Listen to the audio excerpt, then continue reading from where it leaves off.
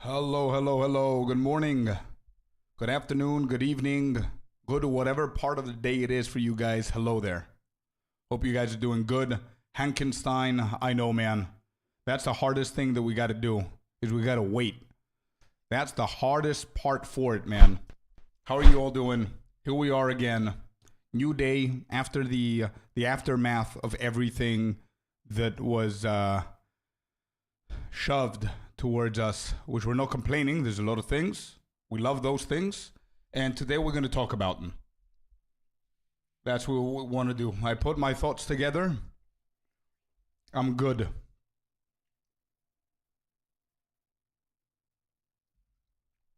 Yo, Crohn's VI, welcome in, dude. Okay, man, there's a lot of things going on here. I have prepared some content for you guys, by the way, for us to read through. And also there's like a section that I found an interview with Jonathan that I think is going to do good for us to go over it and read through it. But yeah, I'm off work that day, so all good. Ooh, nice. I'm just hoping that they have a good launch date. That's the only thing that I'm a little bit worried about, Hankin. Hello, Richard. Hey, dude. How's it going?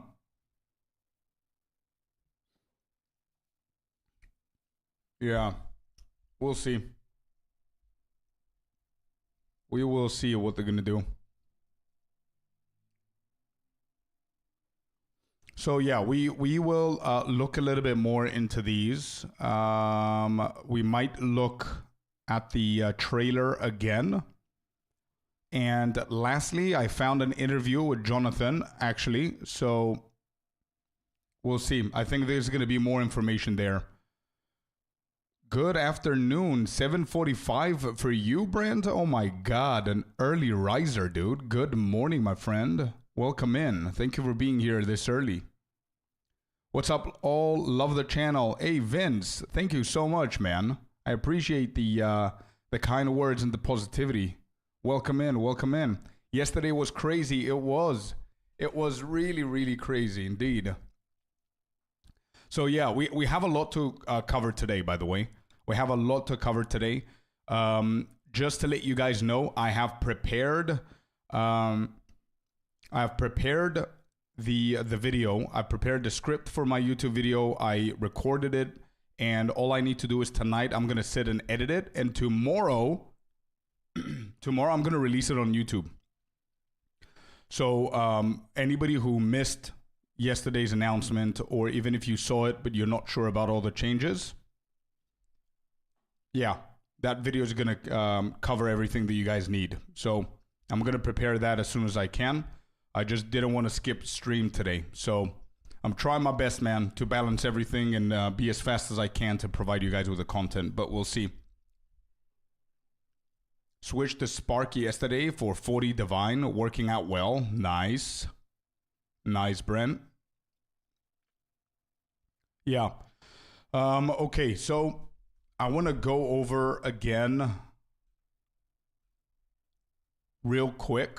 Just we're going to watch the video once again, but not the not the Q&A. We're just going to watch this just so we can make sure that we didn't skip anything. I already finished the script, so if I skipped something, I'm going to need to remodify it or re-record it. So I'm really hoping that I haven't missed anything here.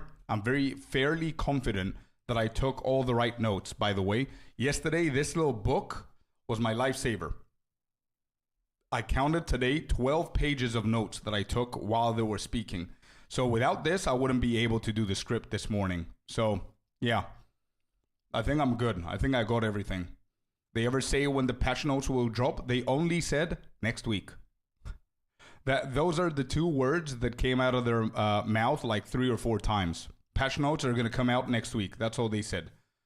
I don't know if next week means in 4 days on Monday. I don't know if that means in like 3rd of April, like a day before. I really hope it isn't, so we can have some time to prepare. But yeah, I don't know. During the patch day, I really hope it isn't, Aeon, and welcome in, brother. I really hope it isn't on the patch day, so we can have some, because I heard I think Rax said that Darth is going to have an interview with them.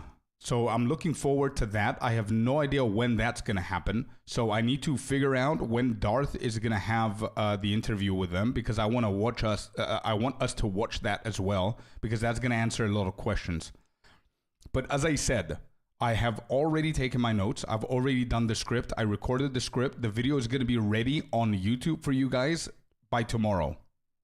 If I manage to do it by tonight, I'll do it by tonight. But I wanted to stream. I wanted to speak with you guys about everything that happened yesterday. And I'm trying to balance everything at the same time. So we'll see.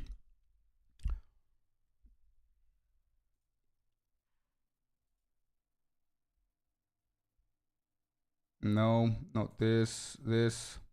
No. 1 second.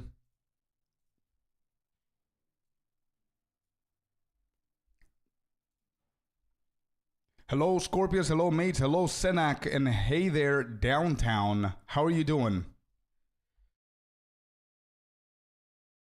Okay, let's start a little bit with watching the video again. I'm not going to be pausing or anything. I just want to make sure that we figure everything else and we haven't missed something, because I watched it second time and I had a few things that I missed last night. So I don't know if watching it third time is going to be on Path of Exile 2. Let's see. Welcome to GGG Live. Well, it's been a little over 3 months since we launched early access, so it's about time for our first major content update. Today, we're going to show you an exclusive reveal of Path of Exile 2, Dawn of the Hunt, which launches on April 4th. Twitch drops are enabled on today's live stream, so make sure you follow the instructions below in order to claim your Executioner's Guillotine finisher effect. Now in today's stream, we're going to take you on a deep dive into the new Dawn of the Hunt update. We'll cover... Yeah, okay, so they have like the most important things as bullet points. So if I recall everything that I did this morning, we have one new class, Huntress. We have new ascendancies for existing classes as well. So Huntress is going to have 2. We're going to have the Ritualist and the Amazon for the Huntress. 2 different ones. If I remember correctly, the Ritualist is going to be a more dark path with sacrificial rituals that you can sacrifice the slain monsters that you kill, which is going to give you a modifier that they have, which is very similar to like the Headhunters belt, right? Then you can also sacrifice yourself, so you can empower your damage a little bit more. Then Amazon is going to be a more traditional fighting style where you can leech from them and tame beasts and stuff like that, which is pretty cool. Then there's 3 more ascendancies for the existing classes. So Lich is going to be for the Witch, which you can assign a jewel as your soul that empowers that jewel further. You use chaos damage and curses as your prime thing. So that's the Lich, the one of the 3. Then we have the Smith of Smith of Kimvora, or whatever it's called, for the warrior, where you can craft your weapon before battle, so you can enhance it. You can drop down your weapon so it can fight with you in combat. And you can also craft a brand new body armor based on your passive skill tree, which is pretty cool mechanic to see in the future as well. And then the third one is the Tactician of the Mercenary, where you stagger your abilities and shoot them afterwards, which is going to build up pin, which is then going to stun lock them, which will prevent them from taking any actions. So you're basically stun locking God in that part. And you are also allowed to put a shit ton of banners on the floor to help you with speed, damage, and defensives or whatever. And if that's not a lot, then you can also have an army of archers helping you in combat. Kadavia, that one, yeah. Yeah, so those are the 5 ascendancies. So I think I remember every single one of them so far. Character system improvements. I don't know what they mean with the character system improvements. Maybe, is that for crafting? I don't know which part is the character system improvements. Endgame improvements, I remember there's a shit ton of new maps in the endgame. The towers are going to be enhanced, fewer towers, better modifiers, better enhancement on the towers as well, which is cool. You can add more tablets in there. There's going to be brand new tablets coming out as well. Then we have the Nexus, which is the main point that you level up the Atlas tree. There's going to be corrupted maps around the Nexus. If you do the Nexus first, they're going to cleanse all of the maps around the Nexus, which is what's going to help you get the fracturing orbs. Or you might choose to not cleanse those maps and run them corrupted before you do the Nexus, so you can get different kind of rewards. So that's the end game improvements. The new end game content is everything else. So the Rogue Exiles, the Asmerian Wisps or whatever they're called, the new essences that we have. What else was there? It's for gems and not losing XP. Oh yeah, probably yeah. And there's like one or two. I think I nailed down the script this morning. And as I said, for anybody who wasn't here when I started, I already wrote the script. I already recorded the script. All I need to do is edit it and release it. It's either going to be out tonight on my YouTube channel or tomorrow on my YouTube channel. Okay. But I think I have everything written down. I think I have covered everything, but I want to watch it again. So in case we missed something. Hello, I see you. Welcome in, brother. As well, or allies. Yeah, probably.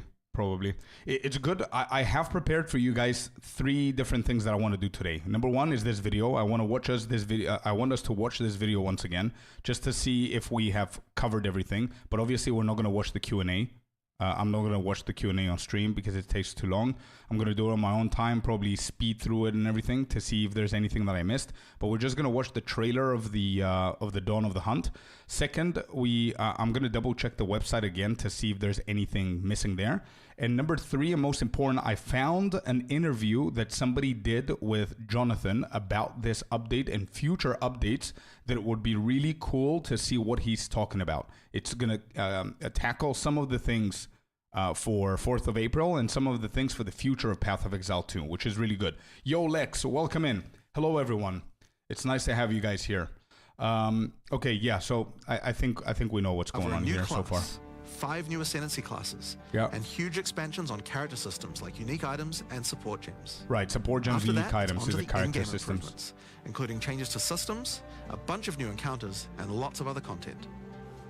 We're going to finish up today with a live Q&A session where Ziggy D will ask Path of Exile 2's game directors, myself and Mark, your questions from Twitch chat. Now we have a lot to cover today, so let's get started with a trailer for Path of Exile 2, Dawn of the Hunt. All right, I want to watch this carefully here. We as Mary are guided by the Spirit. It provides prey. Okay, first thing, let's pause here real quick. Could this dude be a druid? Or is this just something that has to do with the Amazons of the Huntress? I think we're just... It's like copium at this point, thinking that it's the druid, I think. What do you guys think? I don't like all the fur and everything. It looks like druid gear. I don't know, man. I don't know, dude. Yeah, I don't know. Shelter, even love. But for me, one day, all that were changed. Yeah, it feels a little bit as a druid tease. True. Okay, this should be the Aggle whatever wisps thingy. This is the wisp. The Spirit, it showed me something. Something forbidden. And to defend all I loved, I used it. I lost every... Okay, this guy looks like the guy on the bridge. So I don't know. He looks very old and he's with the other... Doriani 2.0 kind of guy that's going to guide us with the spirits. So I don't know if this is something to do with the druid. I don't think it's anything to do with the warrior, Richard, because the warrior is going to be very bulky. He's going to be crafting shit. He's a blacksmith. He wouldn't be wearing fur and stuff like that, I don't think. But yeah, I don't know if this guy is the same as the bridge. It's the same bridge here, I think. So maybe it isn't a druid tease. It might be this guy. But fate weren't finished with me yet.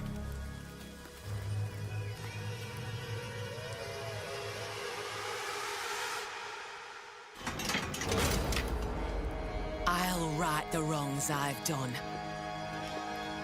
I'll do what I must, no matter the cost. I will hear the spirit once more. Okay. Okay, pretty cool combat mechanics here. Let me just lower it a little bit. Nice. It seems that, by the way, I don't know if you guys noticed the other day, but you're going to see some orbs around her, which are charges. It could be frenzy, it could be combat charges, it could be infusion charges, because there's a brand new ability that they infuse everything together. So it might be that one. Pretty cool stuff. Last night I run Penitentiary Super Juiced 4-man party. Got a combined 22 divines, 4 perfect jewelers, 223 skills, 12 stellars. The map is underrated. I played it solo before and run and got 5 divines, but 529 quantity. The 4-man was like 350 quantity. Yeah, insane. Downtown. Insane, dude. Looks like frenzy charges. It could be, yeah. But they do have like an infused new ability. I think we're going to talk about the infused one later. With the Ascendancy. This one, you see? So all 6 or whatever, they're hopping onto them. You see what I mean? So I think it's that. It infuses all the elements together or something, the charges.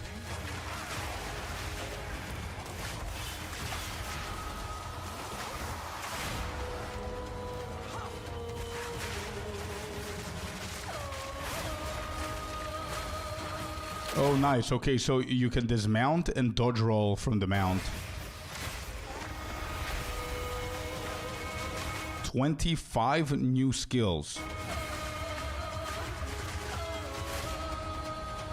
Asmerian Wisps. Yeah, we know about that. Rogue Exiles. Good. I'm really excited for this one. I think it's the I think it's one of the top 5. I definitely have this at either 1 or 2, by the way. I'm not even kidding. I think this is an insanely cool thing that they're doing with the Rogue Exiles. And I saw your message last night, Icy, but I didn't speak because so we don't interrupt the live. But yeah, I'm really excited. I wanted something like that. If you remember, it was like, for anybody who hasn't watched me play Path of Exile 1, it was literally every single day I was playing Path of Exiles 1, I was always saying, I want this in PoE 2. I want this in PoE 2. I want this in PoE 2. And every single time I said that, it was coincidentally, I was doing stuff similar to Rogue Exiles. It was so cool, dude. I loved it. But PoE 1 is far more complicated than now. It's just the beginning. And if you remember in the Q&A, what Jonathan and Mark said, when Ziggy was... he laughed about something. He was teasing something. It was a funny moment where he said, yeah, imagine if you have like multiple different systems onto one system, then the Rogue Exile kills you. And thankfully you didn't put a punishment where you lose your piece of gear.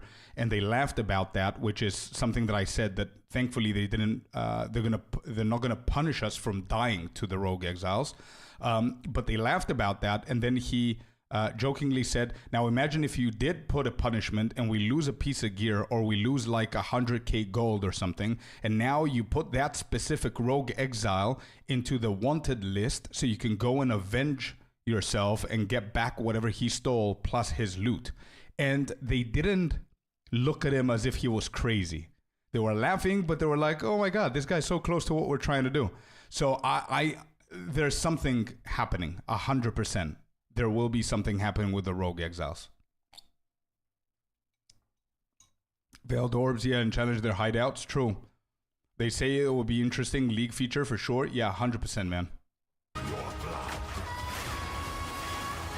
100 plus new support gems. Oh, how cool are these, man?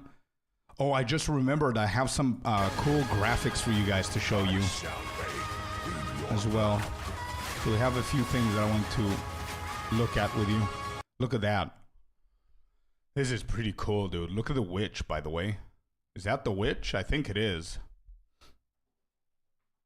The warrior, the mercenary. Nice. This looks so cool. New bosses, new maps. and much more. Yeah, these here, the flashes, I need to pause them because there's an editing trick that they usually put like mystery egg stuff or whatever in those flashes, and I want to see what they added here in the more section and much more. So this is spinning, so there's going to be some kind of a gamba going on here. There's going to be some kind of a gamba going on here. There's one image that I didn't get. Let me see. New maps. Okay, we know that. And much more. Give me the much more part. New maps. I'm sorry I'm doing this, but you see how fast that was? That was not even a second. Nobody edits that if there's no reason to do that. You know what I mean? Nobody puts a screenshot for like a half a millisecond.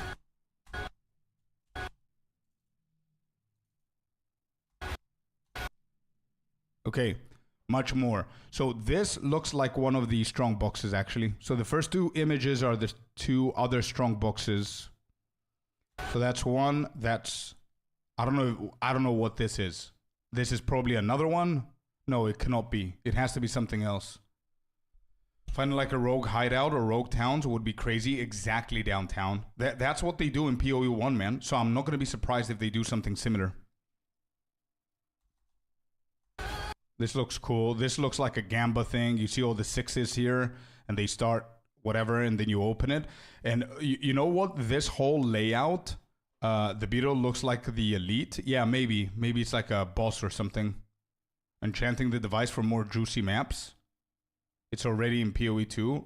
Oh, yeah, that beetle. But no, for them to add it here under the category and much more, it's something different downtown, probably. This one reminds me of the Rogue Exile's hideout in PoE 1, where you go and you defeat that Rogue Exile that challenged you or whatever the case is, and then you go and open the strong boxes. But this looks like a gamba machine. They're spinning. Okay, look at this. Look at this one. Different armor, maybe like a loot goblin. I hope so. We spoke about the loot goblin last night. I would love to see something like that.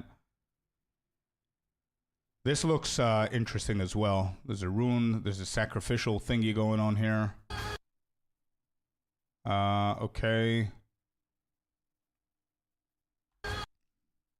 Look at that set, dude. Look at that skin. Yo, Grams, how's it going, man? Welcome in, dude. Hello. Welcome, Richard, to the Twitch stream as well. So yeah, this is the warrior crafting his shit. Nice. Okay, the two witches, we know what this is gonna be. There's the two witches that are fighting for whatever. Okay, there's so many things, Jesus.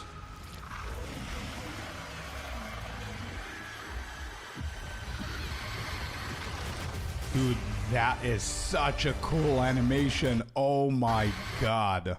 This has to mean something, by the way. Look at that. Look at that, chat. Wait. Let me just see if we can get these. There you go. There's another boss right here. There's another one here. Look at this. This is like the same dude. You remember Jonathan said you might find the existing bosses that you know, but with different mechanics. This is literally what's happening right here. This one, we know what this is. You just trigger all of the runes. This is one of the maps that we're going to be able to do. And you summon the boss, and then you kill him over and over and over again, up to 10 waves. So you can get like cool loot and stuff. We know this already. But look at this animation, chat. Look at how beautiful this is. And it has to mean something. I don't know lore-wise if they're going to do something or a mega uber crazy boss. But this is insane.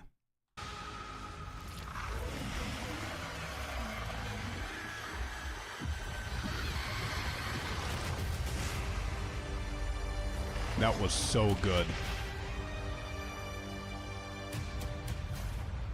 That was so good, dude. 12 p.m. April 4th. As you can see, okay. At Dawn of the Hunt, we're introducing the first new class since early access to PoE 2, the Huntress. The Huntress is a spear-wielding Asmeri warrior. Born into a society with strict traditions, she was exiled from her homeland after using the power of a skill gem to defend her village. Okay, yeah, I think we're just copium, man. I don't think this dude is a druid tease. I think it's the same guy on the bridge before. Maybe not. Maybe I'm wrong. I don't know. We need to pull them side by side and see his fur and his spear and everything. But this looks like an elder huntress kind of class dude. Because she was apparently exiled. Her chief, yeah. Because he just said she was exiled by the clan because of their traditions. It's like a chieftain. Yeah, I just bought a car and paid off my garage extension, so I'm poor AF. That's good. Dude, listen, it's not good. That's not what I meant. But congrats on buying the car, man. That's a big deal. But at least you're not paying a game that charges you every single month to play it, right? So I think you're good, man. But yeah, I think this guy's a chieftain. As a dexterous spear user, she specializes in both melee and ranged combat, dashing into and out of battle. Spears have extended range and a short dash. But unlike other melee weapons, you can also throw them. In order to make a hybrid ranged and melee character work, we had to do a lot of thinking about ways to make it fun to both enter and exit melee range. The first skill you will get as a huntress is Whirling Slash. As well as striking in a circle around you, this skill creates a whirlwind that blinds your enemies. Leaving the whirlwind will make it explode. The more Whirling Slash is used, the bigger the whirlwind, and the bigger the explosion. Oh wow, that's a nice little mechanic there. So the first ability we're gonna get from level 1 is the Whirlwind Slash. The more you use, the more powerful it becomes and the bigger it becomes. And if you dash away from it, it explodes. So you're already prone to playing with a engage, disengage kind of combat mechanic going on, right? So that's not bad. It blinds them, you walk away from that, it explodes. The thing that I'm not convinced about, I don't know how you guys feel about this, but the thing that I'm not convinced about is the parry. I'm not convinced with parrying. I don't know why. You can place Huntress like, yeah. Nothing stops you from going with a bow with her, yeah. Once you're out of there, you'll want to follow up with something ranged. Whip your spear around to shoot twisters towards your foes. These twisters bounce off walls and can hit enemies multiple times. Okay, I mean, come on. I think we can all see already like a crazy ass build with these tornadoes. Like this is almost like a spark. You shoot tornadoes, they hit the wall, they come back, they bounce, they keep going up and down. You can shoot as many as you want. It's gonna be insane. Unless boss fight, yeah, maybe downtown. Same here, man. With parry builds, I'm not going to even play around this mechanic. Maybe just try it, but not build around it. I agree. Yeah, same here. Leonard Lyon, thank you very much for the follow, man. Welcome in. I agree with you on the parry things, you guys. I agree. You can also throw twisters inside a whirlwind to shoot out extra tornadoes that do way more damage. Yeah, this is going to be an insane build around this tornado thing. In her thing. offhand, the Huntress will usually want to hold a buckler, which allows you to do a new skill, parry. While holding down parry, your character will counterattack any incoming attack from monsters near you, stunning them. In addition, the monsters will take extra attack damage from your follow-up strike. Some specific skills are designed to be used after a parry and have extra effects. Disengage is a skill that does a quick jump back, damaging enemies in front of you, and it can be used to interrupt other actions, like dodge roll. If you use it against a parried enemy though, it causes an explosion and gives you a frenzy charge. Yeah, frenzy charge. Just be careful. If you parry too much, you're going to get stunned and possibly killed. Right. You can combine this combo with Whirling Slash. Slash, parry, disengage, and you'll get an explosion from the disengage and the Whirling Slash. The Huntress also has a variety of elemental spear throw attacks. You could use Lightning Spear to bounce lightning between your foes. Or you could throw explosive spears into the ground. These spears take a while to detonate, but when they do, they'll incinerate anyone caught in the blast. All spear throws on the Huntress can also be empowered by frenzy charges. For example, explosive spears will do an even larger explosion and leave fire on the ground. And these empowered versions can activate even more combos. Using Whirling Slash over ground fire will suck it into the whirlwind, adding fire to the explosion. Using twisters inside a fire whirlwind will shoot out fire tornadoes as well. And you can do similar combos with ice and lightning too. Now a key aspect of... Okay, so think about this. Nobody says that the Huntress cannot wear Is this build insane? Yeah, I think it's going to be, Drug. I think it's going to be. Nobody says that the Huntress cannot wear the brand new unique with the 3 heralds. So think about that, right? 3 heralds, ash, fire, ice, cold, and lightning. And then you use exactly what they just showed now, where you could do tornadoes with fire, ice, and lightning. Elemental tornado build. Exactly, dude. So is everyone going to play Huntress next league? Maybe, probably. Yeah, there's a lot of other cool options with the new Ascendancies as well. But I'm definitely going with Huntress first so I can be able to get a leveling guide out. Will be sick. Yeah, I think that's a very cool. So there's 2 builds that I want to try with Huntress. That's number 1. Number 2 is the bleeding one. I think the bleeding one is going to be insanely broken as well. Hunting is exhausting your foes by causing blood loss. This skill is Rake, which dashes towards your target and unleashes a deadly slash, Yeah, there you opening go. up wounds on your enemies. Follow up with Disengage. So I would guess from now that the bleeding build is going to be the ritualist, where you sacrifice shit and you do like blood boils and stuff like that. And then the Amazon is going to be the elemental herald thingy. And watch them bleed out as they run towards you. On the health bar of monsters, you can see how much blood loss the enemy has experienced, and the Huntress has skills to take advantage of this.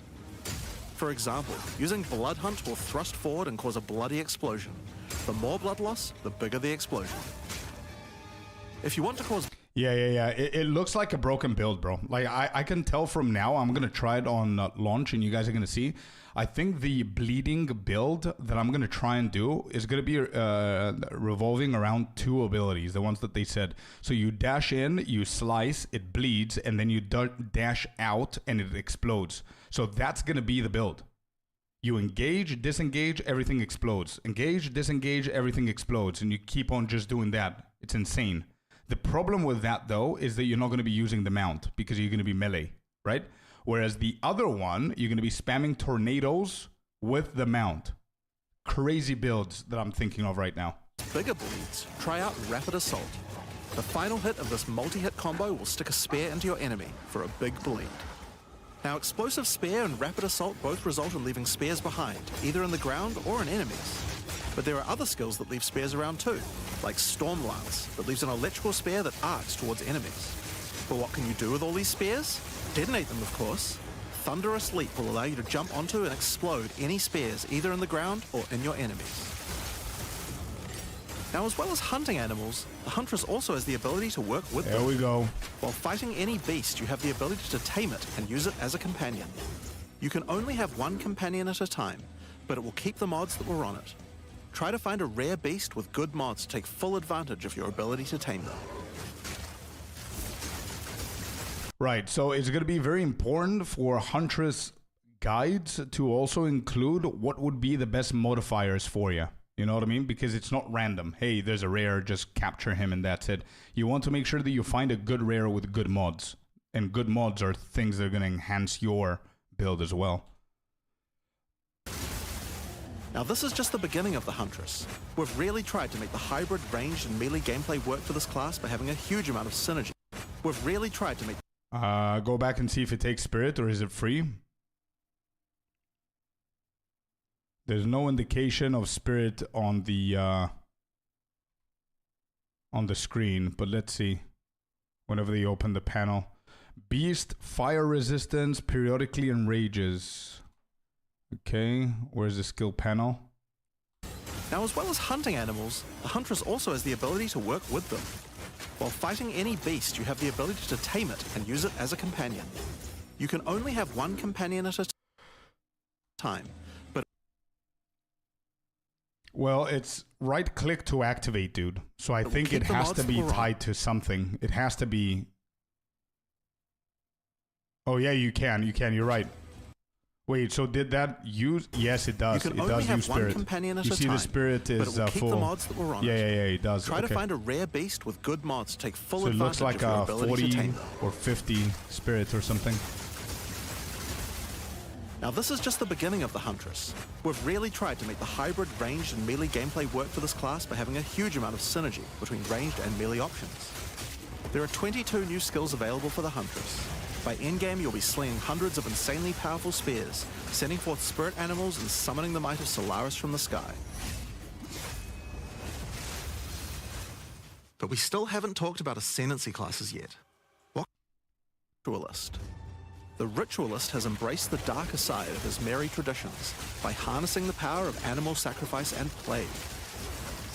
The Corrupted Life Force skill causes all enemies around you to grow volatile blood boils on their skin. When those enemies are slain, the boils will burst, spreading corrupted blood to all enemies around them. The Ritualist also excels in taking advantage of magical trinkets. Yeah, this is going to be insane, dude. This is the one I'm telling you about with the bleeding effect and the blood boils and everything. And sacrificing the rare, sacrificing your life as well. It looks like you're going to be jumping in and out. The problem is you cannot use the... it's not a problem, but you cannot use the mount with this one because it's more melee than ranged. With blood boils bursting and exploding and cursing. And you get a third ring. The Unfurled Finger skill allows you to equip an additional ring on a finger around your neck. Ingenuity will be crazy combo on this one. Okay, look at this. What I saw yesterday, by the way. I think Ingenuity is going to be probably nerfed. Let me show you why. Or if it's not nerfed, it's probably they're going to change it 100%. Let me see if I can find... There's a screenshot that There, found it. Okay, look at this. Do you guys notice anything in here? This is a screenshot that I took from a video that they were showing the essences. Look at Ingenuity Belt. How do you have Ingenuity Belt with 3 charms? Exactly, I see. Yeah. So probably this is going to be worked around. This has probably changed. So I'm not sure. I don't think they made the mistake of not changing Ingenuity and adding Hunters with a 3rd ring.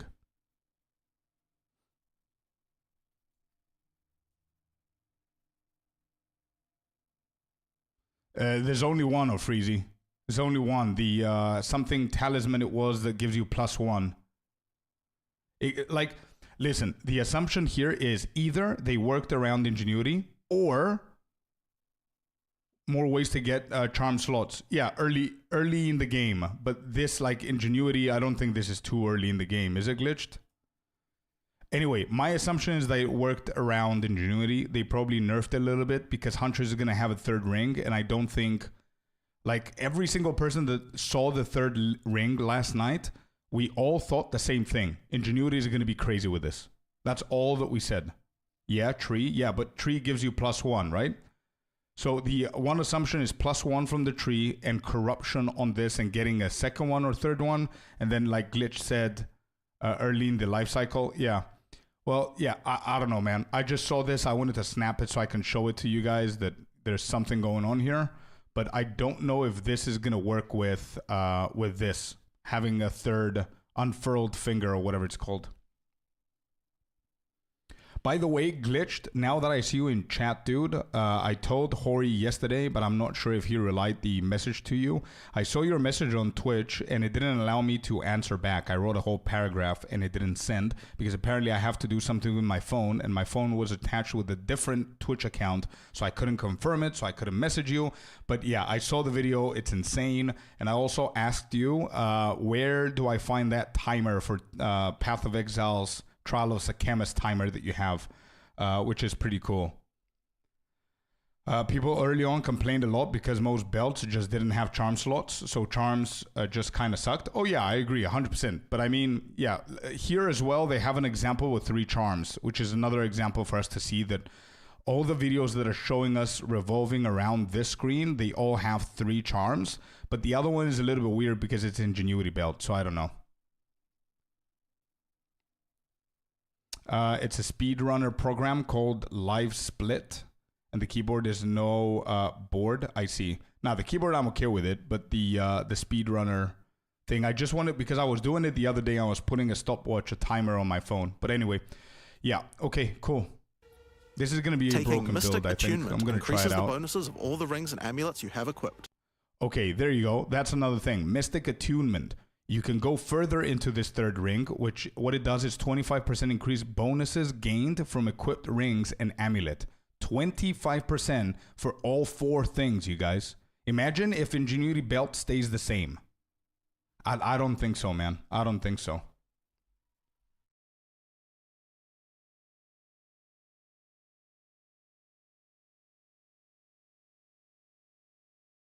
Including headhunters. Yeah, again, I would guess that headhunters and Ingenuity Belt are getting nerfed. That's just my guess. We'll see in the patch notes, but I think they are. Because headhunters, what they're doing now is with the ritualistic shit that the huntress can do, you get a passive like headhunters where you sacrifice a monster and you get the modifier that they had. So that's like a mini headhunter. And also they have a mini version of Ingenuity in the same ascendancy. Now, I don't know if you could do both things. We'll see. So this is Mystic Attunement is all the way over here. So you're already spending 2 of them. What is the icon of the ring? Yeah, that's the one. Unfurled finger is this. And then this is the mini Ingenuity. Mystic Attunement. Let me see where the ritual is. Now, this is one of my favorites. As the Whispers Ask grants you a new skill, Ritual Sacrifice. Yep. Yeah, you could definitely do both, man. There, as the Whispers Ask. You could do Ritual, and then all the way over here, let's see what the other one is. Use the skill on the corpses of slain rare monsters to absorb the power in their blood, to give you one of their modifiers for a short time. So, literally, Ritualist can have a mini Headhunter and a mini Ingenuity on them at all times. Now imagine if either of those is not nerfed. It's going to be broken. Specialize further into Ritualistic Sacrifice with As the Whispers Demand, which allows you to perform that skill on yourself instead of a corpse. Cut your own hand, sacrificing some of your own blood to empower yourself. I like this. I really like this. The Amazon Ascension is for those looking to hunt more than just beasts. Trained as an elite guard to the most important Asmeri elders, the Amazon will use more traditional fighting techniques mastered to perfection. The Predatory Instinct skill will cause you to reveal weaknesses in the defenses of rare and unique enemies, causing you to deal more damage. You can see those weak spots represented on their life bars. While using Elemental Infusion, any charges you consume will infuse your weapon with elemental power, causing any projectile attacks to explode on impact. The Critical Strike skill is as simple as it sounds. It takes your excess accuracy and gives it to you as critical strike chance. Additionally, you have skills like Mystic Harvest, which allows your elemental damage to leech life, and Asmeri Brew to be able to use either flask to restore both life and mana. Asmeri Brew. Life Flask also recovers mana, and mana flasks also recover life. I might be insanely wrong for saying what I'm about to say, but I think that the Amazon is going to be a meme build. I might be insanely wrong, by the way. So, yeah, it's okay if I am. We're going to see. But I think the go-to meta build is going to be the Ritualist. But yeah, 3-second cast time isn't great. True. I don't know. We'll see. So those are the 2 new ascendancies for the Huntress. But those are not the only ascendancies in Dawn of the Hunt. We've added a new Ascension class for 3 of the other existing classes too. First up, for our warriors out there, we have the Smith of Kitava.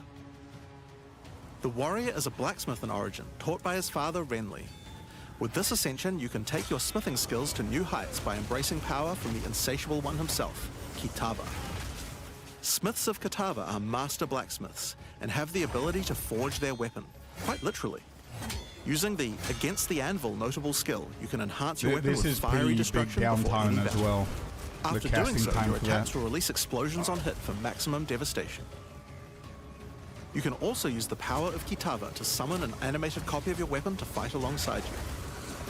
A great blacksmith can do more than just forging their weapon though. Their armor can be enhanced too. Now you might think this Ascendancy class tree looks a little abnormal, and you're right. There's a lot of notable skills all disconnected at the bottom there. By taking this point here, which is free to assign, your character is unable to equip body armors with mods of any kind. So your body armor must be normal. Sounds like a downside, right? Except now in true blacksmith fashion, you get to craft your own body armor by taking those disconnected notables with your points. If you want your body armor to grant life, take this notable. If you want resistances, take this one. There's so many choices. Think of it like you're crafting your own body armor, just in a more literal sense. Now, let's move on to those who prefer the reassuring feel of a crossbow in their hands, the Mercenary. Alongside the existing Ascension classes, the Gemling Legionnaire and the Witch Hunter, you can now play as the Tactician. The Tactician is a former Blackguard elite. Free from the duties of a Blackguard, he is able to use his training to decimate the monsters of Rayclast. 75% resistances are broken. Yeah, I'm just failing to understand how you're going to be able to build that like correctly. Like which resistance are you going to have zero of? You know what I mean? At any point in the game if it's not intentional. So I don't know. I don't know, man. Rio, welcome in. Welcome in. Hello. We're just rewatching real quick the video to see if we missed anything. This training comes in and then for anybody who's just tuning in, I have a interview that I found from Jonathan that he's talking a little bit more about the updates, something that wasn't previewed last night, so we'll see.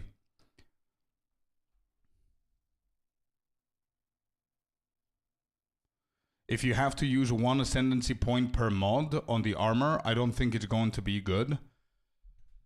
Well, think about this, Ofreezy. I think if that was the case, it might be good, bro. Because you can go for the one where you animate your weapon, and then you can go all of the other ones to put 75, 75, 75 to all elemental resistances on your chest, plus, let's say, health or whatever else, or you skip the fourth one. You put all three resistances, and now you know that every single piece of gear, you don't care about resistance, you just go ham with defensives, other defensives, let's say, mana, whatever, and DPS. So I think that could be the way around it, if that's the case. With various skills, like suppressing fire, which causes all projectiles to pin enemies. When combined with the right where we want them notable, your pin not only stops your enemies from moving, but stops them from performing actions too, similar to freeze.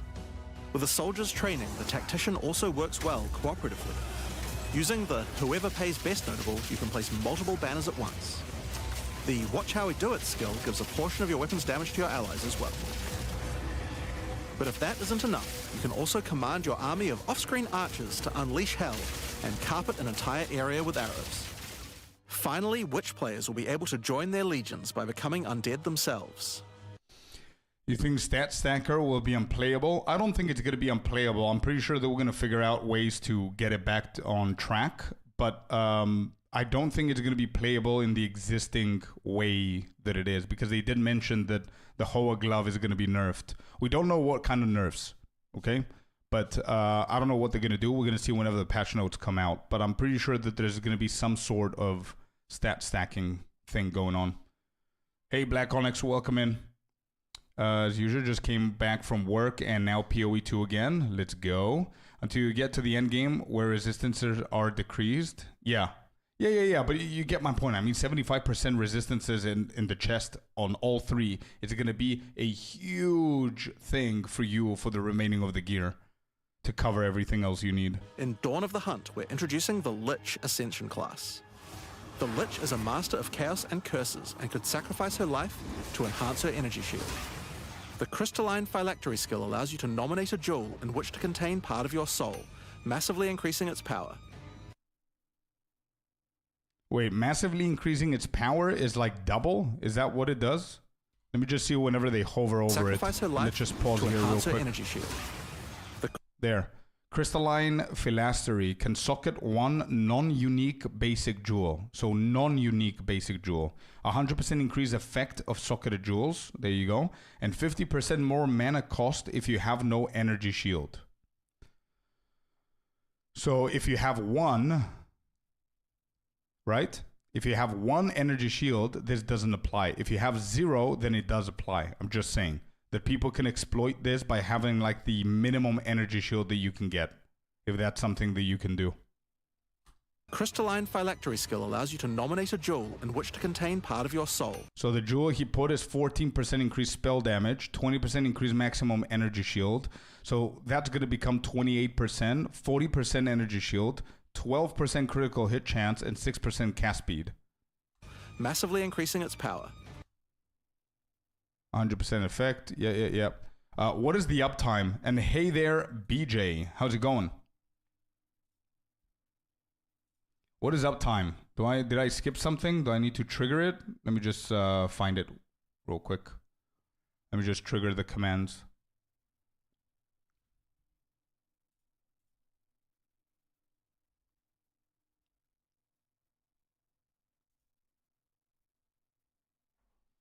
Deny dual commands. Uptime. Is there something with uptime?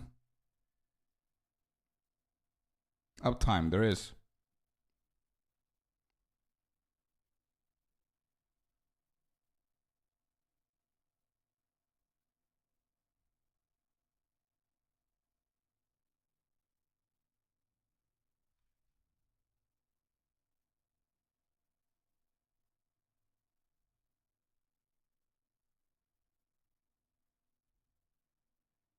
Okay. I enabled it. Let's try it again. Hey, Admir, how's it going? If you are a hybrid and you get your energy shield taken away, your mana cost goes up. Yeah, true. And it's crazy. Plus Grim Feast, never run out of shield. True. Hey there, Horibaddy. Welcome in, bud. Beast mode activated, but wonder how the nerf Grim Feast. True. If Adziri is nerfed, that Path of the Ascendancy isn't that insane. Yeah.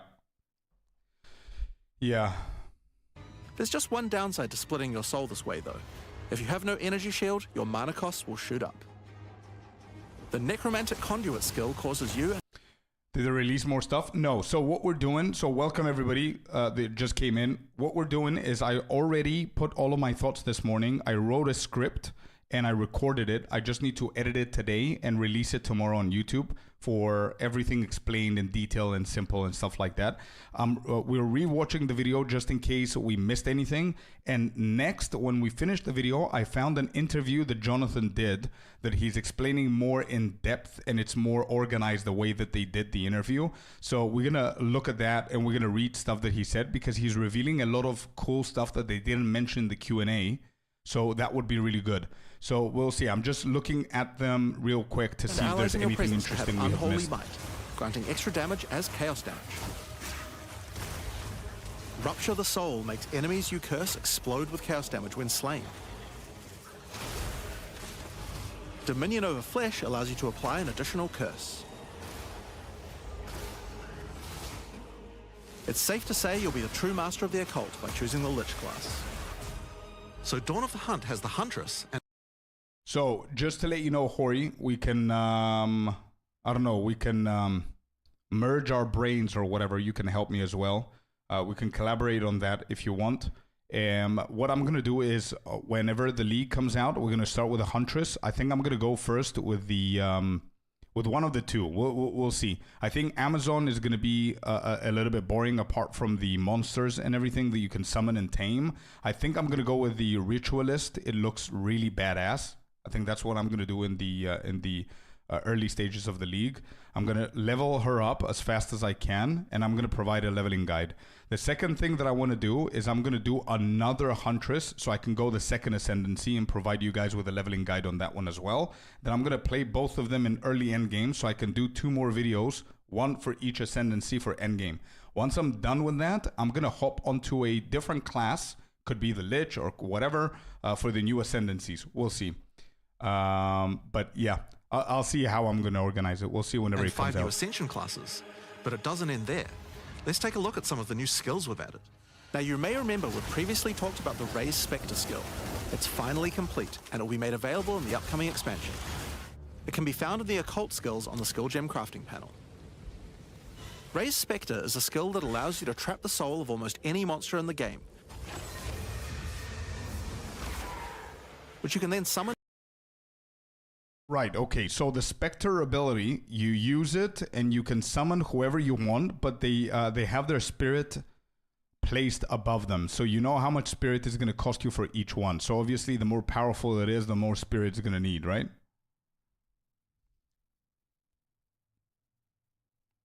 Poison Pathfinder Concoction is a build that won't be nerfed.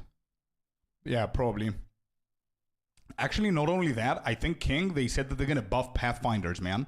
They said that they don't have a lot of good stuff in their Ascendancy, that they only have utility-based stuff. So they're going to add some good notables, so it could be buffed.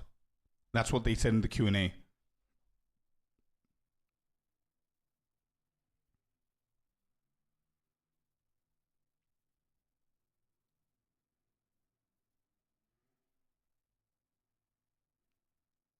With some aura, I suppose, yeah.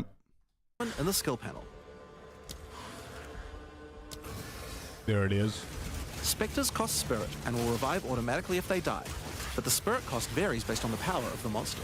You could summon an army of weaker monsters, or a few of the more powerful monsters.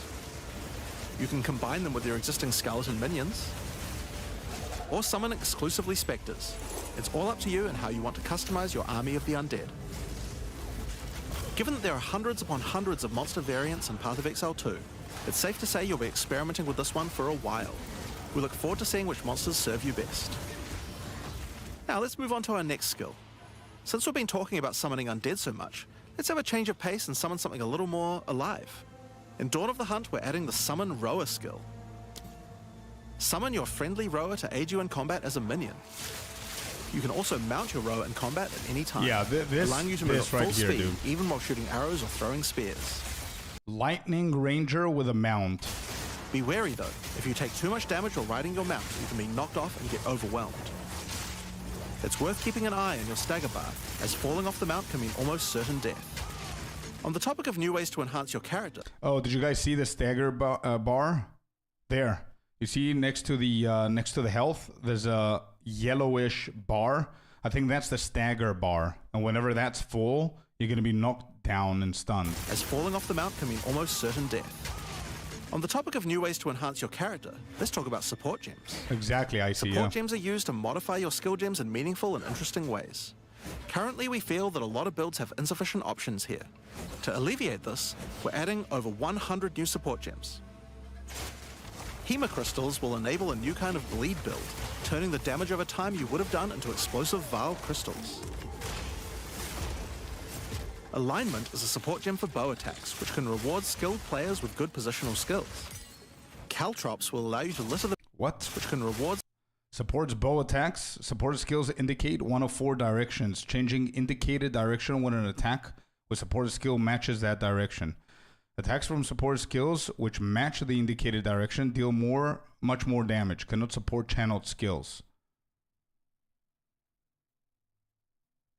When an attack with supported skill matches indicated direction.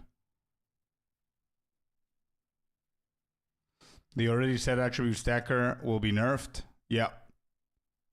They hinted towards it. They didn't bluntly say, yeah, attribute stackers are going to get nerfed, but Hoa is, so I assume that they will be as well. You're right, Profire. We know in this league, armor ain't no close to fix, so warrior melee will still suck. I feel maybe why Druid is delayed is because of armor as well. Well, to be completely honest, it wasn't very clear as to if they understand what the problem is. Because Mark said, I feel that there's something wrong there, but we don't know if there is something wrong there. So we need to go back to the drawing board and see it. So I don't know if that's the reason, man. I don't know. And again, just saying warrior and melee is going to be bad, I don't think that that's the case, because the 4th most popular or the 3rd most popular build is a melee, is the monk, right? So I don't know, like our armor, yeah, maybe warrior is affected by it, and we'll see. We'll see what they can players do. with good positional skills. Caltrops will allow... Supports a ranged spear attack. Supported skills create caltrops when projectiles they create reach the end of their flight. Projectiles from support skills trigger caltrops when they reach the end. Okay. My real question is, since standard will get the same updates, will people play League just for the economy reset? Actually, for everything, Profire.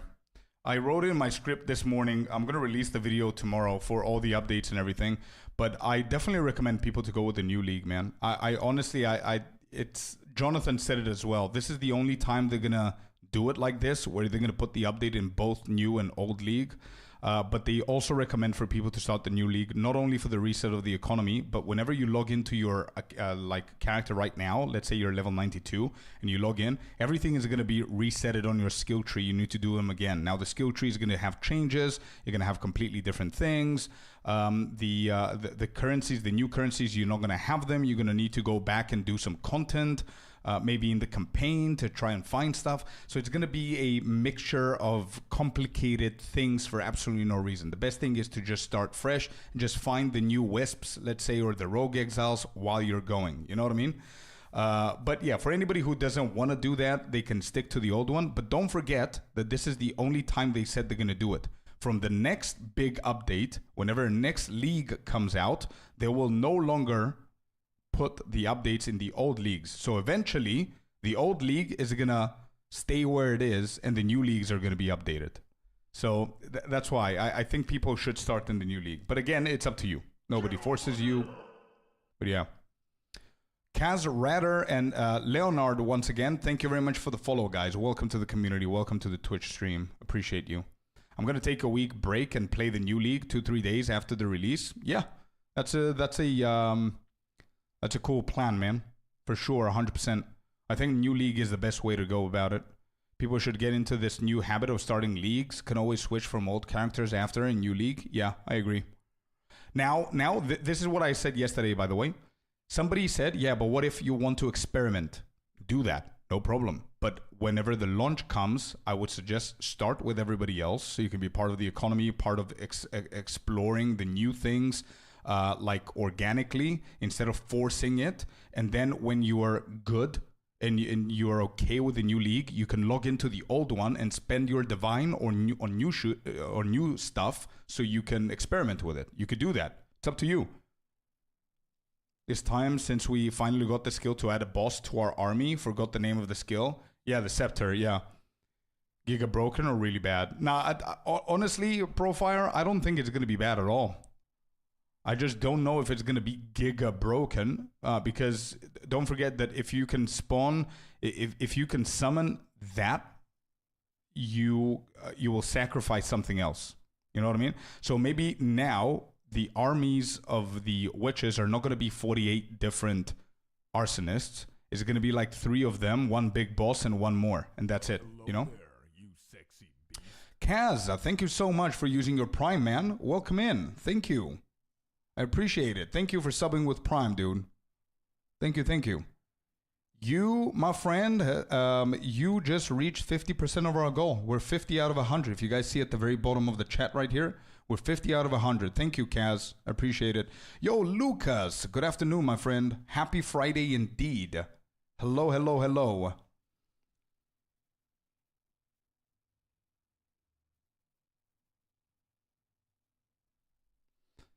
I think you cannot add bosses. I think it's going to be rares. Yeah, probably. They just said they're going to nerf your attribute stacker, so about 80% of people can use their old characters. True, Leonard, actually. True, man. Yeah, half of the people are stackers. Bad because it will consume a lot of spirit, so if the damage from the monsters isn't very good, it will be kind of useless. Yeah, I see what you mean. What I do not understand is that very few will get to test the new items within the first 6 weeks, so they will have to wait 6 weeks of a new league to foe the mass people to test.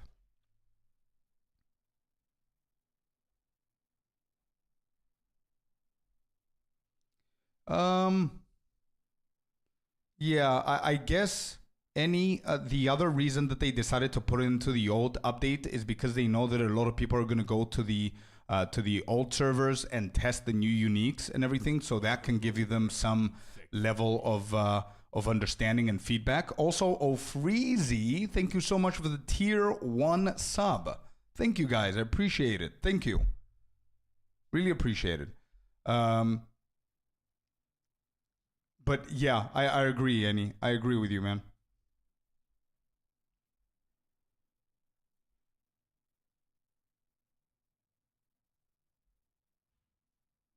No, I think you should keep it, Profire. You should keep it, and we see. Like, I don't know how much it goes for now. I don't know if they're gonna nerf it or buff it. I don't know.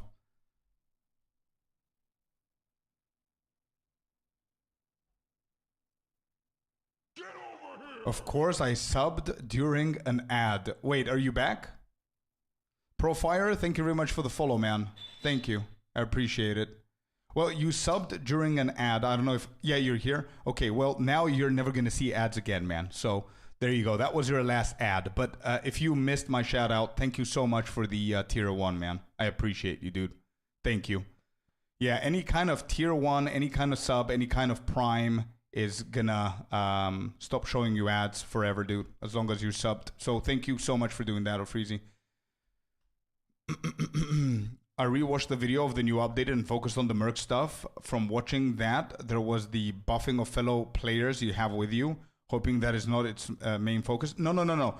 Fellow players is probably allies in your presence. That's how they usually form the sentence, Lucas. If it says you will buff allies in your presence, what that translates to usually is minion builds. So allies in your presence are the dudes that are fighting with you. And Merc is going to be able to summon those archers to fight with them. So probably you're going to enhance those in your presence. Exactly, yeah. I think they will nerf it to give a chance for other builds besides the attribute stacker. Probably. I'm hoping for that, to be honest. After their mentality yesterday, I don't want to see the same builds again. Let's continue and see if we missed anything here. Through their ranks. And then, by the way, now that we have more people coming in, just to let you know, we have some juicy content for you guys today, okay? I found an interview that Jonathan, the one of the main devs, has done, and he's talking about other things that they didn't reveal last night. So we're going to read the whole article together, okay? Just give me some time. Let's just finish this in case we miss something. But there's plenty more for every playstyle, such as enormity. Enormity. Okay, they're not explaining these, so let's just read. Minions from supported skills have 20% increased size. Minions from supported skills deal 20% more damage. Minions from supported skills have 20% more maximum life. So this is going to be like your go-to Clarity support gem kind of thing. You know how Clarity support gem is a must-have in the majority of the mana stacking builds? And in general for your mana regen? Well, I think this is going to be for the minion builds. It's going to be a new one. This is going to be insane, dude. And mostly for minions, yeah. 20% increase in size, 20% in damage, and 20% in maximum life. Unsteady tempo. Unsteady tempo. Support melee attack skills you use yourself. Attacking with support skills will cycle through various effects, with the first attack in sequence inflicting hobble on you. We cannot see what that means.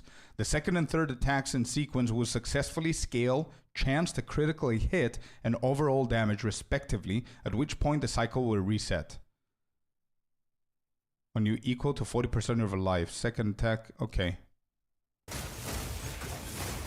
Okay, so this is going to be interesting for the monk, I see here. Could be good with corpse explosion. Wait, this one? Unsteady tempo, Kaz, or the previous one?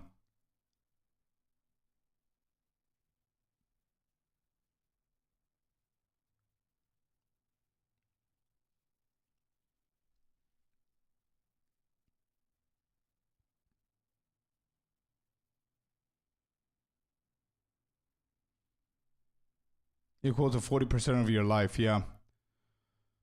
And this one too. Okay, cool. So I think this one's going to be nice on the monk too. They're previewing the monk here as well. Profanity. Profanity. Okay. Support skills you use yourself. Supported skills consume a corpse on use. There you go. That's another one here. Consume a corpse on use, dealing more chaos damage if they do. Cannot support triggered skills or reservation skills. Supported skills deal 30% more chaos damage if consuming a corpse.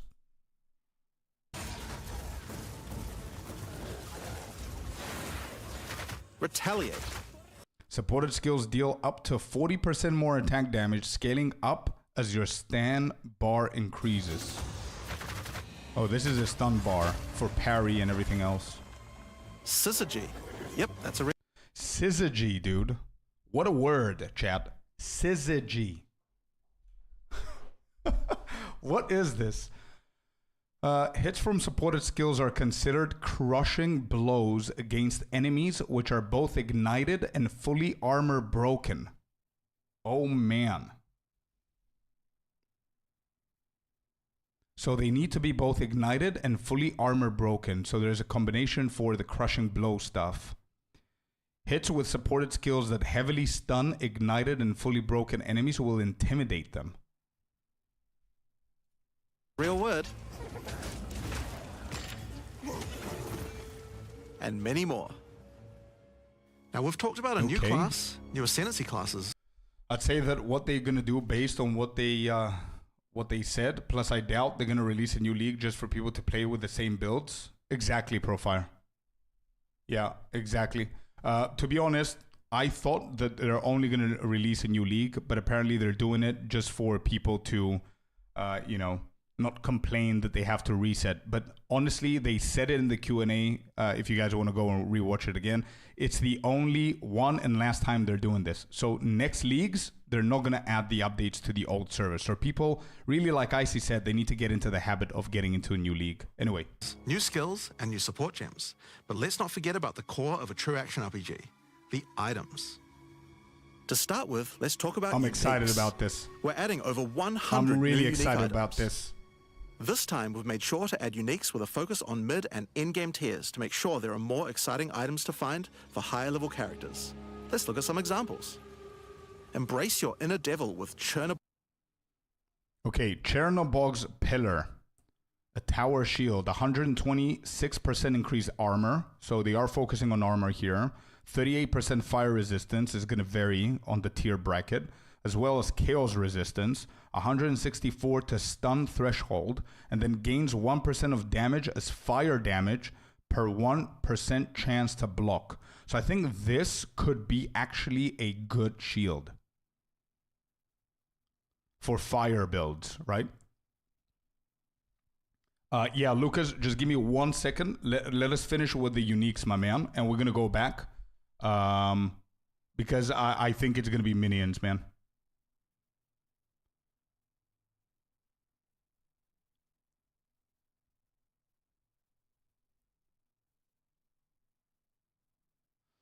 I do have one question. Do I get double the stash slots by playing a new league, or do I need to buy slots for that? No. You keep whatever you have so far, Profire. Whatever stash slots you have at the moment, whatever tabs you've bought, they stick with you.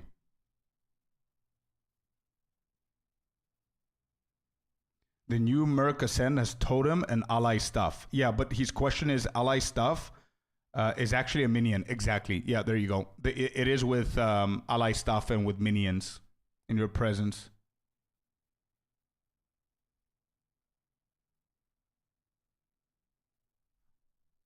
Yeah.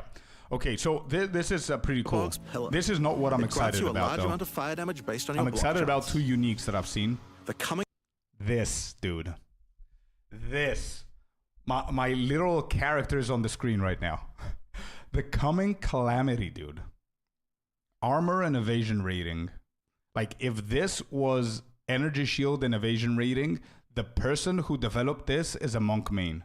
But it's armor and evasion. It's okay. Grand skill, you get the Herald of Ash, you get the Herald of Ice, you get the Herald of Thunder for free, you guys. No spirit needed. So, think about this.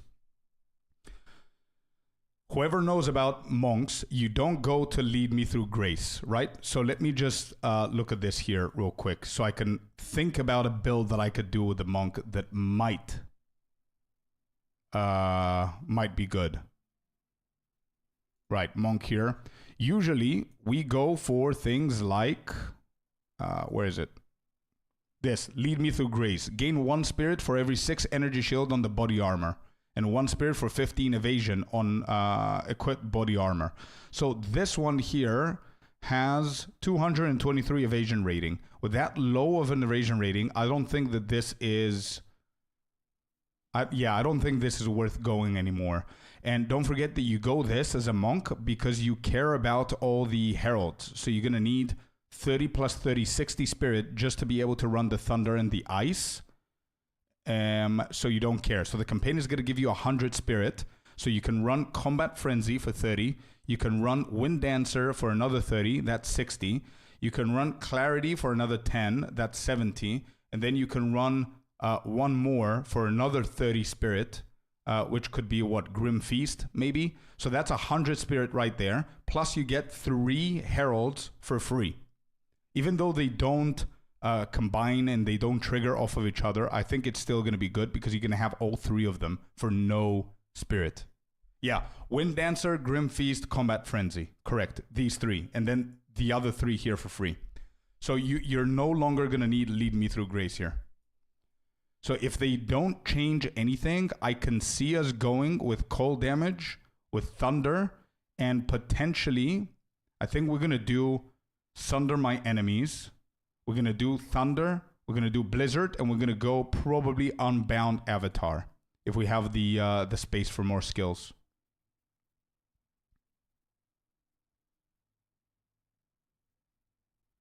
Yeah.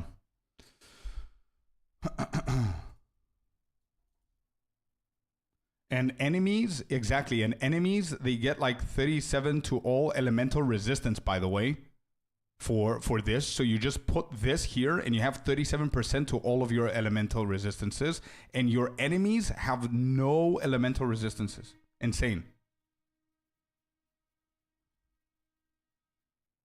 This chest is going to for sure be some T0.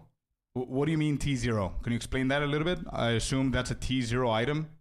What do you guys mean by T0? Just that the plus 37 is insane? Yeah. Maybe there's going to be some unique that will grant you ability to trigger them from each other.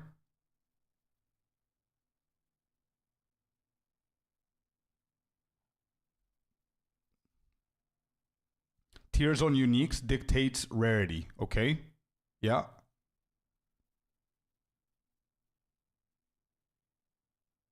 Oh, I see. Tier 0 is being the rarest. Gotcha. Okay, because it's the other way around.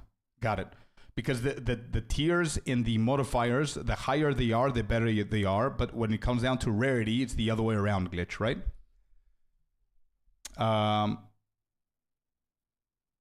Let me see what Lucas is saying. So you put Totem down, which then can boost the rain of arrows. Yeah. So we're going to go back to the Merc. Give me a couple of minutes, man. With additional, exactly. I didn't even think about additional spirit there, Kaz. You're right. You can run more stuff, but I don't know if you're going to need more stuff because like Icy said, maybe we're going to get like something new, like support gems or something else that will cause the heralds to trigger somehow without having the insane effect that they have now.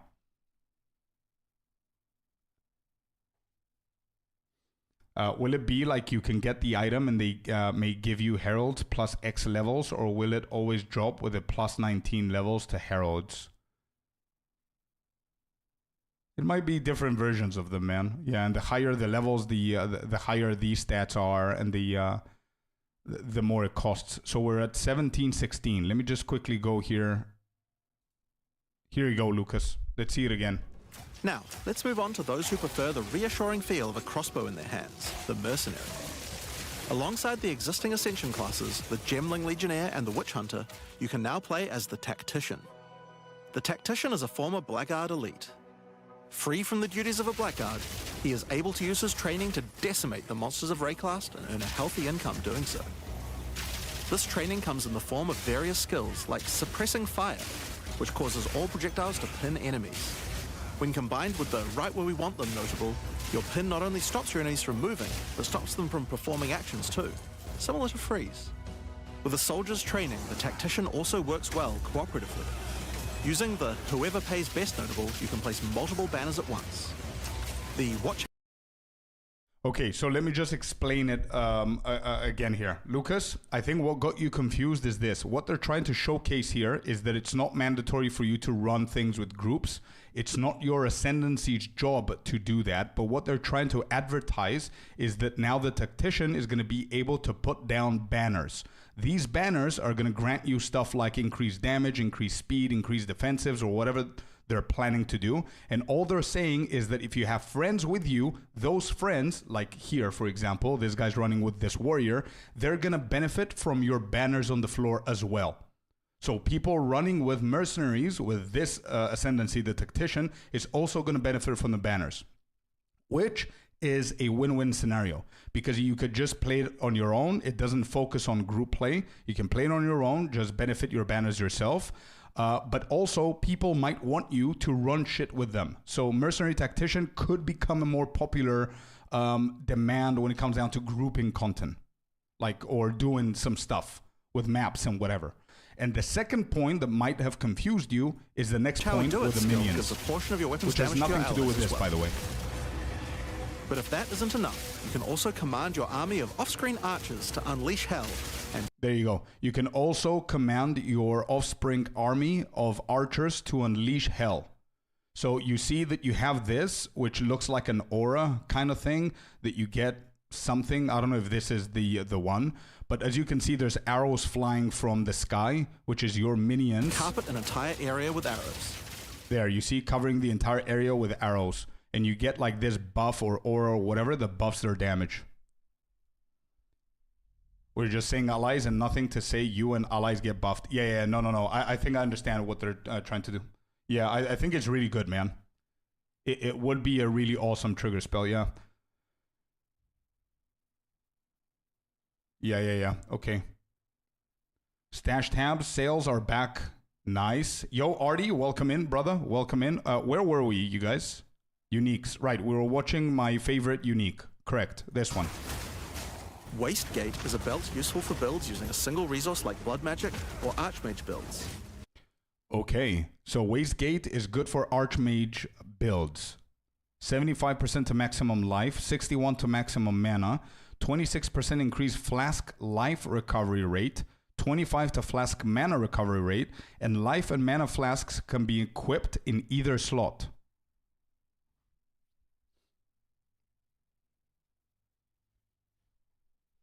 Why?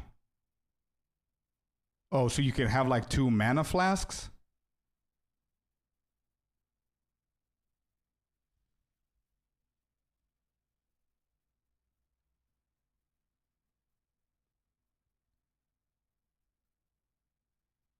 Yeah. Okay. No, I got that far, but why would you want to do this again? Like, I'm playing a Spark Archmage right now, and like I don't need the mana potion, even. Like, I don't need any potion. Maybe there's going to be something, by the way. We don't know the full picture, you guys. Don't forget that maybe there will be something that's going to trigger something else that you need 2 health ones, like they have here in the video.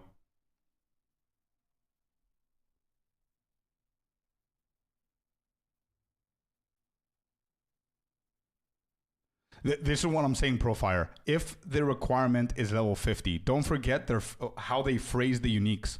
They said multiple times, we are bringing over 100 new uniques that support the mid and end tier of the end game.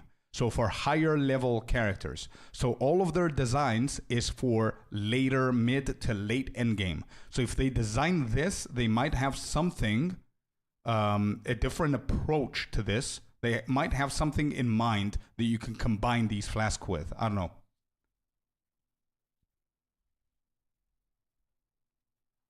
Wouldn't that be good on Pathfinder Concoction?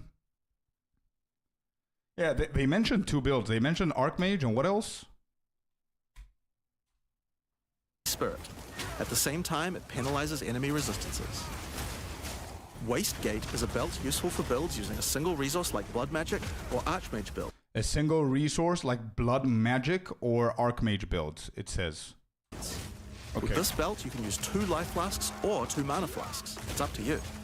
Now, we could go through these all day, but we'll leave most of them for you to discover. Suffice to say, though, we want there to be way more cool things to find. This is the one that I'm excited as well. Over time, our goal is to add a unique to every single base item type at a minimum, so that you can chance any base in the game. Look at this, guys. Given that we have the Huntress, we have a set of unique spears from early game all the way through to end game as well. This one, dude. I'm really excited to try this out when leveling. Because I'm set that I'm going to go the bleeding build. I don't know if it's going to be good, but I just have a gut feeling that it's going to be amazing. So I would love to have this one early on. Level 33. Adds a shit ton of physical damage, a lot of fire damage, which is going to help you ignite enemies. 20% chance to cause bleeding on hit as well, plus all of your bleeding that you're going to do. And listen to this. Aggravating any bleeding with this weapon also aggravates all ignites on the target. 10% chance to aggravate bleeding on hit, cannot use projectile attacks. Which is fine. Like the downside of this is that you cannot use projectile attacks. You're a fully melee build anyway, so you don't care about that. Cannot throw spears. Yeah, I think the build does not throw spears anyway. Deadpool, thank you very much for the follow, man. Welcome to the community. Thank you for being here. And happy Friday, everybody, by the way, if I forgot to say it. Thank you. But yeah, Artie, we checked the build before a little bit, and there's usually the blood thing that happens is you leap in, you slice, it causes them to bleed. You then jump backwards, disengage, and when you do that, it explodes. They explode. The bleeding and everything explodes. So I think that's going to be the combat. You go in, you go out, you go in, you go out, stuff like that.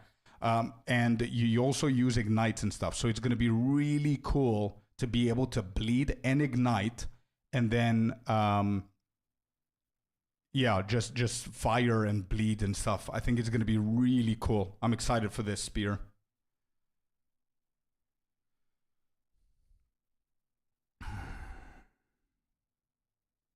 Stupid question. What tab manages waystones? There's a specific stash tab that they released like a month and a half ago or a month ago, which is map stash. It's specific. If you go to the microtransactions, you should be able to find it. What is the temperature that you got today? Dude, it's very hot. Like I've got an air conditioning going on right now. My air condition right now is at 23. Okay, yeah, I'm really excited for the Scyther Spear. One example is Scyther's Spear, which combines bleed and fire in a powerful way. It allows your ignites to be aggravated, dealing substantially more damage. We're also introducing a suite of unique bucklers with some interesting parry. Wait, so this could be a combination then. You can use that one and this. And what does this do? Oh, it's infinite projectile parry range, 50% increased parry debuff. Yeah. Okay, I'm going to go back to the topic that we said before, and I don't know if people are going to like what I'm about to say, but I want to hear from like min-maxers. And Glishti, you're one of them. How do you feel about parry, you guys? Like, I think if you see my VOD from last night, I was like a little kid for 90% of their announcements, and one thing that they made it a big ass deal, which was probably 10% of the rest that I was not excited about, was parry.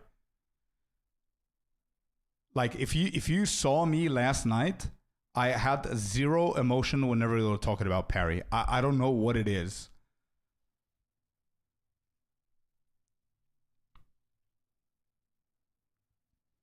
Good evening, boys. How late am I? You're not Saint. Welcome in, man. You're never late here, dude. You're never late here, dude. We're watching once again very quickly. We're stopping. We're analyzing stuff to see if we got everything here. And after we finish with the video, we're going to go and read an exclusive interview that Jonathan, one of the developers, did. So it's exciting to see what else he talked about that they didn't cover last night. Did they say anything about more mechanic-specific stash tabs? Yes, but in the future.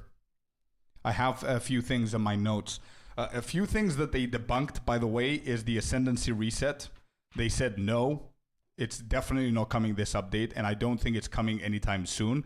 But they're willing to think about ways that they can punish us if in case we want to reset, which I think everybody's okay with, but it's not happening anytime soon. They also said that achievements are going to be available in a later date, which highly suggest it's going to be in the official launch of the actual game. So it's not going to be anytime soon. Apparently there's going to be some sort of bookmarks that you could do on the Atlas tree or the world map or something like that. And they also said about the stash tabs, they have a lot of quality of life stuff that they're planning and they have ready, but it's not ready to be released now. But they said whenever 4th of April comes and everything is fine and the patch releases normally and whatever, they're going to start working on to putting those quality of lives in the game. So we might get new stash tabs very soon.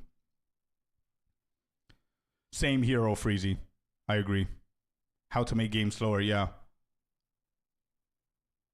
With how kill or be killed this game is, no chance you sit there waiting to parry. True. Maybe though, maybe the only again, I hate this. I don't like it. Maybe hate is a very strong word, but I'm not excited at all for the parry thing, even though it has very cool animations and cool stuff that they showed that you could do.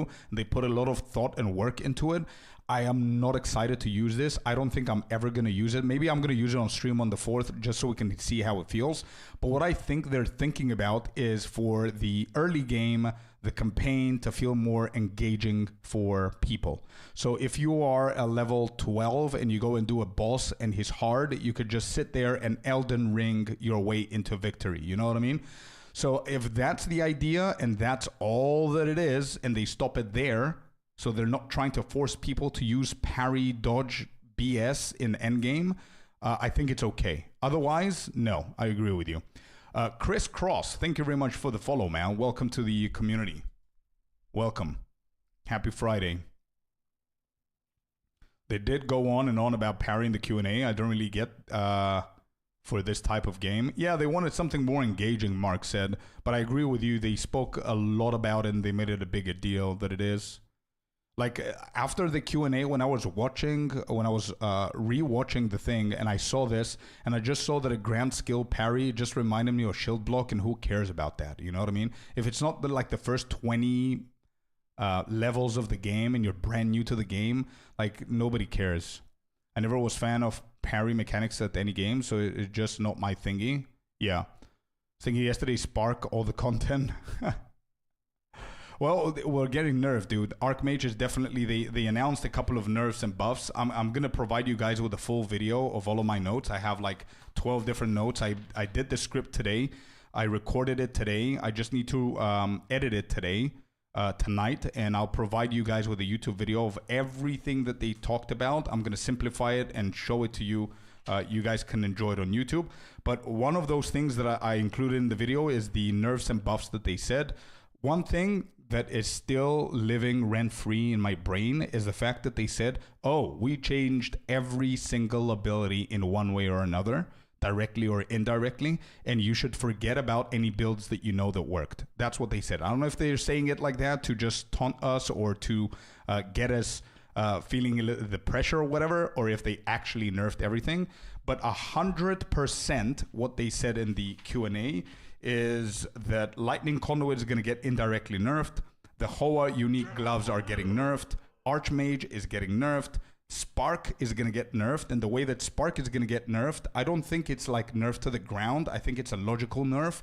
It's that the damage is not going to scale as highly as it does now based on the levels that we get. So for example, if there's a shitty ability that right now is not doing good, at max level, at level 20, let's say it gives you 150 DPS. I'm just saying random numbers so you can understand what they're doing. Spark gives you like 250 at level 20, and then you slap another 12 or 13 global levels. So you take Spark to like level 32, and it goes to like 10x. It's not going to do that anymore. They said exactly, Glitch. They said that they solved Spark in PoE 1, and for some reason, they didn't do it here. So they're just going to be reducing the scaling, exactly, compared to other options. That's all they do into Spark. But again, it's going to be a nerf. Again, at the end of the day, it's going to be a nerf. Like if Artie's full build right now has like 1 million DPS in the hideout, and the new update comes out today, and you have the same gear, the same whatever, I think your Spark is going to be down by 40%. It's still a big nerf if you compare it with the highest end of whatever. But yeah, because what they said is that they want to make indirect, small, and good, meaningful changes that it's not going to affect the casual or the lower level players as much. Based on Archmage, exactly, yeah. So giving plus X, no, it's still going to be okay, man. But if you compare it to what we're getting now, it's going to be less. But it doesn't mean that it's going to be dead, though. Because if you're, let's say your Spark right now has, this is their mentality. And I understand their mentality because everything goes into like a domino effect. You have this thing called Archmage, for example, right? It could be any number of things. It could be the Herald tech. It could be cast on shock with Ball of Lightning or Lightning Conduit that they mentioned as well. It could be any crazy thing, right? Which is the core of the build. The core of any Spark build is what? It's not Spark just because you spam Spark. The core is Archmage. The core to that ability is also that you need to mana stack. If you don't stack mana, your Archmage is not going to be dealing remotely any damage close to what you could be doing, right? So one feeds off another. Now, when you combine Archmage and how broken Archmage is, and then you combine the mana stacking and how broken that shit is, then you result in having a simple ability like Spark enhance and go like 10x or 100x because of those combinations. What they're saying is they don't think that Spark is a big issue, but it is when you combine it to different things. So all they need to do is cut down on the damage of whenever you scale it with levels. So I think that's very fair, man. I think that's fair. Yatskov, Mark, thank you very much for the follow. And Ria, my man, thank you so much for the T1 sub, man. Thank you so much, dude. I appreciate you. Thank you, thank you.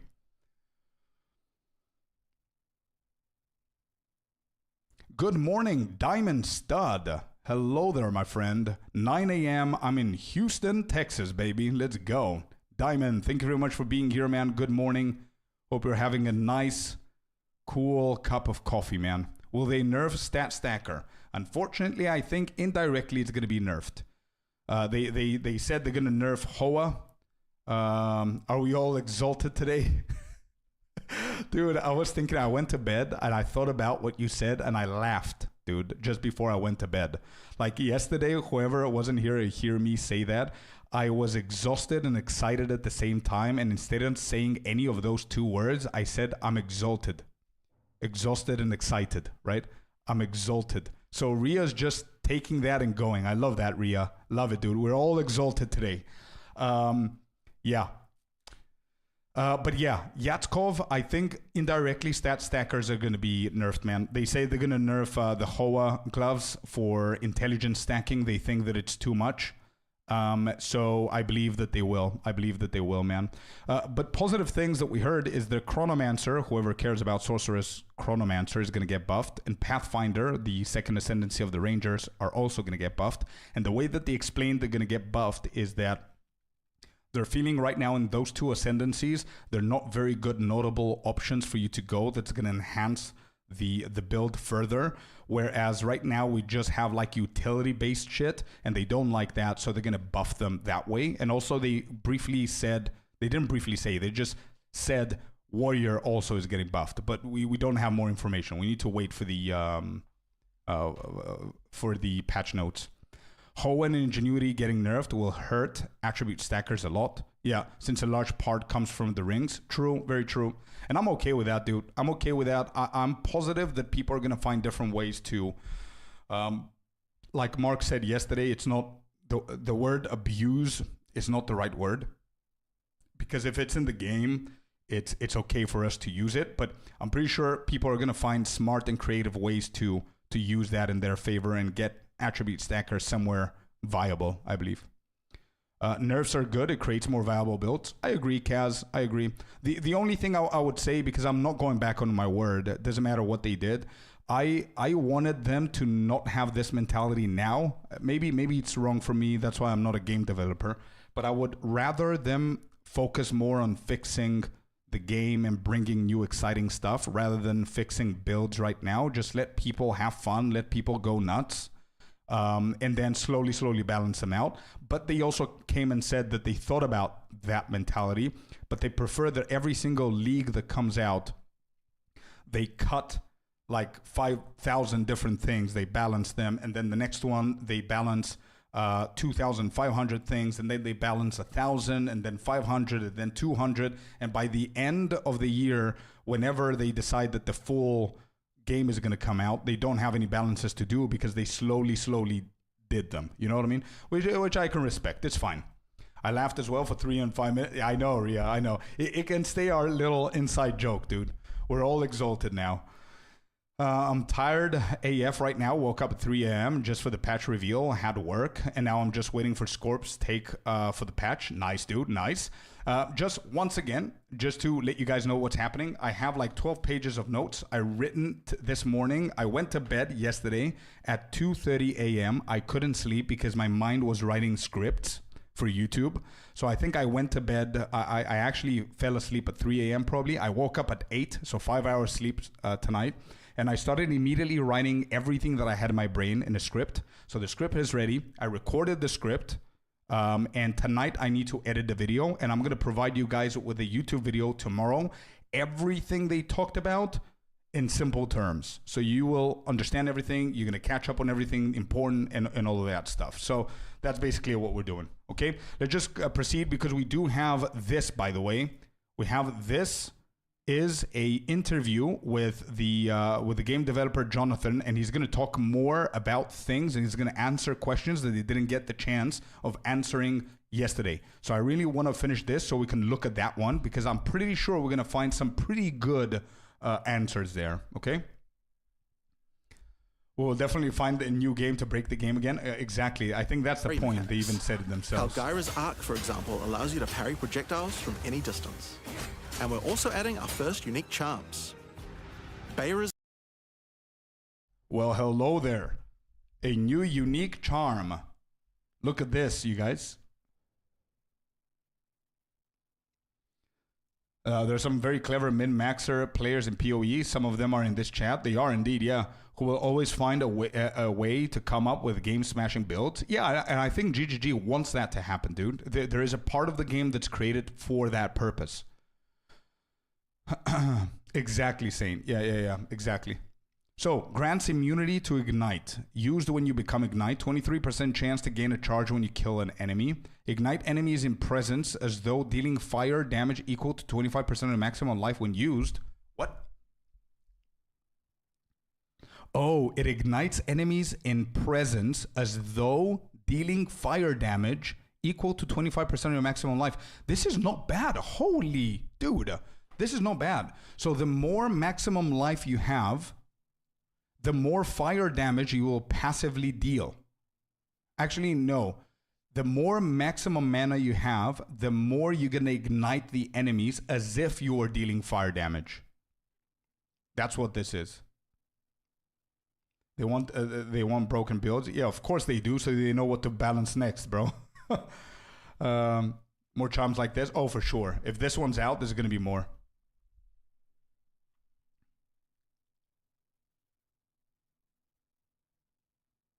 It depends, Profire. I think it depends. If I'm running a squishy build, like let's say the Spark Sorceress, for example, and one of my Kryptonites is getting frozen, I would rather go with a frozen charm than this. But also what they said is they're trying to give people more options, more chances to put more charms than one. Because if you think about it, think about the first day that you started PoE 2, and think about today. How many times did you have more than one or more than two charms? During your campaign, during your alt runs, during your end game, whatever.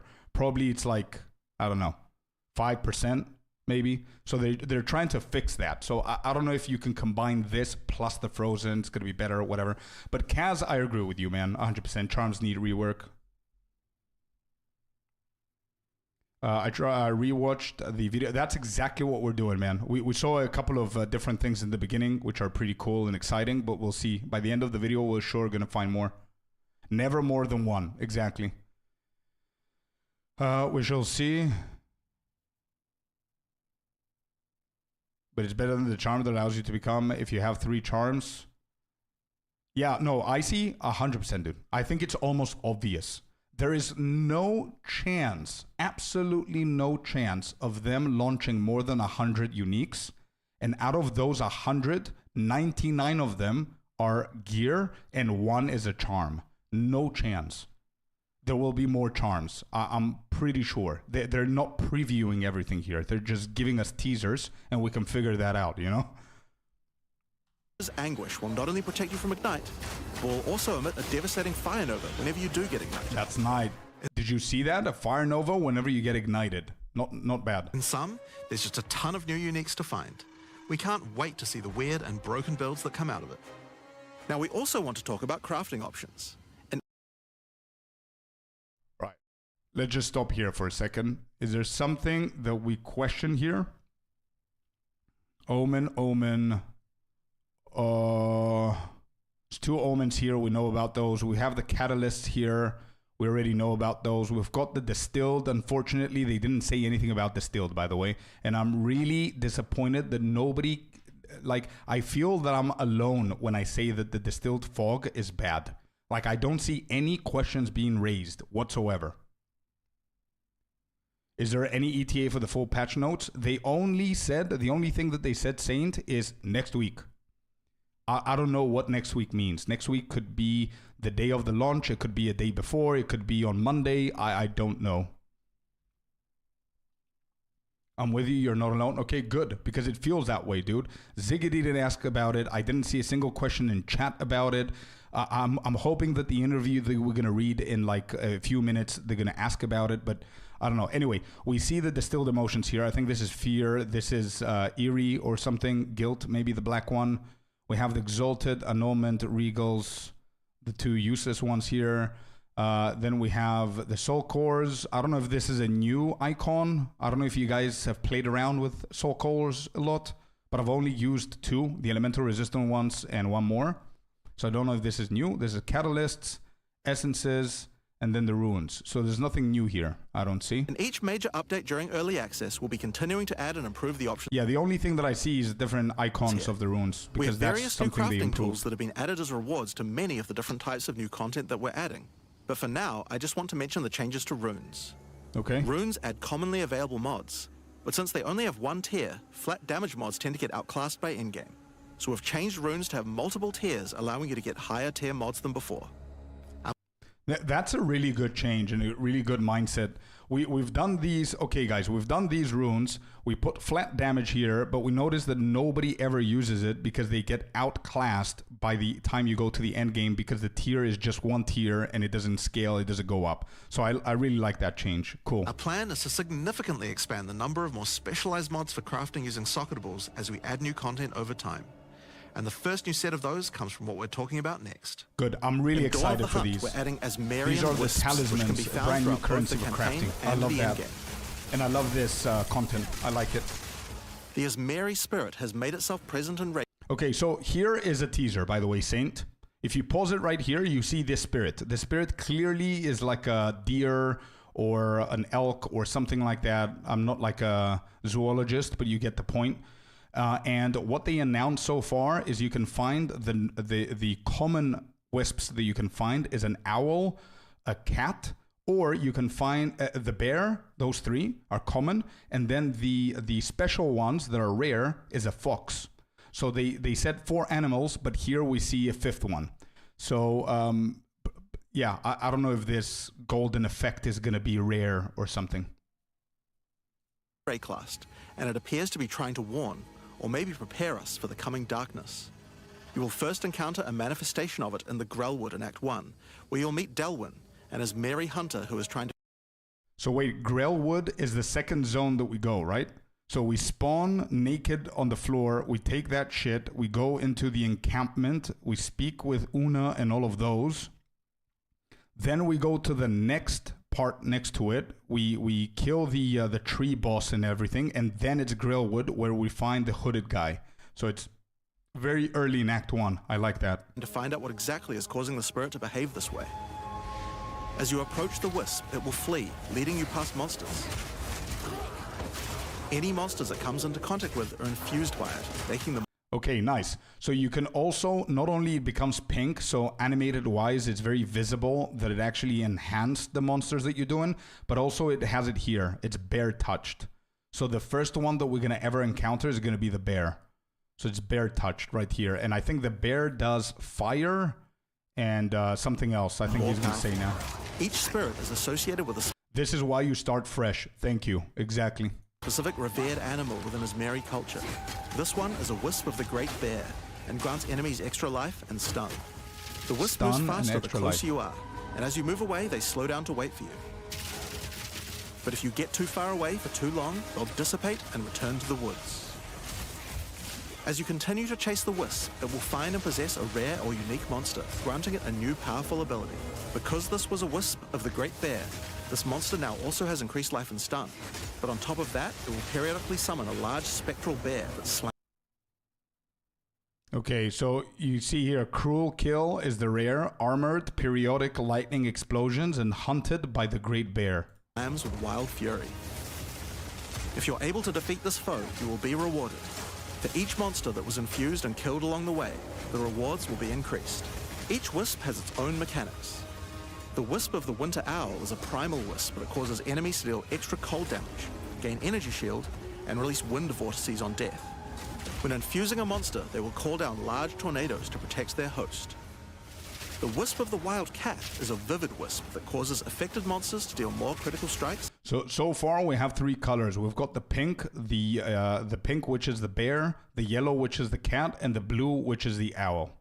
And that deer we saw was yellow. And become more evasive.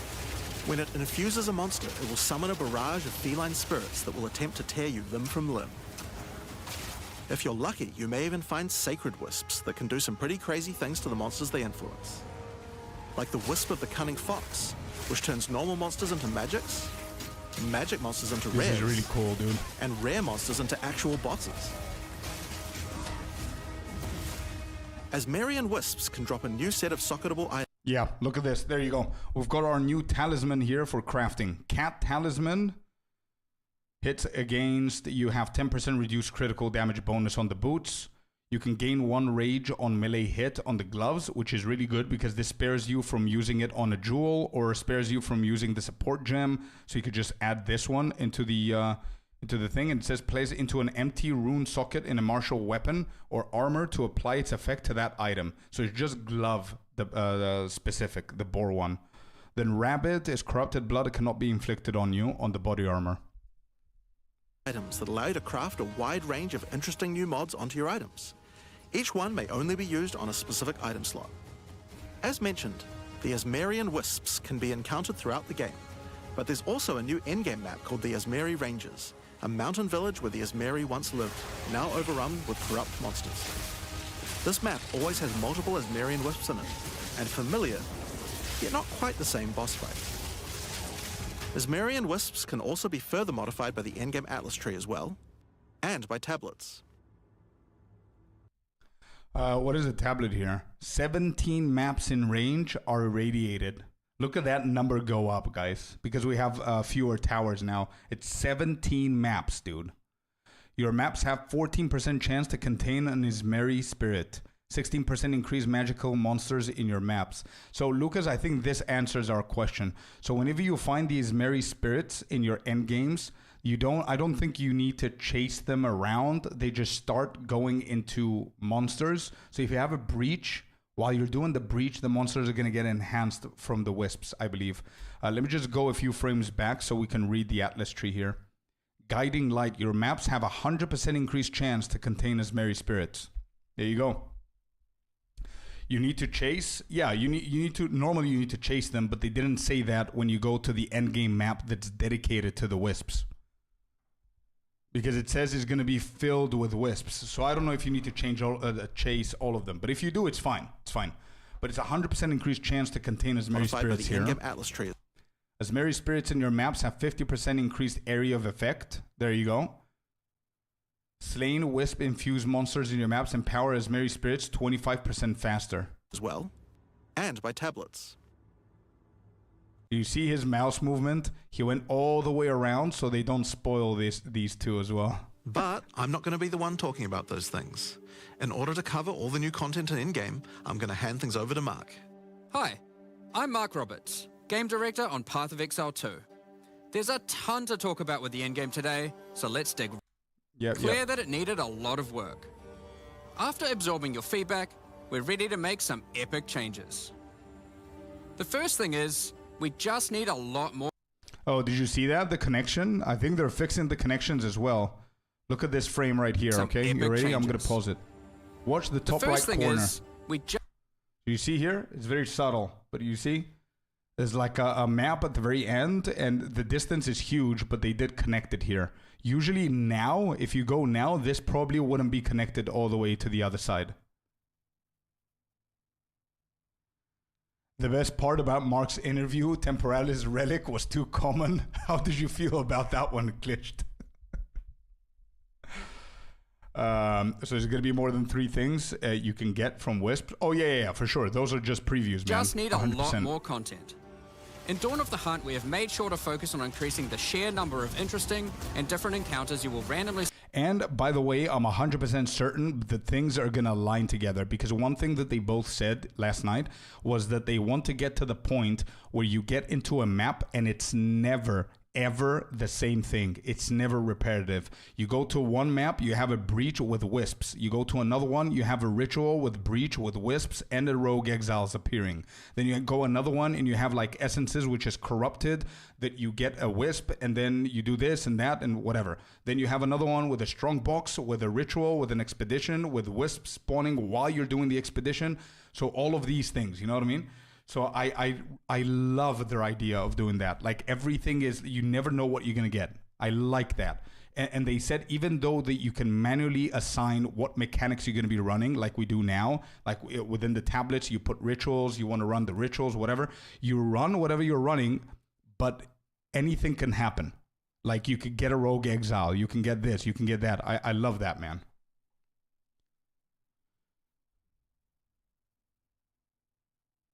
I have around 500 feelings about it. Rate your feelings from 1 to 10 and give me the top 2 that are their most passionate feelings about it, dude. Sim 4, no experience, was great too. Wait, did they say that actually? Sim 4, no XP? Because I just know about Pinnacle bosses not going to give you experience anymore, but you're also not going to lose experience if you die, which is, I think... Pinnacles, oh, that counts as a pinnacle? Right, I see. Stumble into as you explore the endgame. And the second goal is to smoothen the progression through maps. Wait, I thought it was only pinnacle bosses, by the way. I think they fixed unpathable nodes with epic tablets. You can jump nodes. True, but I also think that they fixed pathing. Wonder what happens to the endgame map on old server, like full map reset, I guess. Oh, yeah. That's why I always recommend people to go to the new league, man. Like everything, your passive tree is going to be reset. The endgame world map is going to be reset. There's going to be a nice introduction in the campaign of the new content, the rogue exiles, the this, the that, and you're going to be skipping all of that just for the idea that you're going to have the currency, which probably in 2 months from now, that league that you guys are going to stick on is not going to exist anymore. So, yeah, I don't know. Yeah, same here, man. With all the experience I have in Seki now, I'm super well positioned to do ethical hitless runs, since they mentioned nerfing Darkness and Guard in Seki. So that's a positive. On the downside, it's silly that 0 out of 500 is common. Yep. Yeah. Only play old tunes for testing? Sure. Yeah. Are they going to nerf the monk method, you think, for Sekema?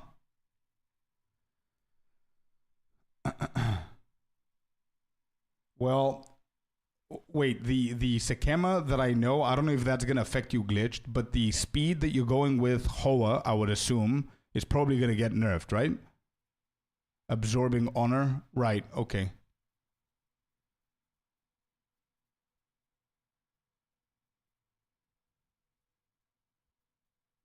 Yeah. And reduce the amount of annoying busy work. To start with, let's talk about the new interesting stuff to find. Well, the most obvious thing to add are new maps. As well as the Asmeri ranges that Jonathan mentioned earlier. So Asmeri ranges that Jonathan mentioned before was the Wisp endgame map. They showed us the boat here. We have a second one here. Okay. As well as the Asmeri ranges that Jonathan mentioned earlier. There's a second one here. Dawn of the Hunt also contains 7 other new... Third one over here. This looks badass, by the way. This looks cool. Maps. All with their own custom encounter. Number 4, I think the previous one was the two witches battling like Harry Potter style, Dumbledore and Voldemort. And then this one is probably the runes one. Let's start with this one. The Feral Megaliths map starts off in the wild Ezomite forests. That's the one, runes. As you progress through the forest, you will find mysterious rune-carved stones that, when touched, surge with energy. After activating all the stones, you can find a grand henge, where all the energy is coalescing. You can then start an encounter. The area darkens, a storm moves in, and a concentration of energy summons a dangerous boss. You must fight and defeat the boss to get its rewards. Once you have defeated it, summon another. And another. And another. And another.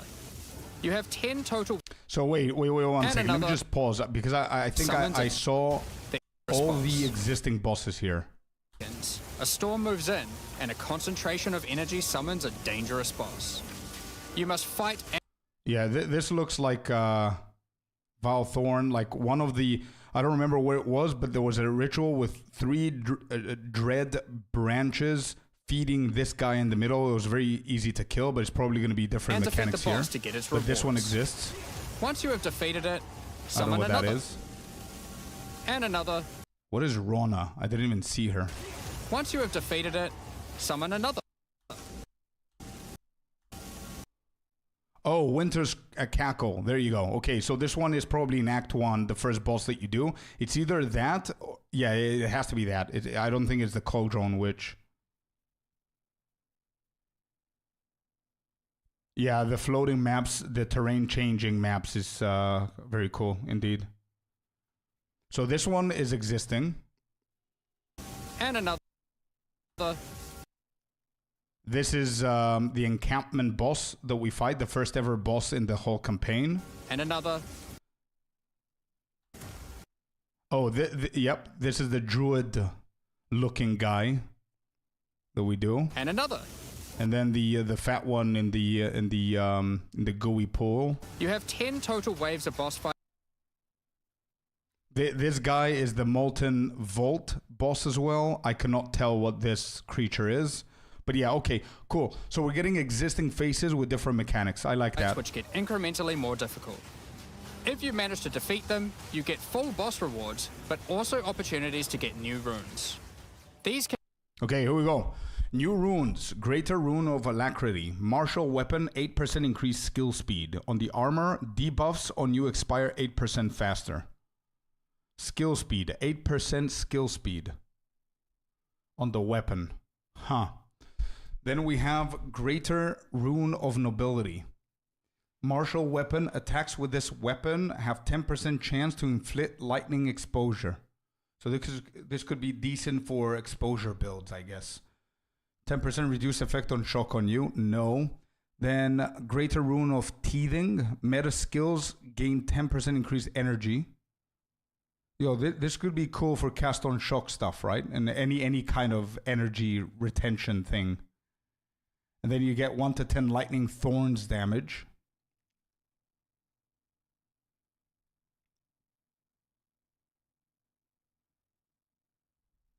Skills, yeah, 8 skill speed over 5 attack speed. Yeah. That's why I'm saying that's probably a good one. And then Rune of Leadership. On your martial weapon, minions gain 10% of their physical damage as extra lightning damage. Could that be used? And then armor, minions take 10% of physical damage as lightning damage. How is that different? Minions take 10% of physical damage. Oh, they take or they gain. I see. I saw the difference there.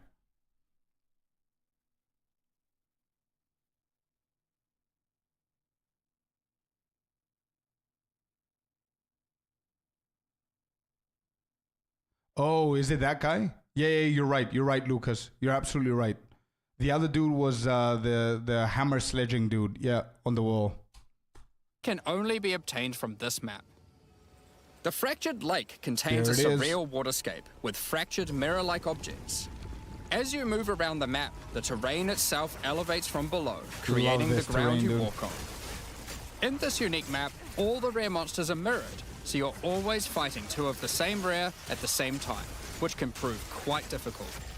If you manage to overcome that challenge and make it to the end of the map, you'll be presented with a broken mirror, a powerful altar-like object that contains... Okay, broken mirror, fragmented mirror. What did he get here? Amulet. -1 prefix modifiers allowed, +1 suffix modifiers allowed, 33% increase armor, 3 to level of all minion skills, 23 to strength, and 51 mana regen. ...contains an item within it. The item contained within is a new base type, either an amulet or a new base type, dude. Let's go +1 to all crafters, bro.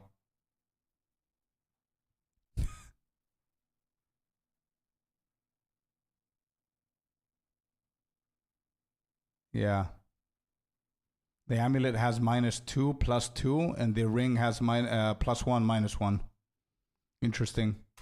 a ring that can be crafted to have additional prefixes or suffixes at the cost of the other. The last unique map we'll show today is one based around the essence mechanic. You enter a crystalline cavern. Wait. What was that? Is one based around the essence. Area contains an additional essence, contains many rare monsters trapped in essences, contains an imprisoned boss that absorbs essences from rare monsters. So that's going to be the new icon for the essences? I thought that we already have that icon, which was like the extra XP from the maps, wasn't it? That actually makes one craft impossible? Oh, I see.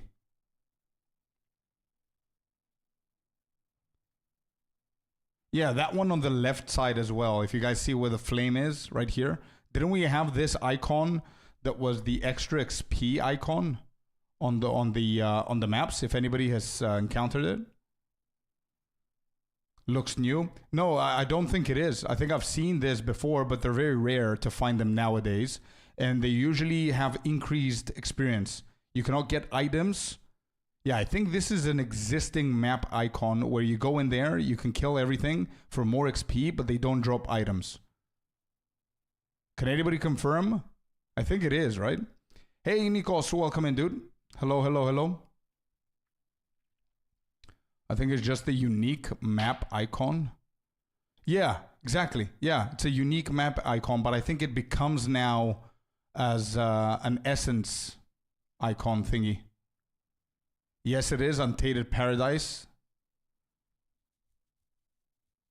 Right, okay. I thought that I've seen it before. You enter a crystalline cavern, and you will find a powerful map boss imprisoned in the center. Yeah, we know that. It is surrounded by many rare monsters, also imprisoned in essences. By freeing and defeating the rare monsters...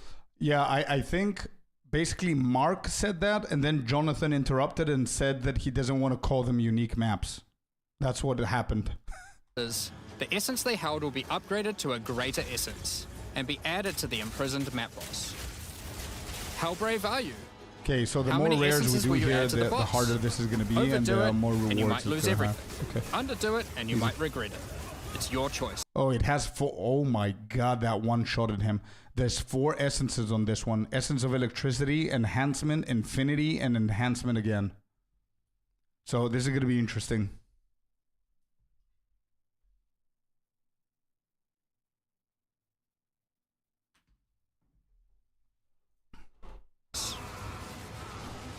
Speaking of essences, alongside visual improvements, you're now able to apply Vaal Orbs to corrupt the essences with a range of unpredictable outcomes. It could increase the number of essences, reroll all the essences to the same type, or even upgrade the essences to great... Oh, there it is again. There it is. Ingenuity Belt with 3 charms. Or maybe it's a different... I don't know, bro, at this point. Maybe it's a different belt with the same icon as the Ingenuity. Maybe they're trolling. Maybe, I don't know what it is. But it's Ingenuity Belt with 3 charms. Just saying. There it is again.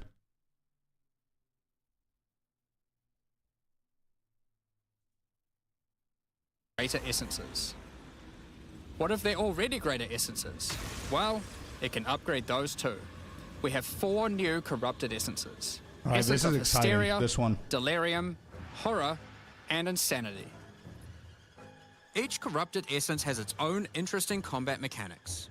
For example, The essence of insanity causes you to question even your own mind, as monsters split into shadowy clones, and you must locate the real one before a devastating icy explosion freezes everything around it. Each of these has their own crafting outcomes. I don't want that one. The essence of insanity can be applied to a belt. Look at this though, dude. How do you feel about the crafting hori with this, man? Aren't you happy with this? With the essence of, what is it, insanity? Where you slap it on and then the next valve that you use, it gives it 2 enchantments. Also, I think they really, really improved the charm slot capabilities, because look at this screenshot. He has a belt with 3 charms, and the belt that he's already crafting has 2 charms on it. Yeah, for Gamba. Yeah, it's still Gamba, but yeah. Sure, the next Val Orb used on the belt will guarantee adding 2 enchantments. Boom, look at that.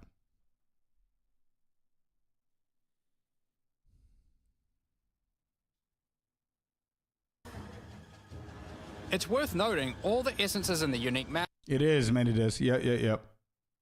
It is.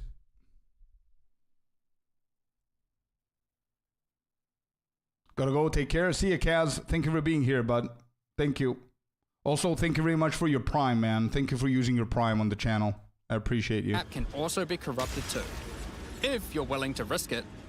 It's worth noting we have also added 10 extra Atlas passive points you can earn by completing 5 different unique maps. Okay, good. Now, we know that. New maps are just the beginning. We had a goal where we wanted to make sure you were constantly finding exciting new content, and that it could be lurking around any corner. So, we have added a bunch of new things that you could stumble into in any map you run. On your travels, you will sometimes encounter rogue exiles. Nice. Others like you who have been exiled and are openly hostile. Some are malicious, some are mad, while others are simply fiends for loot. They will challenge you, a fight to the death. They use... Dude, did you guys see the slight dodges of the AI? It's pretty cool, man. Look at the warrior hitting the lava ground effect. And then this guy is just strafing left and right. Look at that. Look at this. Strafing to the right. They will challenge. Strafing to the left. A fight to the death. They use the same skills available to players, and even the same items. They aren't just dressed up in those items. They're actually using them. It's going to feel like a true player versus player situation. Dude, well...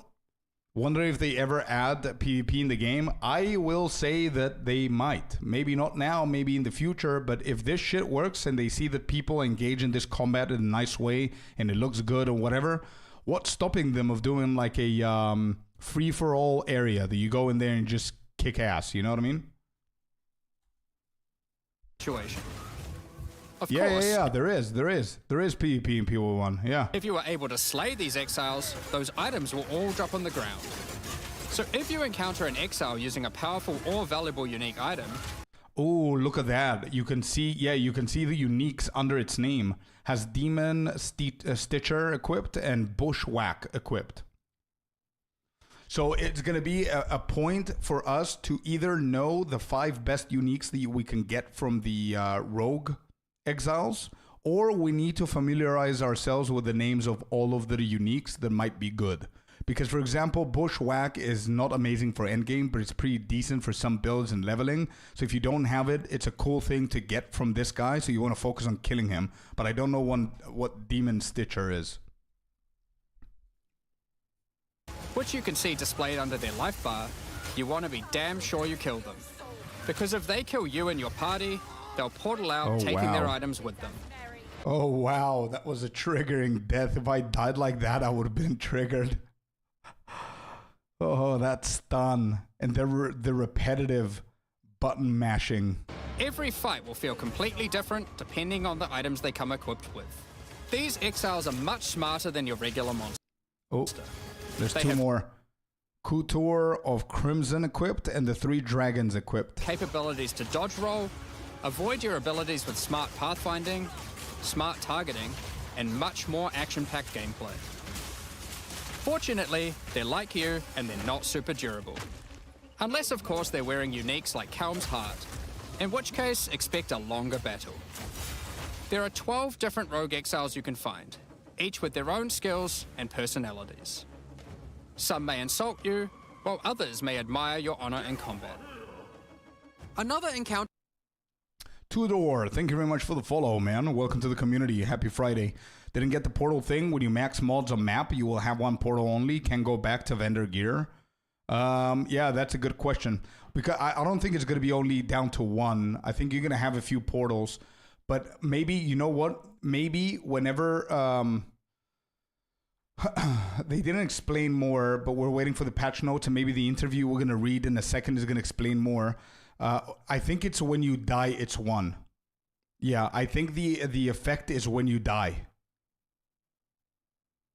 Exactly. Was this a PvP arena? No. This is an NPC PvE thing that we're going to be getting called the Rogue Exiles. You will randomly find these NPCs that act like players. They have gears, they have abilities, they can move around and stuff, and you want to kill them because if you kill them, they're going to drop all of their loot. And some of them have really good gear, some of them have good uniques, stuff like that, but it's going to be very tough. If you die though, the cool thing is that if you die, you don't get punished, so you don't miss anything. But if you die, they will escape. So they're going to take all the gear and leave. So if you see something with a unique that you want to kill him, whatever. But the thing that I said earlier in the stream is that they teased a little bit. They were like joking around, but I don't think it's a joke. I think they're going to do something like that.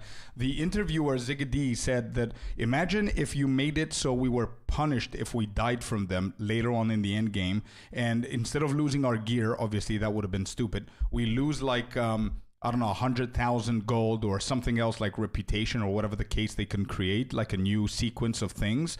And then whoever of these exiles kills you, you can put him into your most wanted list. And then you need to go and find him so you can redeem your items and your stuff like that. So I think that's a whole sequence of cool things that they could do. And it didn't seem that they were against that. What do they mean, insult you? Yep, exactly that. They're going to trash talk you, dude. If they win, no. Even before that, Kirk, they said that there's multiple personalities where some of them are going to trash talk you and taunt you before even killing you or whatever, just while fighting or whenever they see you. So yeah, they're going to trigger you, dude.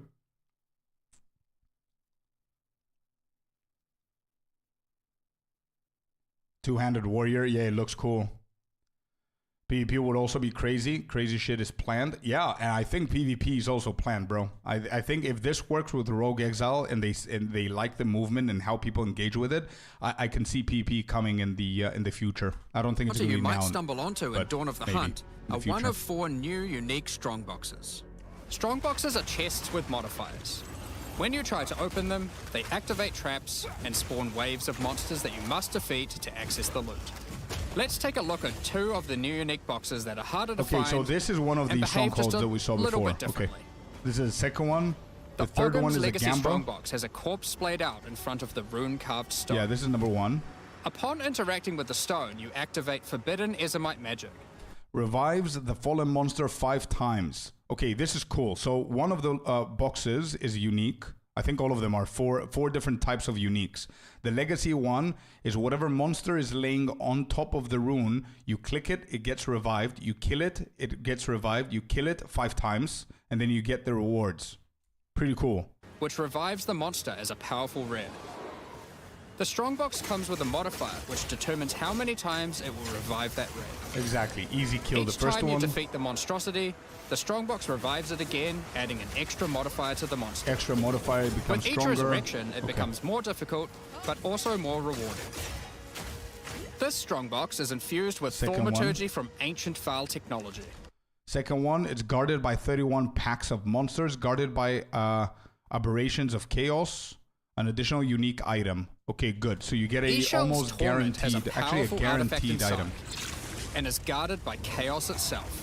Cool. Defeating the monsters will grant you a unique item with a specific corrupted outcome. You'll have to find the other 2 for yourself. Okay, so that's the third one and the fourth one. So the third one was the beetle that we saw earlier, and this is the Gamba strongbox that shit like moves and stuff. To see what they do. Now, let's talk about the introduction to the endgame. Upon starting the endgame, Doriani tasks you with cleansing corruption to help restore the land. However, in practice, the quest objective just sent you on a grind to clear 15 maps. We wanted to make the quest to unlock your Atlas passives much more interesting. Now, Doriani is tasking you with a more specific objective.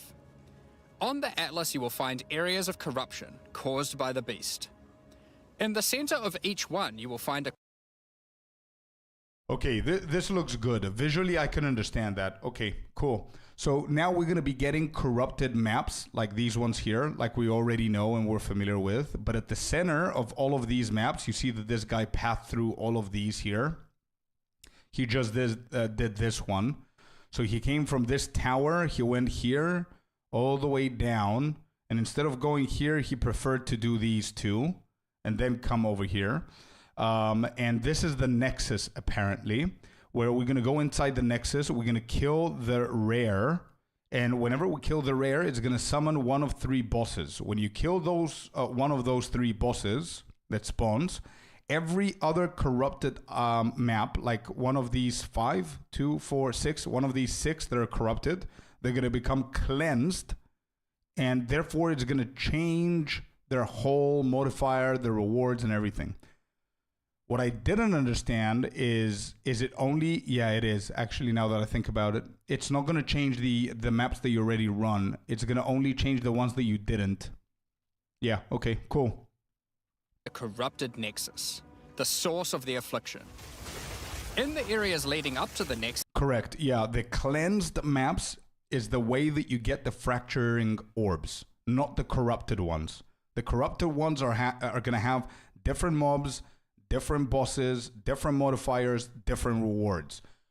And when you do the Nexus and Doriani comes, Doriani is going to give you the 2 points of your Atlas tree. That's the way that you get the Atlas points. And then Doriani is going to cleanse the entire area around the Nexus of the maps that you did not run that are corrupted, and they're going to become cleansed. And when you go and run the cleansed maps, you get a fractured orb. Or fracturing orb, actually. Cell phone. Thank you, man. Thank you for the follow. Welcome to the community. Happy Friday, my man. Hope you're enjoying the stream. So, yeah. And they said multiple times. So now you have an option. Do you clean all of the corrupted maps and then do the Nexus? Or do you rush to the Nexus first and then do the cleansing maps? My immediate response to that, and please, anybody who can think as well of what you think about this, tell me if I'm wrong or not. But my immediate reaction is that there's no point in me doing the corruptions first and then the Nexus. I would always rather do the Nexus first and then the cleansed, so I can get the fracturing orb. Right? Even if I want it or I don't want it, I can sell it. So what's the point? It's the only way that you get fracturing orbs. There's no other way besides buying it from somebody else and finding yourself from a cleansed map. So I don't know why there was selling the idea of now you have an interesting choice to make. Now we don't have an interesting choice to make. We just we rush the Nexus and we do the cleansed maps. Depends if the maps after cleanse will give better reward. Yeah. So the +1 map tier is for all of the maps because the +1 map tier is going to be at the boss of the map. So if your map has a boss, you're guaranteed to get a +1 waystone. So it doesn't matter if it's cleansed, corrupted, or any kind of map. My question that could be is that if you do a corrupted map and you finish it, there's no map to cleanse. It's only going to cleanse the existing ones. You see? So here, for example, if I do a Nexus right now and I cleanse it, these green ones and these light blue ones that don't have the corruption item on it, they're not going to be affected at all. That's how I understood it. These 6 are the only ones that are going to be converted from corruption to cleanse. So all of these blood-looking things on the floor are going to disappear and everything is going to be cleansed. So now, when you go in there, the map terrain is going to change, the modifiers are going to change, everything is going to change, and the reward is going to change. And when you do the bosses here, you're guaranteed a fracturing orb as well. The only thing that I'm thinking about that they could do, since they're pitching the idea of, oh, you have two different options that are, I don't know what you're going to do, as if doing all of the corruptions first before the Nexus would be better than running the Nexus first and then the cleansed. Because cleansed is the only content that gives you fracturing orbs. Doing corrupted is actually just giving you the +1 on the map, right? If that's what you meant, by the way. Yeah. So now I clicked what Artie's saying. So corrupted maps are giving you +1 on your waystone. So if you put it tier 14, it's going to become tier 15. I don't think the cleansed maps are going to do that. Nah, I don't think it's going to do that. They didn't specifically say it, but I think it makes sense because they said multiple times it's going to have different modifiers, different mechanics. If cleansed has different mechanics and modifiers than corruption, that means that one of the mechanics that's going to be different is going to be the +1, or the modifier is going to be the +1. I think that's going to be the difference. You either go and do a +1 and you get more levels or higher level mobs or whatever, or you go for a fracturing orb. I think that's going to be the choice. That's why they're pitching the choice. Now it makes sense. Maybe we mix because sometimes, yeah, exactly. Also, especially, it depends on how fracturing orbs are going to be. Feel that fracturing orbs will be selling for 1 divine? I don't think so, man.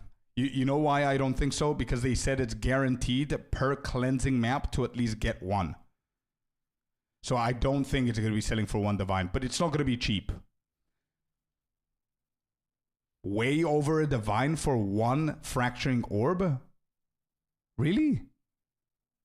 Wait, they said that it's very common to get them, dude. Why though? Like if I come here, like way over.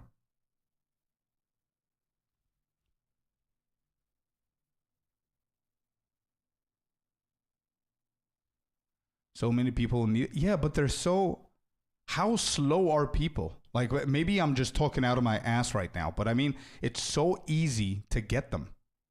Like this guy even pathed too far.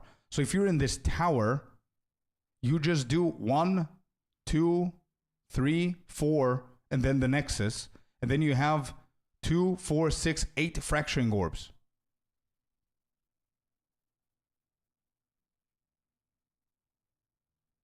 I bet it's 15 plus waystone. You have like 15 chance they work. Anyway, maybe I'm not understanding something with the economy. Maybe you guys are right, especially if you have experience and everything. Okay. Doodle Bob, good morning. Hey. Maybe corrupted nexus are rare. Apparently, it's going to be all over the place, Kirk. Apparently, it's the main way that you get your Atlas tree levels. And also, you need many bases, which sucks. You get right to get right fracture unless you can spam override. I see. Okay. Whatever. I think in the beginning I'm going to be running all of the maps cleansed so I can stack up on corrupting and make currency that on fracturing and make currency that way. I don't see the point of doing a +1 early on. So yeah, I think I'm just going to be spamming. I'm going to be rushing to the Nexus, cleansing everything, and just doing the cleanses like a maniac. I think that's exactly what I'm going to be doing. Nexus, the source of the affliction. There. In the areas leading up to the Nexus, you will notice that corruption spills out from slain enemies and amalgamates into powerful monsters. Corrupted maps existed on the Atlas before, but we've done significant work on improving these monsters. We've also done a full pass on the modifiers on these maps to make them more interesting and more rewarding. Once you Wait, did I see that right? Is there no +1 on this? Modifiers on these maps to make them more interesting and more... Oh, he didn't hover over it. Never mind. Slaying enemies has a 40% increased chance to spawn coalesced corruption. Okay, so they made it more dense, but it doesn't say he didn't hover over it. I think it's going to be the same. Once you reach the Nexus, you will have a new task. Cleanse the source of corruption. I think we can make on Discord crafting channel now, so we can share info with each other there. Bro, maybe, but to be completely honest, I don't think I'm going to be very active because I'm not that great with crafting, dude. Like, I can help people with like a gazillion things, but I don't think crafting is my strong suit at the moment. I need to study a little bit more. When you defeat the last rare in those maps, they will spawn one of 3 terrifying bosses. Amalgamations of corruption itself. After defeating that boss, Doriani will come and cleanse the corruption for good. As the remains of the boss are purged of corruption, it coalesces into raw crystallized power, which you can use to gain points for your Atlas passive skill tree. The upgrade system that allows you to add and enhance content in your maps. We didn't stop there though. Look at this, dude. Absolutely love this view. These are the cleansed maps that I told you about. This is going to be in what you're going to see instead of those bloody things on the floor. Once you do the Nexus and you cleanse the area, this is how it's going to be. So we see this used to be a corruption. Now it's cleansed. This used to be a corruption. Now it's cleansed. Here you have a breach expedition, rituals, and cleansed. Pretty cool stuff, man. Crafting is changing too, so I think we're... all going to be relearning it. Yeah, true.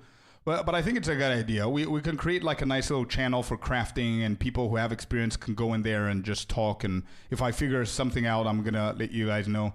Okay, one thing that I want you guys to see. I don't know if I can pause this, but I don't know if you guys noticed. Look at this guy's mana flasks and health flasks. Do you guys see it? To add and enhance content in your maps. We didn't stop there though. When you complete a corrupted Nexus, all of... I took a screenshot. Okay, look at this.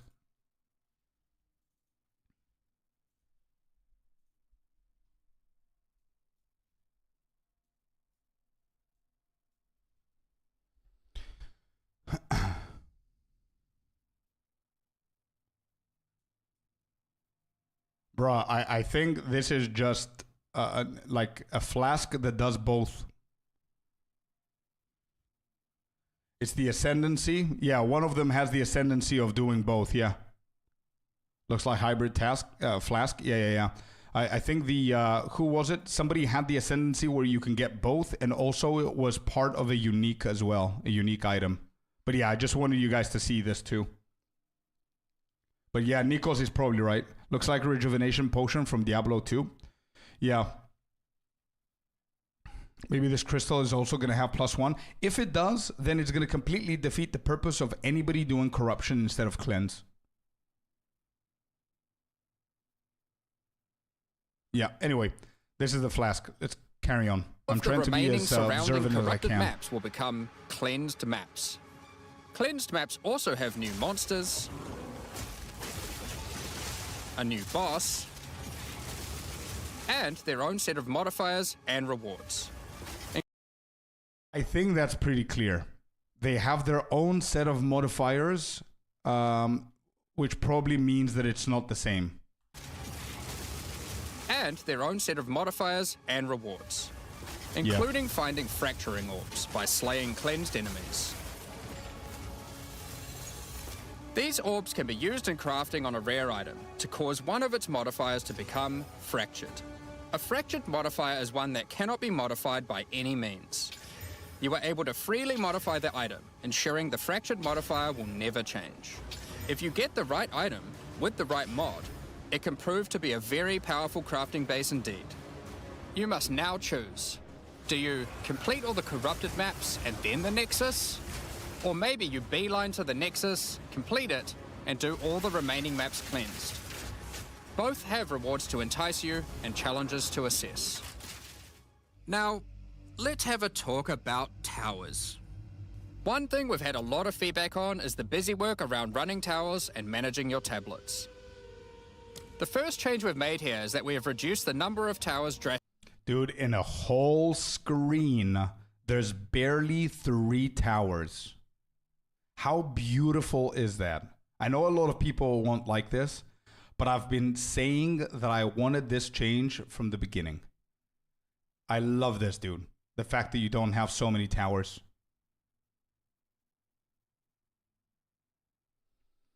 Brian on YouTube says, been lurking for a few weeks, but just wanted to chime in and say I really like what you're doing and enjoy listening to you. Dude, thank you so much, man. It really, really means a lot to me for you saying that. Thank you, dude.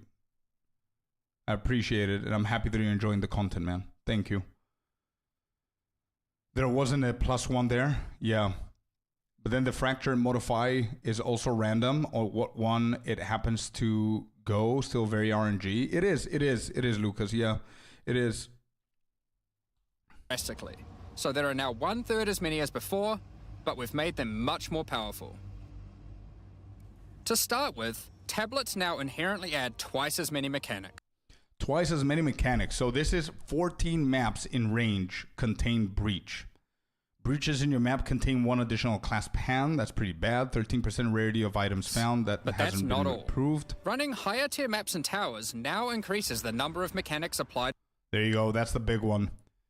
100% more maps affected by tablets. An increased number of influenced maps by 100. By tablets.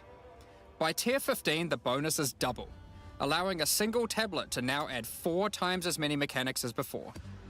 So, we're running far fewer towers.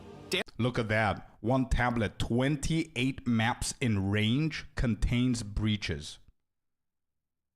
How insane is that number, by the way? Dealing with fewer tablets and affecting even more maps than before. But because there are fewer towers overlapping with each other, you won't get as many opportunities to stack different tablets. In order to solve this, we've made it so that each tower can consume up to 3 tablets at once. You always get 1 slot on completing the tower, but if you can complete a tower with more mods on the waystone, you can unlock a 2nd or 3rd slot. Overall... Okay, so if I get this right, you path towards a tower. The tower's boxes are locked. 3 out of 4 are locked. You only have 1. Actually, let me just think. So, no. Sorry. Scratch what I said. You path towards a tower. You go to the tower, and now you need to put your waystone on that tower. The more modifiers you have on the waystone and the higher it is, the more tablets that you can put. So if you put a full juiced up tier 15, not only you double the modifiers on the map that it influenced later on, by double as they said, but you also unlock all 4 tablet slots as well, the more modifiers you put. Right? Yo, Open World Games, welcome in, dude. What's up? Hello. Yeah, I think that's exactly how it works. So you path towards a tower like we do now. You put the waystone, and this is how they solved it for you to not run towers with T1. You want to put a good waystone in there. Like the more modifiers you put, the more tablets you're going to be able to influence on that tower later on. That's good. That's a good change. So it says here, complete this tower with a waystone that has at least 6 modifiers to unlock this slot. And then the other one was less. I think it was 4 or 3. Yeah. The first one is there by default. The second one unlocks if you've done the tower with at least 3 modified waystone of any tier. And then the other one has 6. With more mods on the waystone, you can unlock a 2nd or 3rd slot. Overall, this allows for even more juicing from towers, while drastically reducing the amount of busy work you have to do. On top of that, towers are much more interesting maps because they can now spawn with all mechanics, including bosses. Each tower map has a new boss. Let's take a look at a couple here. The boss fight of the Alpine Ridge map has 2 powerful witches contesting for territory. One witch has an affinity for ice, the other fire. Who will win? Hopefully neither. The boss of the Sinking Spire map is a remnant of the Val that has been charged with lightning. It uses a full suite of lightning abilities, but be careful. If any of them hit the surrounding constructs, they will power up. Another thing that we've seen a lot of feedback about is sustaining waystones. As we looked into it, we realized that the people who couldn't sustain waystones were dying a lot. A lot more. Yeah, Artie, I agree, but I did see like the tower is a little bit wider, so I think breaches are going to be okay, but I mean, it's a choice if you want to do it, right? You could just skip past it and just be done. But I know nobody's going to be farming breaches in there, but yeah, I agree with you. I've been looking everywhere how to enable execution cosmetic, and I can't find it. Dude, do you believe me that I haven't logged into the game to try that since? But I would think if you're on PC, just press K, and usually that pops your skins or your equipment or stuff, and maybe through there you can find a way to enable it. I'm not sure. I'm pretty sure somebody in chat can help as well. More than we had expected. And that made us realize something. During the campaign, the expectation is that you can die multiple times in order to learn how to overcome challenges. You are able to learn how the monsters behave, adapt to their skills, and eventually overcome them.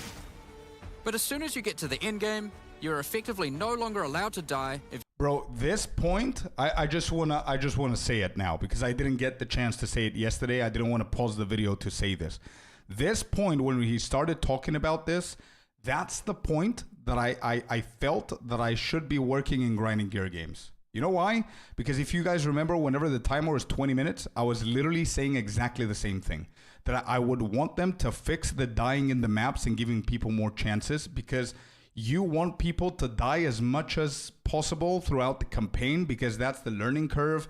That's what we want, and blah, blah, blah, blah, blah. But when you get to the end game, you want to not be so punishing if things happen for no reason, and let people the chance to sustain their end game and keep pushing. So whenever he started talking about this, I was so happy, dude. I hit that shit right on the bullseye. If you want to sustain waystones. By the time you yeah, were this is getting good. towards Okay, we know this change. I'm going to skip past it. We already know. Making is you can now respawn and return to a map if you die. Continuing from where you left off. When you start the endgame, you get up to 6 total attempts per map. As you add more modifiers to a waystone, the number of respawns goes down. This means that as you get to the point that you're running... Do you see that, Artie? That's why I wanted to pause it here, because of your question. So the more modifiers you have, the less portals you have. So it says here on this one has 6 modifiers and it has number of portals 1. So I don't know if that means that you're not going to be allowed to go back and sell stuff and come back again. Every waystone is a rare, you will have to be more careful. In parties... Yes. Oh, that was bad. So wait a second, dude. Running fully juiced maps doesn't mean anything. I mean, the change, sorry, I phrased it wrong. I was thinking of a different thing. I said a different thing. This new change with dying doesn't change anything for endgame. Because if you're going to be running higher maps with better modifiers and juiced maps, you still have one run. You still have one run. If you die, it's done. There are no portals that you can get in. And not only that, it's a nerf because you cannot even go out to sell stuff and come back in.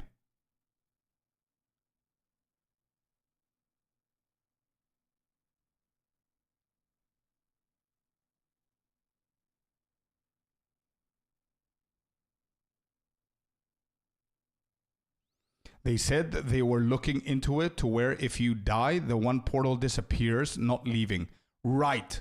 Perfect. This is what they were talking about. Yeah, Osiris is right. They raised the question, dude. Yeah. No. Never mind. Scratch what I was saying. I see you need to take that 6 to 8. They're going to fix that. You'll see. If I'm right, you take your rating to 8. Okay? Deal? Cool. What they said is Ziggy D brought this into their attention and saying, that's kind of a nerf. Now I remember. Osiris is right. It's a nerf, and they said, yeah, it's something that we need to discuss and we need to figure out, because there's no way that they won't allow you to go out, dude. I think what Osiris is saying is exactly what they will do. Is if you have like 6 modifiers, highly juiced map, yes, you get one portal, but that means that you're not allowed to die. If you die, you lose the portal, right? You lose the map. However, if you have one portal and you go back to town to sell shit and whatever, and you're still alive, the portal's still there. It doesn't disappear. That's exactly how it has to go. Okay? There. Careful. Okay, yeah. In parties, everyone gets to respawn that number of times. But we still think it's important that you can kill a... Bruh, at this point, I feel we're a little bit greedy, dude. We're a little bit greedy, man. I have a 12-page note from their update. How much more do we need to be satisfied? This is what I'm saying. It's never enough, dude. You know what I mean? I was thinking that for myself yesterday as well, whenever I was thinking about all the updates. And I'm like, oh shit, they didn't do the fog. They didn't do the biomes. They didn't do this and they didn't do that. And then I'm thinking, what do you mean? Like they did like the patch, bro, the patch notes. For anybody who isn't satisfied with the new update, I challenge you, when the patch notes come, I want you to slap them on your monitor. And the challenge is this.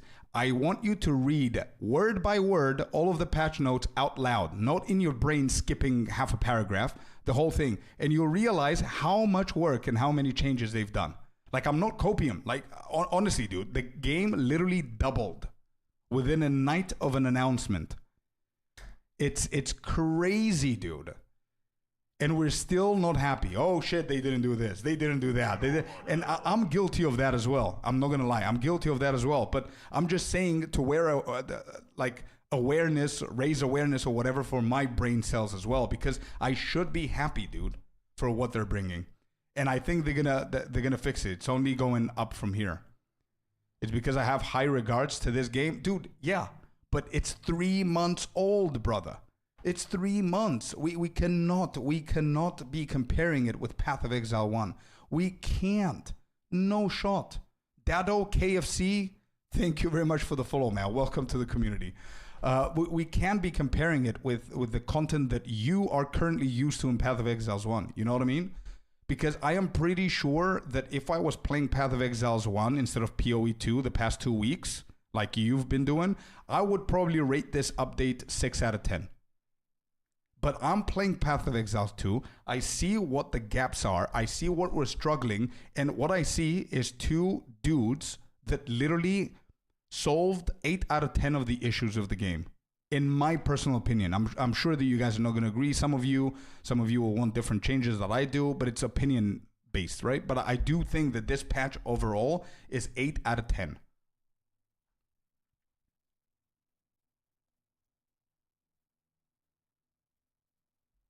But yeah, like comparing it to Path of Exile 1, it's never, ever going to catch up, dude. Like even Ziggy D asked them, so the community wants to know, are you comparing Path of Exile 2 with Path of Exile 1? Is it that way that you create different stuff? And they said, absolutely not. We want both games to be playable. We want both games to be fun. And that's all we do. It's not one after the other and whatever. And they're also planning to bring a lot of things that have never existed in Path of Exile 1.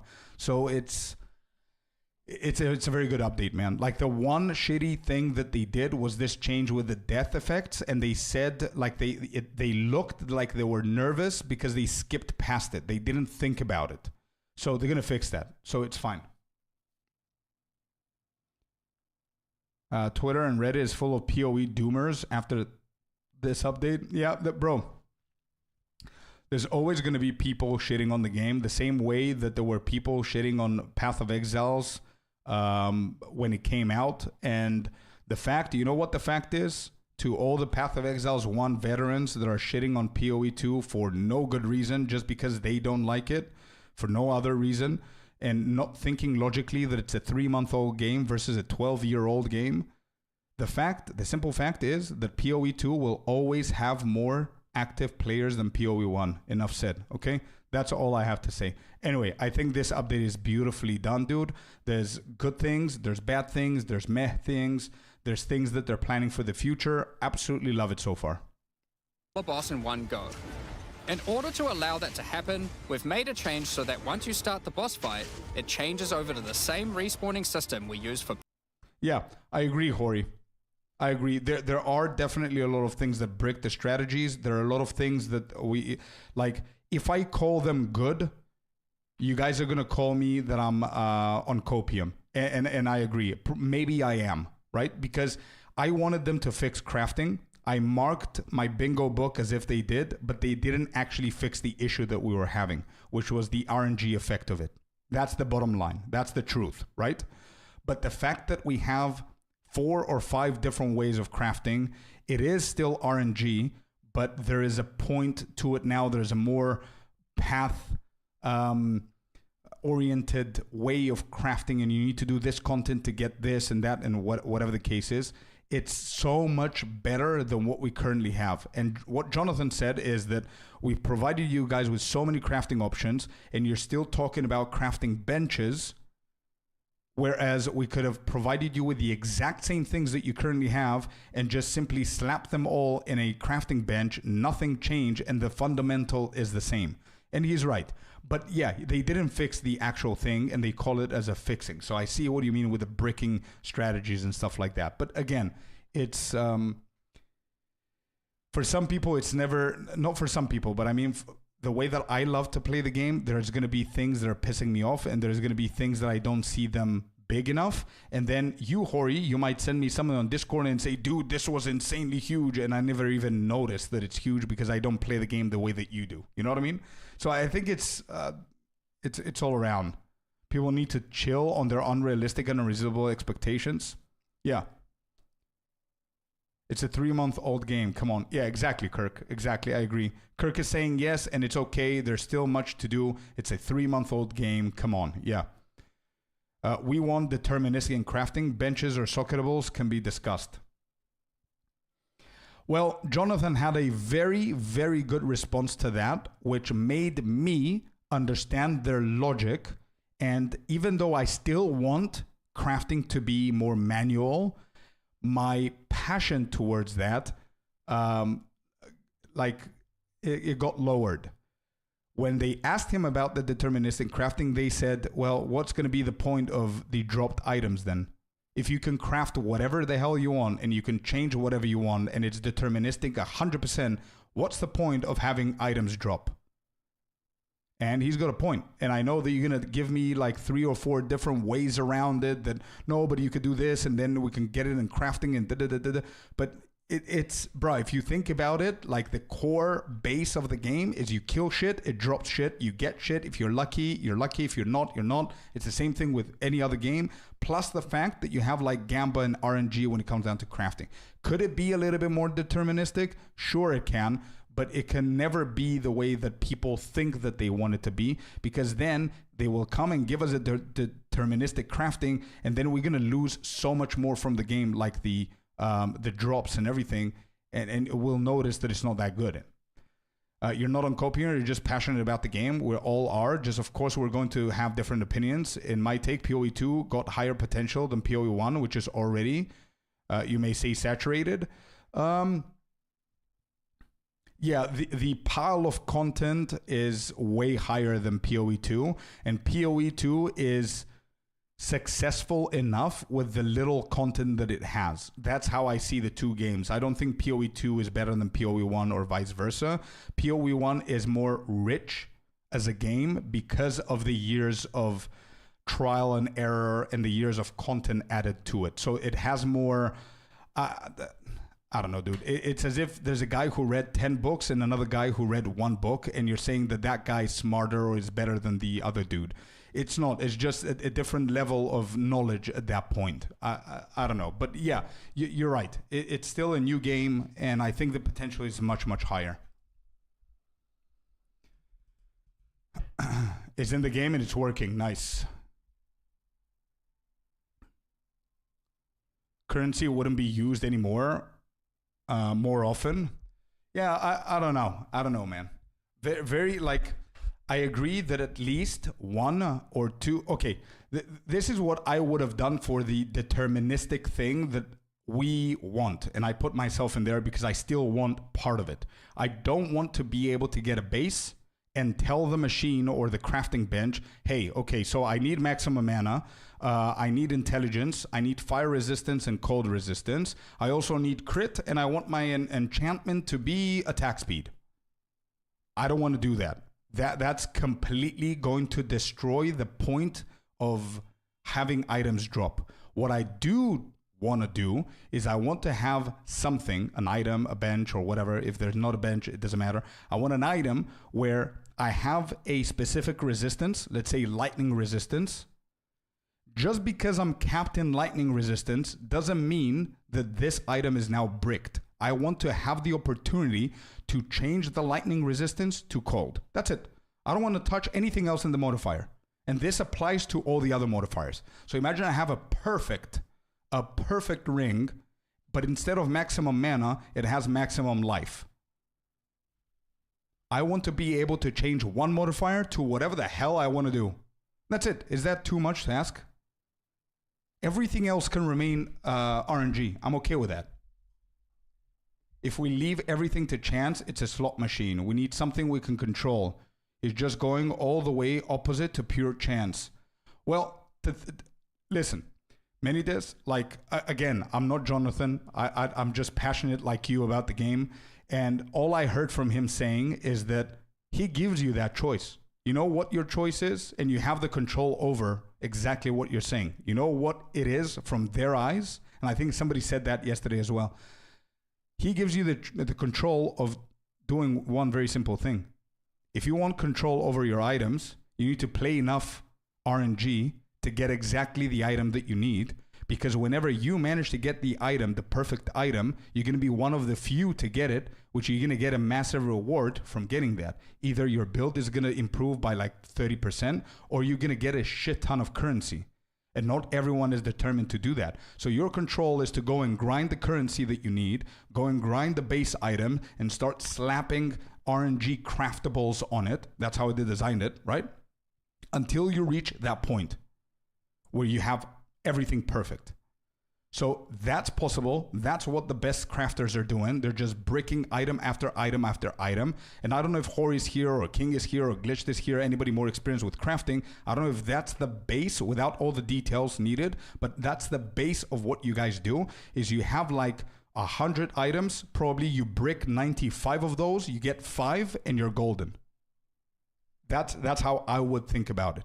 But what I'm saying is imagine if the casual players and the average players have that chance of modifying one thing that they want that cannot be changed. You know, I think that would be a very, very cool thing. They said each league there is going to be new crafting mechanics, so we shall see what they will cook. Yeah, true. They also said that every single league they want to bring more crafting stuff. True.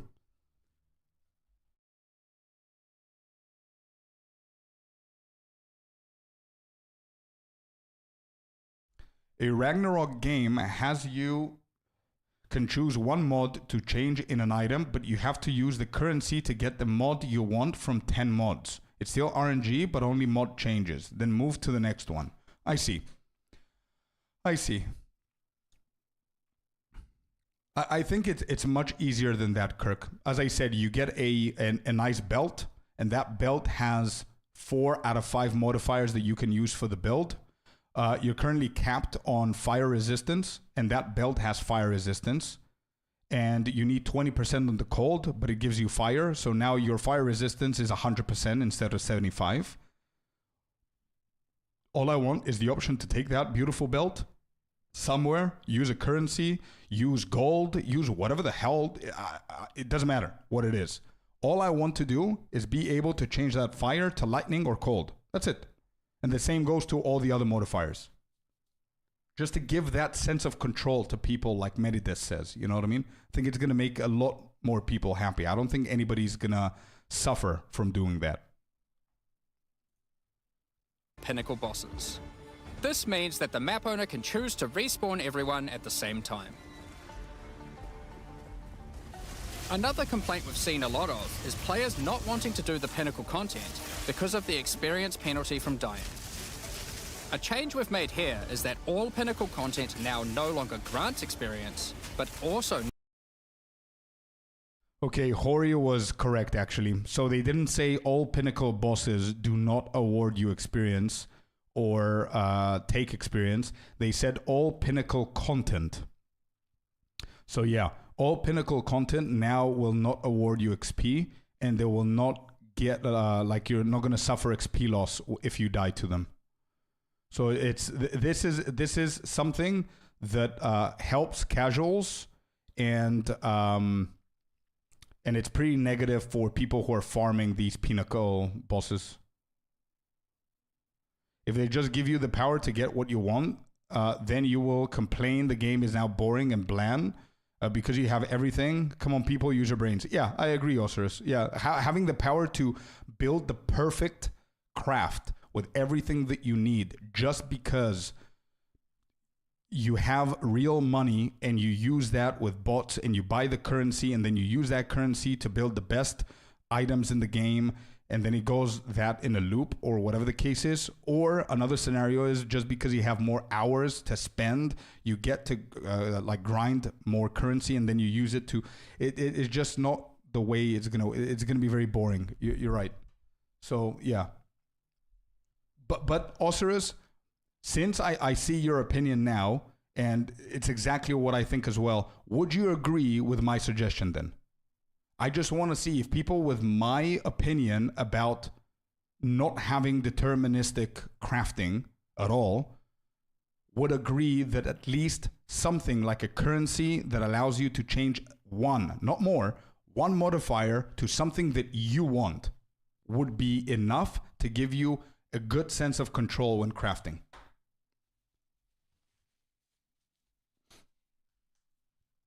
No longer removes experience on death either. Dawn of the Hunt also brings the first batch of Twilight Order reliquary. Okay, I don't understand this. Can somebody explain these? What are these things? Are these things that something that we should have known for, or what is this?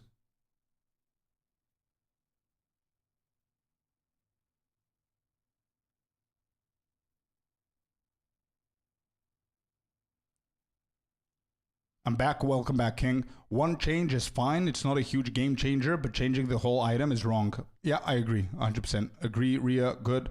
I agree. I don't have time slam 24/7. Yep, Lex. Exactly. Sorry, missed what you were saying about crafting. Was on the phone. I think crafting is semi-fine now. They just need to fix weights. Right. Okay. So, just quickly cover again what I said because I want to see what your opinions are.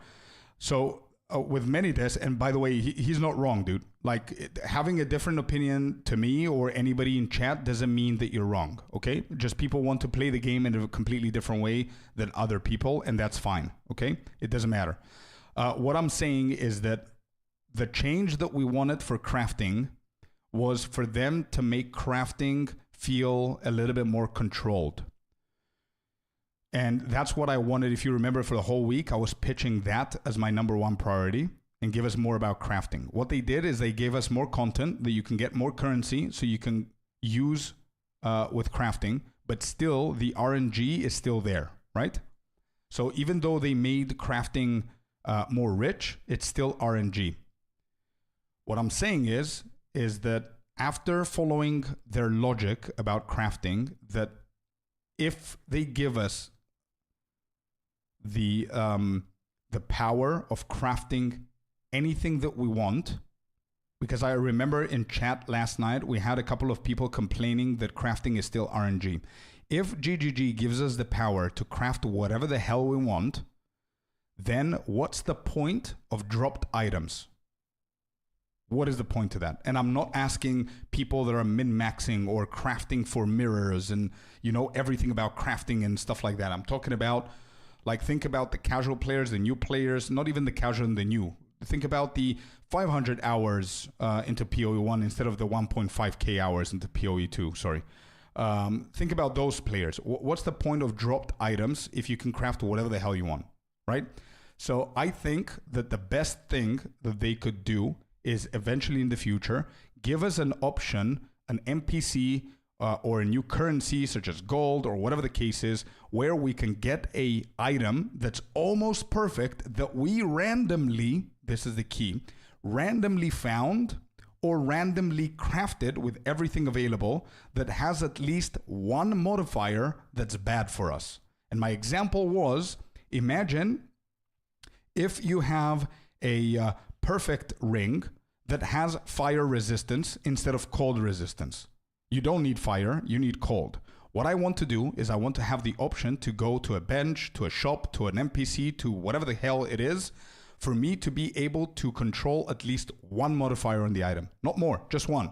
And I want to be able to convert fire resistance into cold resistance. That's it. I'm not allowed to touch that anymore. Sure, alterations. I want to be able to alter one modifier that's not fractured, one modifier that's not corrupted, just one modifier before I do anything else, or maybe after corruption. I don't know, it doesn't matter. I think just one alteration in the item will give enough control for people to make it feel good. I don't know. Scorpius, in Last Epoch, you can craft up to a tier. Upper tiers are drop only. That's one solution. Let people craft themselves some stuff, but top tiers are only droppable. That's a good solution, Menides, but I think that's a completely different strategy to the game. I think Path of Exiles is more into the crafting than LE, probably. Sorry to speak my mind so openly, but we're talking about a game that isn't even complete yet. It's still early access and all the whining is getting to me. Wait and see what the full game brings before you shit on it. No, I agree. This is literally also what I said before, that I don't agree with comparing PoE 2 with PoE 1, especially. I don't agree with people that are rating this update less than 5 out of 10. I believe that this update is insanely good. It doubled the game. It made it better. It took the right steps to the right direction. Are some things good? Yes. Are some things bad? Yes. But like they said, they're going to keep on fixing stuff. And there's so many more things coming out. I do agree with you 100%. Or you can reroll one stat, but then you're locked to only changing that one stat. Yeah, that's fine.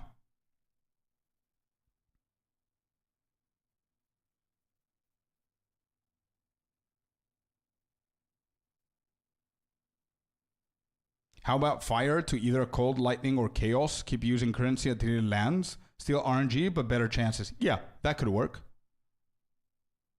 There will always be a way to make it better, true. And when you reroll that one stat, it gives you an option of 3 options to replace it. It then becomes more and more expensive to reroll. Right. If you make it so highest tier only from drops, then you bricked it. Oh, you're talking about what Menides said about Last Epoch, that you can craft up to a certain tier, and then the highest tiers are only drops. Sorcerer's build has support gems with Dex ST, but none of the armor has that. Do I add them on the passives? Yes, correct, Mad Dog. Yep. You're gonna see on my passive tree, there's like I think 1 or 2 Dex nodes and 1 or 2 strength. That's all you need. You don't need more than that, Mad Dog. Okay, can somebody explain to me what these are? I understand that they're skins. Sure, I understand that they're skins, but what are Reliquary keys? What is this talking about? Support packs? Reliquary keys from the early access supporter pack. What is all of this? These keys contain items selected by our supporters. They can contain any unique item found in Path of Exile 2. If the selected item is a pinnacle boss drop, then only special keys dropped by this content will be able to provide these items. For example, Hand of Wisdom in action can only come from a key dropped by Zesht. We're also making a change that allows pinnacle boss uniques to drop at any difficulty. Rarer uniques will be rarer at low.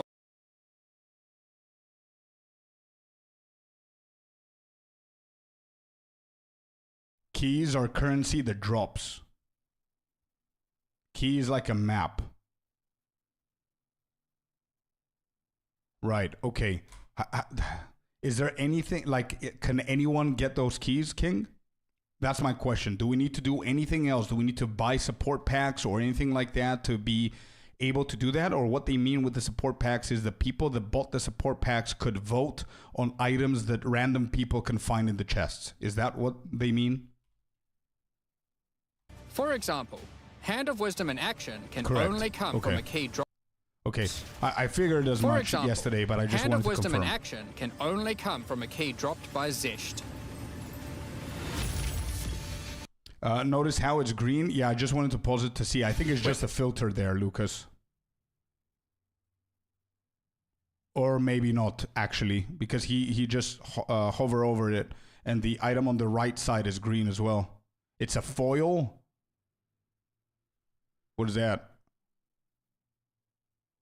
A foil version. So it's like a fake version. It has like a less foil version, shiny. Oh my god, we're doing shinies Also now? making a change that allows pinnacle boss uniques to drop at any difficulty. Rarer uniques will be rarer at lower difficulties. Okay, so are shiny items better or worse than the others? Or are they the same shit, but visually they're different? Instead of orange is flashy. Okay, so they're just aesthetics then. But still possible to find. This applies to the drop charges for the reliquary keys from this content as well. We spoke about Okay, this is a cool thing. towers and tablets earlier, cool. but we have also added a suite of unique tablets. Each of these... Okay. This is Breach, I think. This is Bosses. This is Rituals. This is Expeditions. These are Irradiated, and I have no idea what these are. Set bonuses have completed all greens. Oh, shinies. Yeah, you're just like a star moving, Kirk, at that point. I don't know what this is, though. These adds crazy interactions to the maps influenced by... Oh, these could be wisps. Yep, these could be wisps, or one of those two could be. Sad Expedition still bad, I know, but it's the way that we do the recombinations, so they're a little bit more valuable than before now, but it's the same. Yep. By it. For example, this unique tablet allows you to run any map. Look at this one. 13 maps in range are irradiated. All maps in range can be accessed. No pathing required. In a tower's radius without requiring connections, which can be quite useful for jumping gaps and traveling around your atlas. And this tablet causes all runic monsters spawned during expedition encounters to be duplicated, and weakens all expedition monsters that emerge from the ground. The Atlas tree has also been expanded, and you can find many of the new mechanics there. Oh, you know that I'm going this point, man. Like, I don't even care if it's not meta Atlas tree. I'm 100% going this and weakens all point. expedition monsters that emerge from the ground. And you know it, Icy. The Atlas Look at tree it. has also been expanded. Look at it, dude. 1000% I'm going this. Recombination is good. It's better than what we have right now. Yeah, I'm excited actually for I'm excited for recom. If I get the recombination thing, so I can say it once again so people can understand, whoever doesn't understand what it is. So recombination is going to be a new crafting system where the way that we do it is we need to grind ourselves currency that drops coins and stuff like that drop from expeditions. We then use those coins to use the recombination system. The recombination system is you put two similar items together. So a crossbow and another crossbow, or a belt and another belt. You cannot put a belt and a boot. So it could be two variations of boots together. And you merge those two, and your hope is that the recombination is going to take the best modifiers of each of the two items and create for you a brand new item with the best modifiers. However, there's a chance that the recombination is going to fail, causing you to lose both items. It's going to break both items, you're going to lose both items. Am I correct? And obviously, the higher the modifiers are, the rarer the modifiers are, the more costly it's going to be.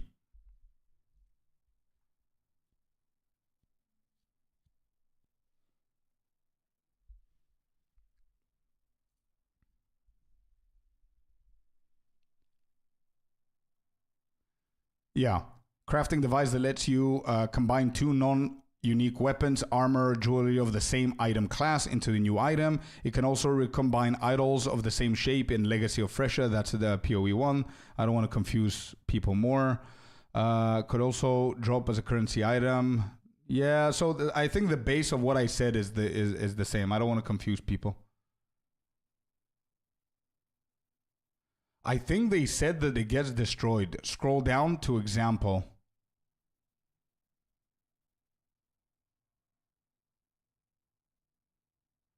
I'm not fully sure what they have said in PoE2, but you combine two items basically in hope to get the right mods in one. Yeah, exactly.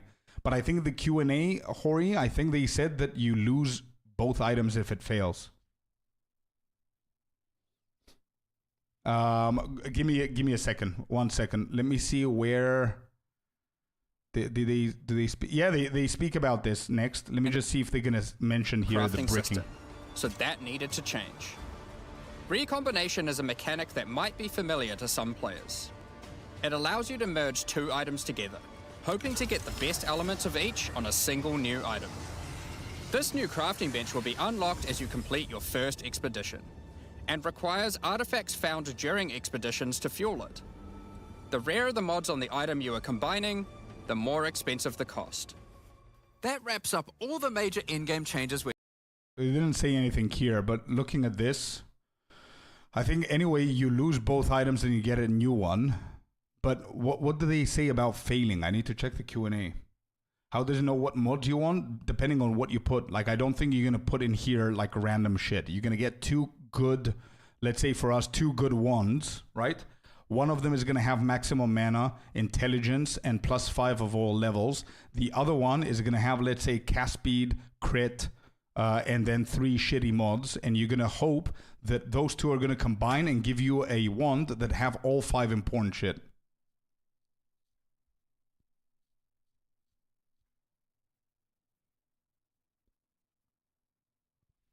Right. That's what they meant. Yeah. You're absolutely right. Yeah.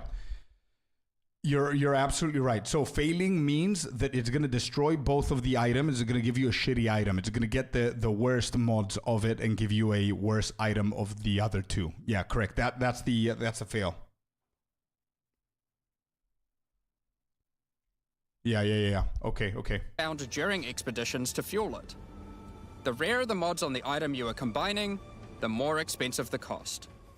That wraps up all the major in-game... Okay, cool. We're done with the video. I'm excited to be done with the video. Let's go over this one because I think this is going to have pretty good information. So here's the title. Look at this. Path of Exiles 2 Dawn of the Hunt Q&A. Throw everything you know in the bin. This is a new Q&A. It's not the one with Ziggy D. I don't think so. This is a new Q&A that they did with Jonathan, okay? And the title is Throw Everything You Knew in the Bin. Well, that's promising, dude. And it reads, following the Path of Exile 2 Dawn of the Hunt press presentation, Grinding Gear Games game director Jonathan Rogers sat down to answer several questions from the assembled press, both regarding the new expansion and the game as a whole. You can find the full transcript below. Okay? You guys ready? There's going to be a lot of questions here unanswered. I think he's going to provide a lot of details that we need. As a reminder, Dawn of the Hunt will launch simultaneously on April 4th across all platforms. Cool. Right. So here we go. Let me just make this a little bit, zoom in, tiny bit. Path of Exile 2 has 2 radically different gameplay tempos. The slow, methodical campaign and the faster endgame. Both similar to the first game. Do you aim to slow down the endgame and provide players with more agency to use slow reactive skills like parry, blocks, and combo skills? Already straight off the bat, it's a really good question. Yeah. So his answer is, the answer to that is that it's not that in the endgame things suddenly change or anything. It's just that there are various meta builds that I would say were overpowered and have led to a situation there. A situation where, in order to fight in the endgame effectively, people have tended to center around a few broken things. Now, this patch also contains a full rebalance that will improve a lot of the more broken things that have been going on, which means that we don't have as many people feeling like they're forced into some of that stuff, which should balance things out. The other thing is that we're changing the on-ramp to endgame quite a bit, especially with things like being able to die in the endgame. You should be in a scenario where people don't feel the need to use that stuff, and those builds are not so much available.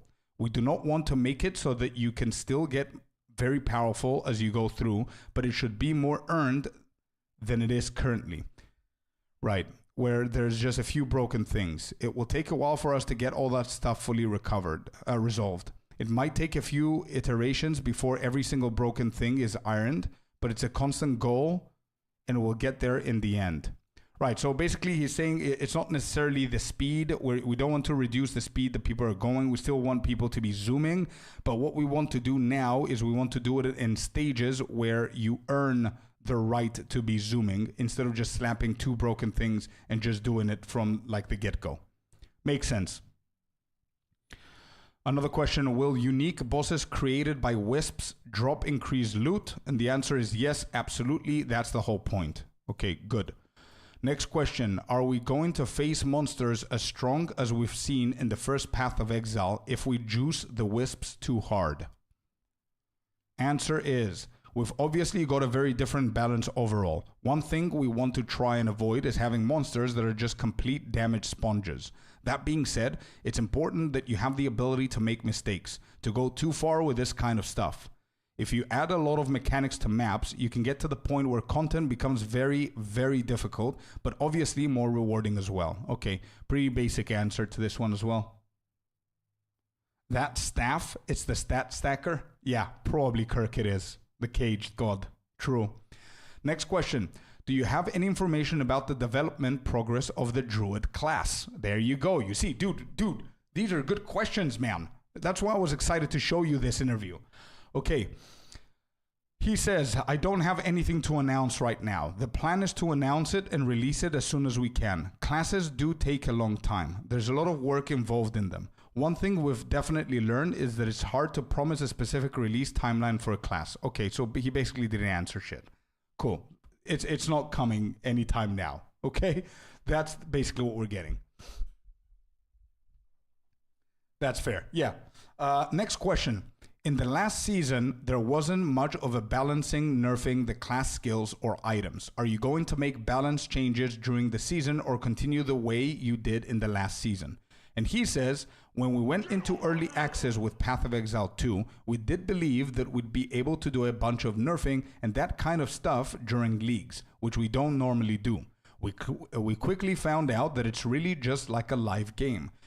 You cannot just nerf stuff mid-league because it breaks people's builds and they get very angry. Good, I love that point. We pretty much stopped doing that very quickly. This update will do a huge amount of balance and then anything really egregious will fix as it comes up. But generally speaking, we try to leave the balance mostly alone during the league. We now effectively bottle up all of those balance changes and then we release them when we're doing a season. As I said, it's a full game rebalance this time. This is a scary sentence, dude. This is a scary sentence. It's a full game rebalance this time. A lot of the things that players are currently complaining about, like Herald Device and this kind of stuff, will definitely get nerfed this season. Who is complaining about the Herald? People who don't play it? Stop complaining and start playing it then. To have fun. Why are you complaining? What? What do you care what build I play, dude?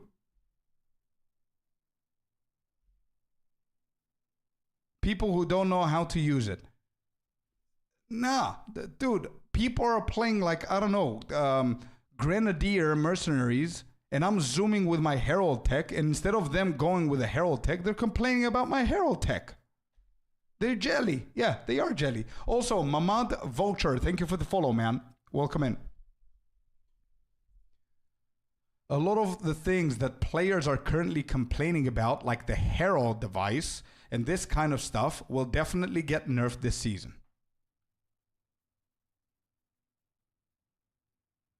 Yeah, maybe.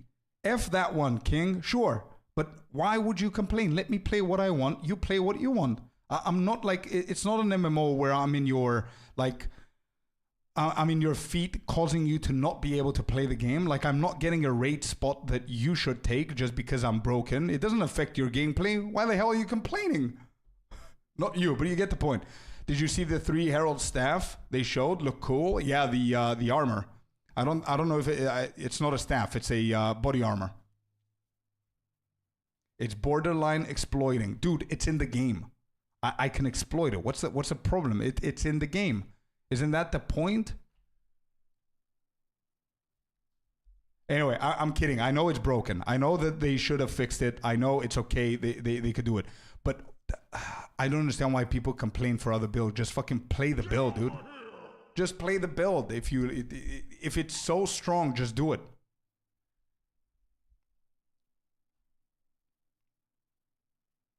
What can I do with the idols from Act 3? Just choose one. I don't know what class you're doing, but I'm pretty sure that the +5 attributes is pretty bad. You can choose between Chaos Resistance and Elemental Ailments. Usually I go for Elemental Ailments because the majority of the builds that I play are Chaos Inoculation. So I don't care about the Chaos Resistance. I don't care about the +5. So I just go Elemental. Older Hugh, thank you very much for the follow as well, bud. Welcome to the community. Welcome to the stream. Happy Friday, everybody. I don't understand why people complain. We're not against each other. People are just jealous. I guess. I don't know. I'm joking around. I understand that. Listen. People that love a specific build, let's say people love the mercenary, seeing the mercenary in the bottom of the pit of popularity, and the only mercenary that's being played is the attribute stacking that has zero logic, and you just press one button and you just zoom like a maniac. I understand why people can get pissed. I understand that. That's okay. Same thing with the Herald. But to be completely honest, dude, I've been playing the Herald tech as a Eye Strike Monk build. Not even the Deadeye. Okay? Deadeye is broken as hell. The Monk is not that broken. I promise, dude.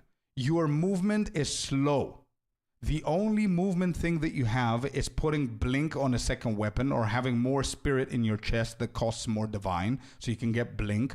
Or you have the half gimmicky Eye Strike leap to the mobs that don't actually make you consistently faster because the majority of the times your charge staff is going to kill them before you can actually go there, right? And yes, I click on stuff and I go there and I hit them and they explode, but I'm physical. The same way that I can approach something can kill me one shot as well. So it's not that level of broken. So if you have Flicker Strike, I don't play with Flicker Strike in the Eye Strike build. Like I play Eye Strike Monk build, which by the way, it's the most popular Monk build.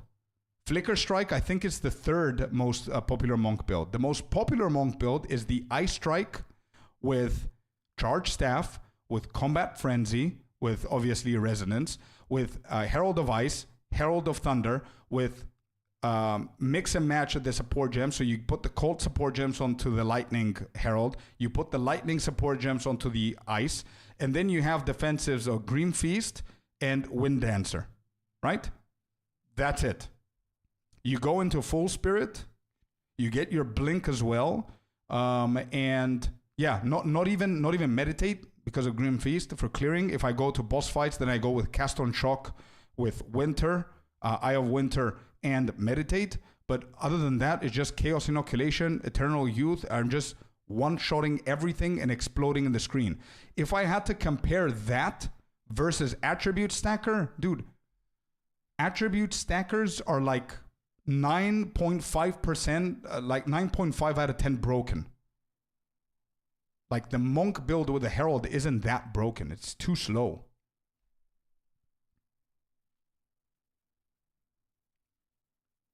I'm Sork, but I have 6 idols. I don't know where to use these. I can't interact with them. Wait, you need to select one of the 3, no? I'm just trolling. I know, dude. I know. I'm the same. Don't worry about it. No worries, King.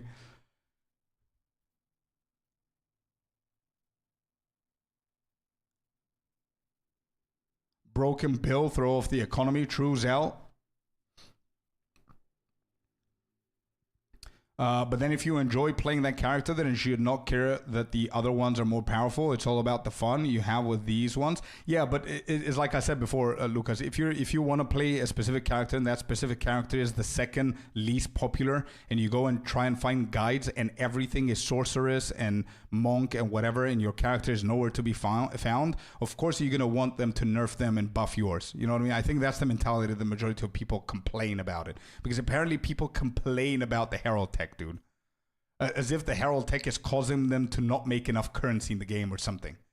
Like, I feel the way that they phrased it here, or the way that Jonathan is receiving feedback, I feel that people are complaining about the Herald text as if every time that I one-shot the whole screen, people are losing one divine. Like, bruh, chill. Why complain? What? Oh, man.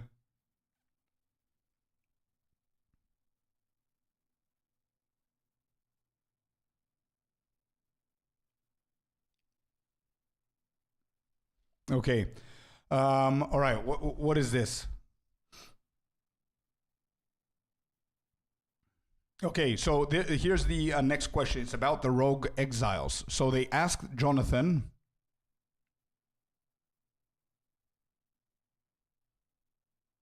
Oh, does he continue? No. So, okay, so they just explained the picture. Different rogue exiles have different sets. There are a lot of different ones that they can have. There's actually 12 rogue exiles in this version. The idea is to try and make it so that basically the big full set of uniques that could drop from regular content can spawn on them. They all have specific AI for those uniques, but they have lots of different options. There will be rogue exiles that contain most uniques that you would want to find. They're very interesting fights because they know how to use the items. They're pretty cool and feel like PvP-like. They're dodge rolling around and everything. Cool. So the question is, do rogue exiles have preset items or will it be completely random? And the answer to that is they do have random items, but I believe the different rogue exiles have different sets. There are lots of different ones that they can have. There's actually 12 rogue exiles in this version. Oh, so that's what he answered. There'll be, yeah, okay. So that's the answer that he did. Okay, cool. A lot of changes in the new content touch on player feedback. How do you balance that with Grinding Gear's vision for Path of Exile 2? Another good question. Jonathan says, we always listen to the players to determine what the problems are, but we still have our ideas with regard to how we're going to solve those problems. The players are really the ones bringing things to our attention. Normally, there'll always be some kind of third way. Like, we've got an idea of how it should be, and the players have an idea of how it should be. If we try to combine the concerns of both of us and them, we'll come up with a third way. There are a few issues that aren't like that, but generally speaking, we're always going to be able to come up with some kind of thing that both the players can get excited about and we can feel happy about as well. Ideally, that's the best solution. That's a good mindset to have. All right, next question is, do you have any plans to enable players to loot items from the ground in case they die immediately after killing a mob? The answer to that is, that's kind of something that I would say is pretty disliked as far as solutions go, because we tend to avoid things that don't make any physical sense thematically. Obviously, if you're dead, you cannot pick up the items. I know that's one of those issues that players are unhappy about, but fundamentally, there is just a thing of it. You die, you don't get the loot. I agree. I agree, bro. I mean, come on. Yeah, I don't understand how this concern has been brought up to be a main question. Anyway. It is fair. Of course it is fair. Next question. With the least played ascendancies as Acolyte, there you go, Acolyte, Chronomancer, Warbringer, and Witch Hunter get changed in the update? That's a good question. I wouldn't say Chronomancer is not very well played, but for the others, the overall balance is changing very significantly. The reason why certain ascendancies are played the most is usually because there's something broken going on with them. It isn't necessarily the case that the less played ones need buffing, although in a lot of cases we will do it. Effectively, all your previous assumptions just need to be thrown in the bin because there's enough changes as far as balance is concerned that you just cannot expect things to work exactly the same. So, yeah, it is 100% the case. Yeah. The reason why certain ascendancies are played the most is usually because there's something broken going on. It isn't necessarily the case that the less played ones need buff, although in a lot of cases we'll do that. It is, yeah. But yeah, effectively, all your previous assumptions just need to be thrown in the bin. That's what I'm getting from this answer here. All right, another question. Can the Smith of Katava take multiple of the armor modifiers, and does it require committing one ascendancy point for each one? We had that question previously, and the answer is yes. You can take as many as you like as long as you have ascendancy points. Damn, dude. That's going to be big, bro. It's a question of, do you want to be using the other elements of the class, or do you want to go all in on those armor modifiers, which can be pretty powerful? There's just quite a lot of choice there in this class. That's what he says.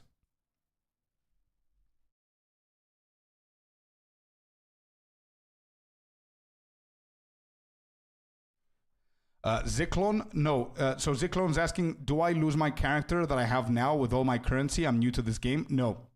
So the update is going to come to the old servers and it's going to come to the new league as well. However, I personally would recommend you all to start the new league. If you don't have a plan, like maybe Horibadi or somebody else for the old league where you're going to be using a shit ton of currency to try stuff, I would recommend, especially if you're new to the game, to join the new league, because there's so many new things coming out that you want to experience them together with the campaign.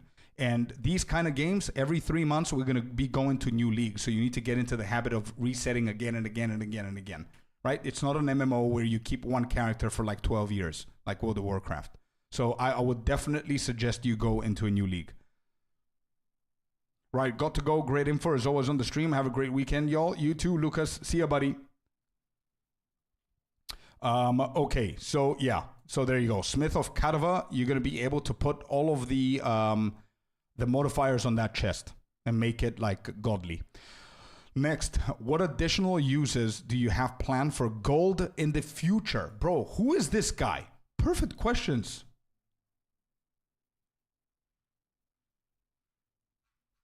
Bro, very good questions. I love these. So there isn't a point to play the game right now until the new league? Well, I've been playing the game ever since they announced it. And the reason I'm playing is to try new things, to have more fun, to learn things. Like if you have like 100 hours in the game, or you have like 700-800 like me, or 1,000 hours in the game like other people, you still learn, man. So 100% I would recommend you to maybe try a new class, level up a new class, see how it feels, and just wait. It's only like a week from now. Actually, exactly next Friday.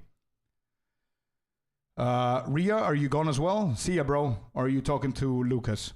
Okay, so good question here. What additional uses do you have planned for gold in the future? I'm not going to announce any right now, but it's just useful having that currency around. Okay, I was hyped for the question. You just killed my hope. No answer whatsoever. There is hope for the future, apparently. He's not going to announce any right now, but it's useful to have around. Okay. Oh, gotcha. Okay. Next question. It looks like map portals are tied to the number of resurrects and get lower if it gets harder. If we have some maps with fewer portals to go back and forth, does it mean we won't be able to carry as many items, especially for maps with multiple breaches? There it is, Artie. Somebody did it. That is the case. However, I guess the theory here is that you shouldn't generally need to take more than an inventory or two full of items. It is a concern though, and we'll have to see how well it works. I would hope there's something that we could do to alleviate that. I'm just thinking right now that maybe after the map is completed, we could allow potentially more, but I'll have to think about that. It's actually something that I should probably investigate a bit more. So yeah, I think it's going to be solved, man. Like I think this interview, knowing how content creation and how copyrights and stuff happen, this interview was probably done either the same day or the previous day of the announcement reveal. So they were still not aware of the big issue behind it and they didn't speak about it. So he's practically giving the same answer that he gave in the Q&A. But again, you can see that he's worried about it. So I have to think about it. It's actually something that I should probably investigate a bit more. So yeah, let's just hope that by the release, they're going to fix this because it doesn't make sense. Okay, here you go. For all the Temporalis addicts right here. Will Temporalis get removed or overhauled? It broke the game in several ways.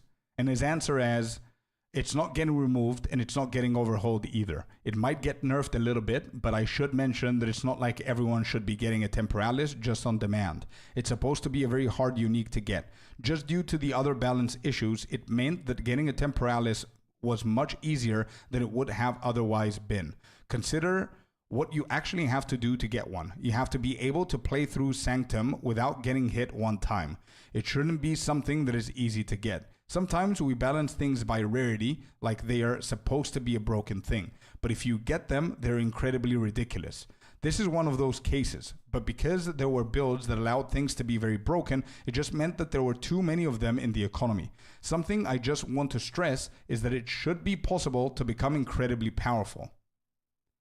It's just that it shouldn't be the case that you get that without a huge amount of effort. For example, it really was a problem that the pinnacle bosses got killed in 14 seconds the first time that people fought them.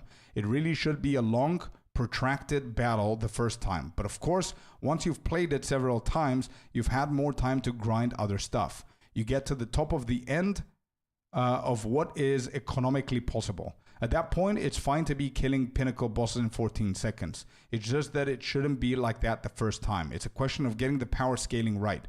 When you release a new game, there's just tons of stuff that's unintended. Ingenuity 0.1% drop rate confirmed. Yeah. Then they're asking him, are you planning to adjust the drop rates of currency items? And he says, there's always adjustments. Generally speaking, normal currency is mostly fine. I agree. With both we don't really have a particular issue with it. There are certain things, for example, omens, are not common enough, and we made it so that every ritual has an omen in it now. But I wouldn't say overall the currency needs I'm sorry, I cannot even read. But I wouldn't say overall that currency items needed a buff or anything like that. We're mostly happy with them. Okay. Yeah, I think it's okay. I think that answer is good. Next question. Any hints about the remaining story? Will there be released individually or maybe as a big story league or expansion? The answer is we're planning on launching them later. We're not going to announce when that's going to be for the time being, but obviously they all have to get done by the time we get into full release. Okay. Another empty answer. That's pretty fair. Then they're saying you initially talked about wanting the Path of Exile 2 early access phase to last 1 year. Now we're a little further in. Does it still feel like a realistic goal to reach the state you want for 1.0? And he says, I'm definitely very keen to get it done this year. What? I would be very disappointed if we weren't able to. Wait, hold up. What? So he wants the whole early access phase to last 1 year. We've already been 3.5 months in. So he's got like 8 more months to go.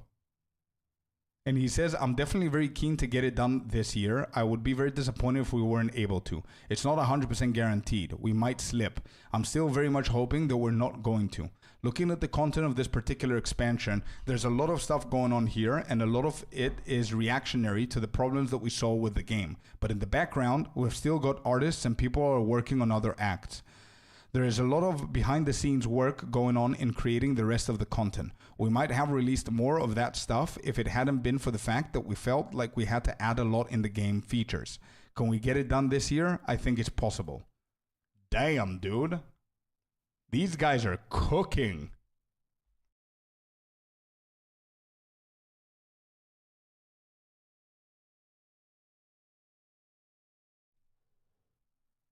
Yeah, that's insane. Imagine if we get 8 months, we get all of the new classes, all of the new ascendancies, all of the new acts. That's insane. Next question. Are there any plans to change gold so it isn't a drop item, but rather an auto pickup on kill, like expedition artifacts received in QOL in Path of Exiles? And he says, definitely not. I think it's nice that you pick it up. It's got a relatively large pickup radius. You just run over it. I don't have any particular problems with this myself at this point. Okay. Next question is, what changes do the trading system... Okay. What changes to the trading system can players expect during the PoE 2 early access? And he says, I don't have anything to announce about this, but I do have some things I want to try and improve here. Obviously, currency is much easier to trade. There are other things people want to do with trading. There are things that I would potentially change, and we definitely want to make sure we're testing those changes before the end of early access, because it's one of those things that can affect the economy pretty significantly. Okay, so he doesn't hint on anything that we can imagine. He doesn't speak on what it could be, but it's something that they're aware of, and it's something that they're trying to find solutions for. So I'm okay with this answer. He didn't say auction house. He didn't say to make it easier in game. He didn't say browser third party. He didn't mention any highlight keywords or whatever. So I don't know what they're planning to do, but he did mention that obviously currency is much easier to trade. There are other things that people want to do with trading. So I think that's what he's talking about. And he says there are things that I would potentially change. Like, what could you change else apart from the third party browser to be linked with the I don't know. We'll see. Next question is, will the new update implement more cosmetics people have unlocked in PoE 1? Yo, somebody of you guys asked me this. No auction house, he's 100% sure. Where did he say that? Yeah, probably, yeah. Thinking about how he was responding to a lot of the things, I do believe that he's not the type of guy that wants an auction house. Somebody asked me about this, and we posted this message in the chat yesterday, and here's the answer. Will the new update implement more cosmetic people have unlocked in PoE 1? And it says the answer is yes. I don't have a list of them, but we're continuing to move through that list and add more things. So yes, more of them will be added. Then the big question here, as far as I can see, is, will you please clarify if this update is a league on its own or if there will be several leagues before the next major content update? He says, every new update we do will contain a new economy. Hell yeah, dude. In this particular case, we decided not to put any of the content exclusive to the new economy, but in the future, we may decide to do that before early access is over. But generally speaking, there's probably going to be more content in these Path of Exile 2 updates than what you would have seen in Path of Exile 1 leagues in the past, just because we're finishing the game at that same time. That should result in a lot. In this particular case, our focus was really more on endgame and making sure there were lots of new encounters to find there. While we did add the wisps throughout the game, and we've also added a strong box and things like that, we didn't think it quite rose to the level of being able to make it exclusive to the league and to be able to call it a challenge league in the way that we would have done it in the past. The wisps were the closest thing to a new league mechanic here, but as I said, we decided not to make them exclusive this time. I am keen to do exclusive challenge league content for future expansions before the end of early access, just because when we do that, we can also decide whether we want to remove them, change them, or mess around with them. That's our plan, but honestly, we'll see, because ultimately, everything comes down to the degree to which we want to feel like we're addressing the concerns that people have online. So basically, he's actually confirming here that this is the one and only time that they're going to split the content into old and new league. So eventually from the next big update, everything is going to go into a new league with a theme on its own and a challenge on its own and stuff like that. So yeah. All right, next question they asked him is, currently having plus level link levels, did I read that right? Having plus level link levels to skills feels like a must since it gives such a large power boost for one mod. Is it intentional? Are there any changes coming to it? Ooh, this is a good question. It is intentional. It's exactly the same as having increased physical damage on weapons. There are certain mods that are more powerful than others. That's part of the fun of finding them. It's one of those things, just like how you need run speed on boots. There are certain things that you want to be able to find. You need to chase mods in order to make the bad mods feel better. It's just part of the design. Right, okay. Next, any plans to add a higher difficulty mode for existing acts? Somebody asked that yesterday in the chat, and the answer is nope. No higher difficulty mode for the existing acts. No, because even the fact that we have 2 difficulties right now is not the final stage. We'll be removing that difficulty the moment... Wait, what? We'll be removing that difficulty the moment we have the rest of the campaign. The higher difficulty content is the endgame content, which is already done. While it all looks unique, it technically remixes all the act content and reuses the bosses in different ways. It's not like you don't have high-end content to do. It's just that it's done in a way that feels different from the campaign. There you go. So that's another answer. So we won't be getting higher difficulty levels in the acts. We're just going to get more acts. And apparently, as far as he said, they're going to remove the difficulty of the campaign. So it says we'll be removing that difficulty the moment we have the rest of the campaigns. Exactly, Unhurt.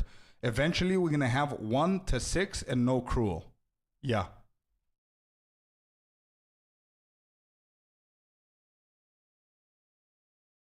Well, I didn't, Artie. So that's news for me.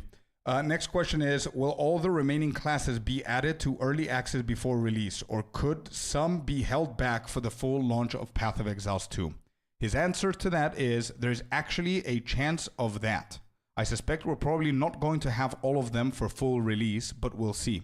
It depends on how things go and where things end. Obviously, I'd like to get them all in, but they do take a long time to make. The most important thing for the full release is that we have the full campaign and there's all the content that we need. It's not like we've got a shortage of classes. If we didn't have 1 or 2 of them for the full release, that wouldn't be the end of the world. We'll try to get them all in, but if we don't, then whatever.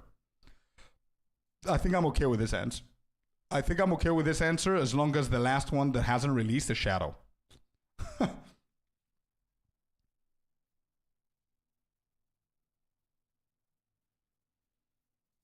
Yeah. Okay. Next question is, the last time you mentioned that Path of Exiles 1 will continue receiving updates as long as it has players. Are the current player numbers sufficient to justify ongoing development?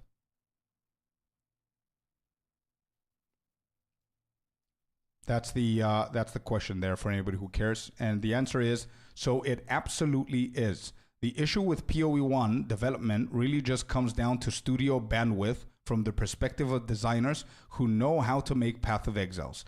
We don't have a huge number of them. Obviously, we have a bunch of people who work on the game, but in terms of game director tier people who are able to lead a project like that, we don't have enough to point where we can just be okay. You just go off and you do your thing. Mark and I have to keep an eye on it. For that reason, it's been a challenge to get the structure in place so that we can actually get both games rolling. Right now, I think we're getting to that point, but it certainly was a bit rough around the launch of PoE 2's early access, where PoE 1 stuff got quite paged in order to make PoE 2 happen. We're going to continue to do that stuff. With regard to your question, our company had both games in the top 20 player concurrent for Steam at one point a few weeks ago. I certainly say that both games have their place with regard to player popularity. It's definitely worth continuing to support PoE 1. Yeah, and the only reason that this happened is because PoE 2 was new and there was a brand new league in PoE 1 though. That's the only reason.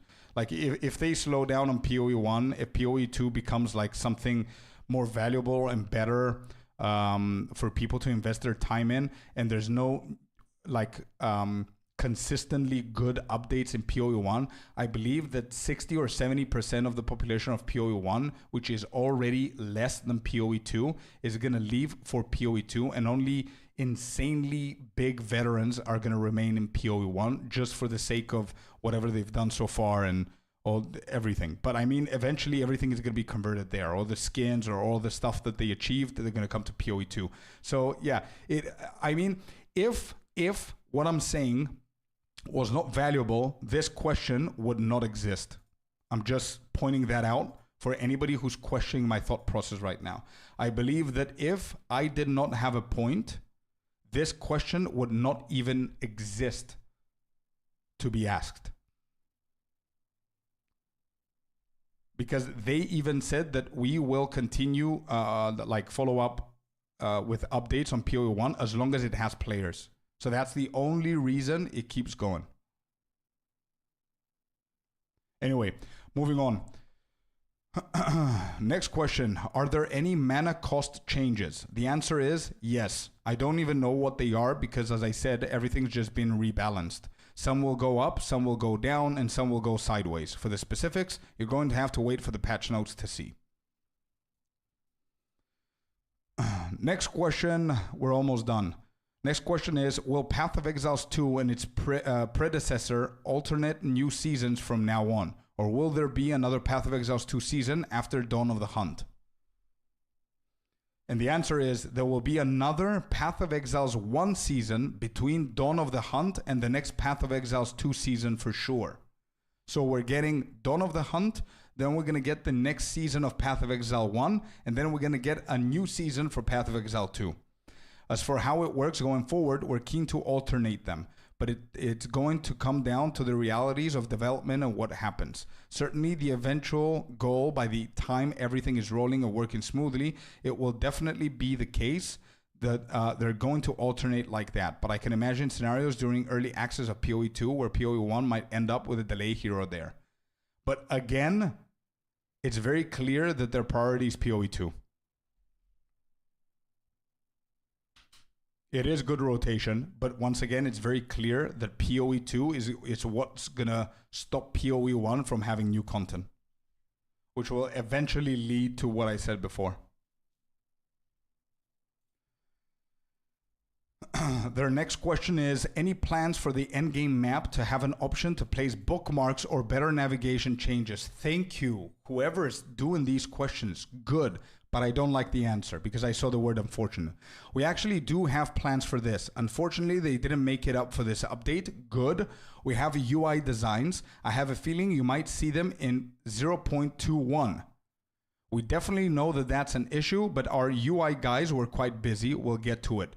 Heck yes, dude. Let's go. Mark used to be the game director of PoE 1. They don't call him that anymore. Yeah, I think there's a reason. There's a reason. Sad for PoE 1 only players. Well, dude, I don't know what to say to that, dude. I guess it is, but yeah, I don't know. The Atlas is such a pain to move around. I'm looking forward to that. Yeah, me too, man. I'm so excited for the world map. And the last question here is, with the Atlas tree expanding, are we going to have more points for the Atlas tree? And that's a pretty obvious question. Yes, you are. Actually, I don't remember the number now, but the Corrupted Nexus objective and the unique map objective get you Atlas points. Both the tree and the points have expanded. There you go. So yeah, it was a pretty good Q&A here.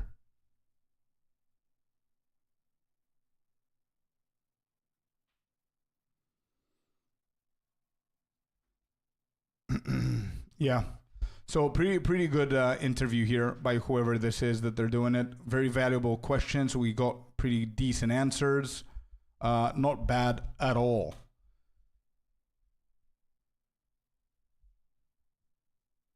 They said 10 more points. Yeah, they did with the new Nexus and Doriani cleansing stuff.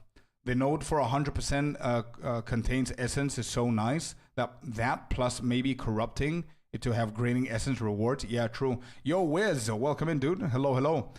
Yeah, so this interview was, I wouldn't say better than last night's one, but I would say that there were a lot more questions that we wanted them to answer.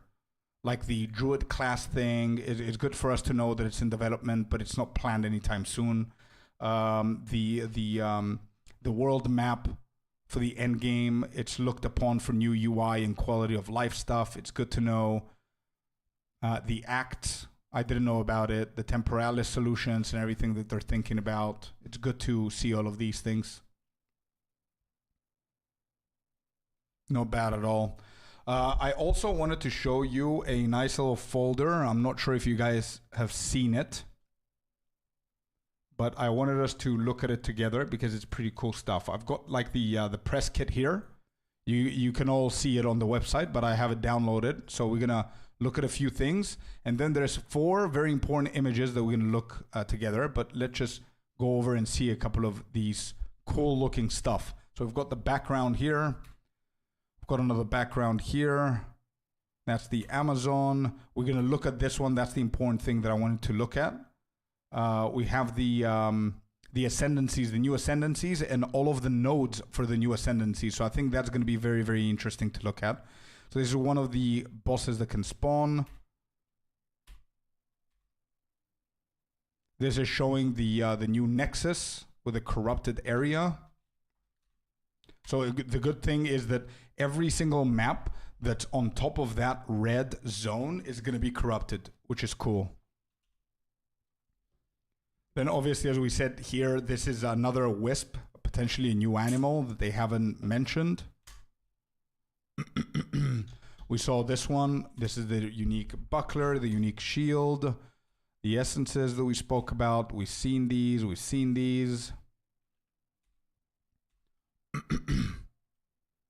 This is quite cool, a PNG.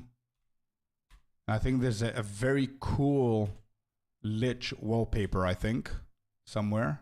Ooh, what are these? These are the spear. Look at these.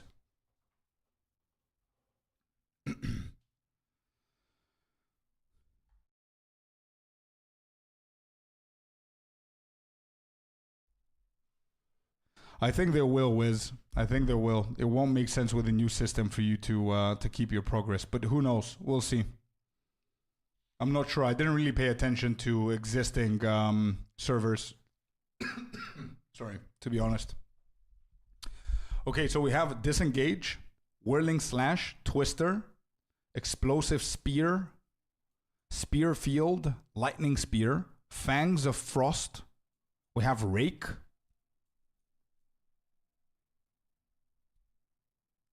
Barrage, this is existing. Rapid Assault, Stormlands.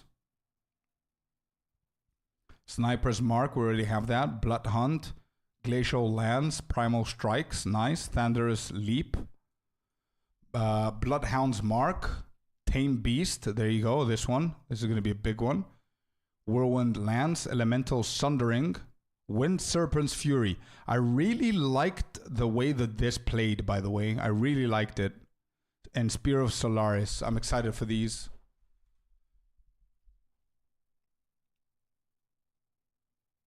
Oh, cool. All right, yeah, we're going to look at those in a second. All right, look at this, dude. Look at this, dude. Bruh. This looks amazing for a wallpaper. This is probably one of the best ones that they've done.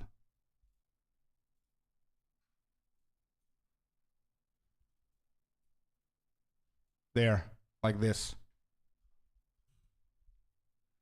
Ghazi is getting this tattooed on his back. Dude, I can see why. It's insane. It's so good. It's such a good design. Like the way it connects with the staff or whatever that is, the weapon, the Dementor capes and everything with the ritual signings here and the little thingies with the skull and all of these. It's such a beautiful artwork. All right, speaking of which, let's just tackle things one at a time. These are the important stuff, right? I'm not going to go into it crazily because I don't know witches that well, but I want to see what these are. So the first and most important thing, I want to see this one right here. We've seen it briefly before. I think it's not very complicated here. Crystalline Philastery. So it simply increases your effects of the jewel that you select to put in here by 100%. So let's say if your jewel is 12 spell damage, it's going to become 24 spell damage. Simple as that. The only negative here is that you it has 50% more mana cost if you have no energy shield. So that's that one. I hope the blood skills work out. Some of the like poison contagion type skills didn't seem that great in season 1. True. And to be completely honest, we're going to find out on the 4th because that's exactly what I'm going to do on Hurt. I'm going to go for the ritualist blood build for sure as my first attempt for leveling. I think it's going to be really, really cool. Unholy Might. Unholy Might is a buff that grants 30% of all damage as extra chaos damage. So where is Unholy Might then? Oh, it's here. Okay, so you start from which point? There's 1, 2. 1, 2. Okay, so let's say let's go with the left side here.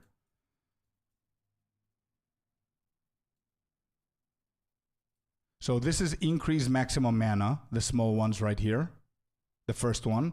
This is called Necromantic Conduit. You and allies in your presence have Unholy Might while you're not on low mana. Lose 5% of mana per second. And then Unholy Might is the one that gives you a buff of 30% all damage of as extra chaos.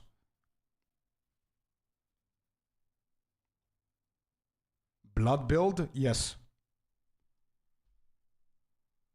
Unholy Might is baseline. The bottom two on left are swapped over. What do you mean? These two?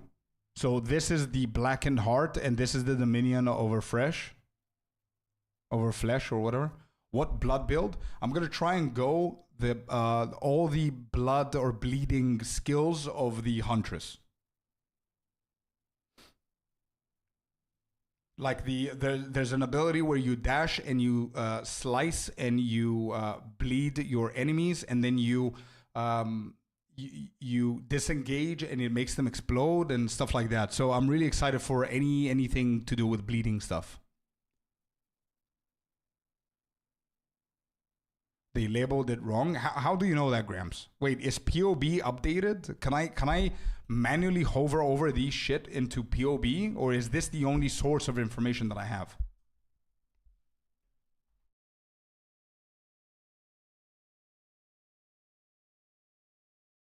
Oh, I see. They did. Okay. Okay, I got it. Okay, cool. So then I'm just going to go one by one, man. I'm not going to look into what's what, just so we can see what they have. So Unholy Might is 30% more damage as chaos damage. Okay, cool. Then the one over here that follows through Necromantic Conduit is, you said that it's not Dominion over Flesh, but it's Blackened Heart. Which makes sense because it's the Unholy Might continuation. Yeah, okay. So this one right here is called Blackened Heart. And it's 4% increased magnitude of Unholy Might buff you grant, per 100 maximum mana. Okay, cool. Then the second layer here is called Rupture the Soul. Cursed enemies killed by you or allies in your presence have a 33% chance to explode, dealing a quarter of their maximum life as chaos damage. Oh, shit. Nice. And then the last one here is Dominion over Flesh. You can apply an additional curse. Your curses can affect hex-proof enemies. A Discord bot pulled it up. Gotcha. Okay, understood. Understood. Thanks for the infogram. I think it's, if somebody reads it carefully and you think about it, it makes sense, right? Because obviously always the second ascendancy points enhance the first one. So it makes sense. Then the third one over here, this one gives you maximum energy shield instead of maximum mana or curse effects. This one gives you more energy shield. And then this one, Eldritch Empowerment. Non-channeling spells cost an additional 3% of maximum energy shield. Non-channeling spells deal 30% more damage. And spending energy shield does not interrupt recharge. So I think this is going to be the go-to if you play with the jewel. Because if you play with a jewel, you go for an energy shield build. If you go with an energy shield build, you want the 30% more damage with the Eldritch shit, right? I guess. Yeah, 30% is insane.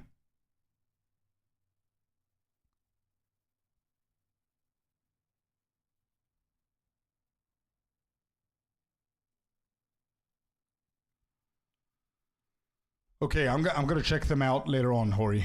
Let me see if I can make any logical build just by looking at this, and you tell me if I'm close or if it might be okay-ish.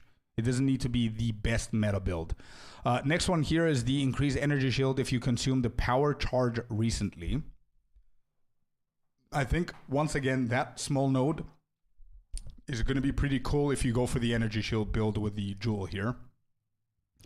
And then you enhance this with Price of Power. Non-channeling spells consume power charges to deal 25% more damage. So if you go into the jewel, which this I assume is gonna spend your points, you get 20% increased maximum energy shield. Let me just write shit down. 1 second. I think the most, like the newbie that I am into witches, I think the most simple build but that I can think about is with the jewel thing. So you go for, let's say, Crystalline Philastery with your 2 points.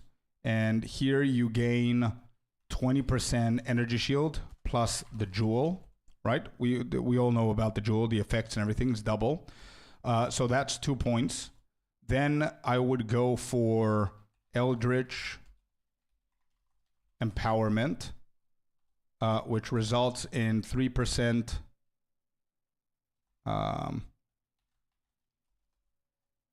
costs more energy shield 3% plus 30% damage for the Eldritch Empowerment. So that's another 2 points.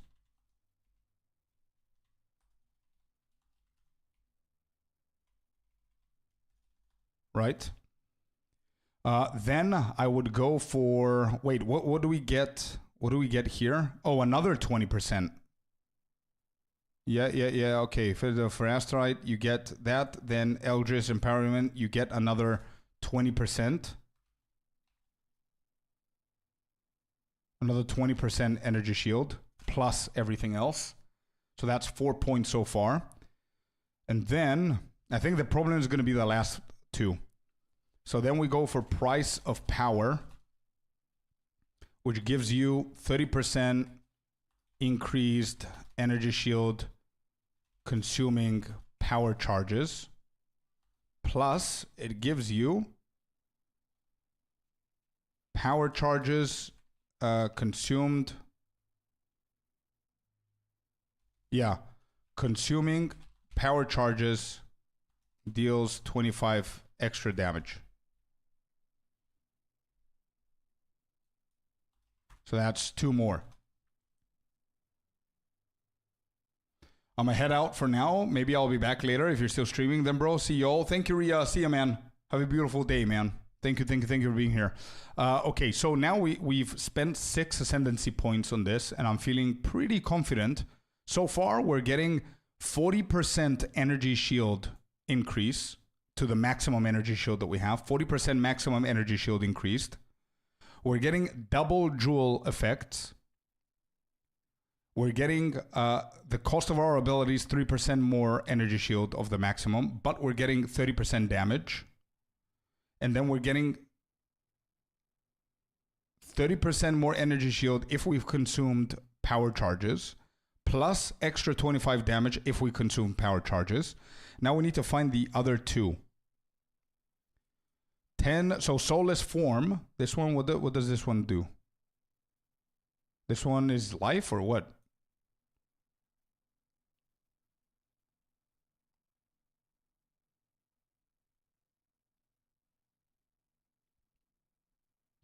No idea what this little node is. Maybe it's the same one as the other one. I don't know. Soulless Form, 10% of damage taken bypasses energy shield. No inherent mana regeneration. Regenerate mana equal to 6% of maximum life per second.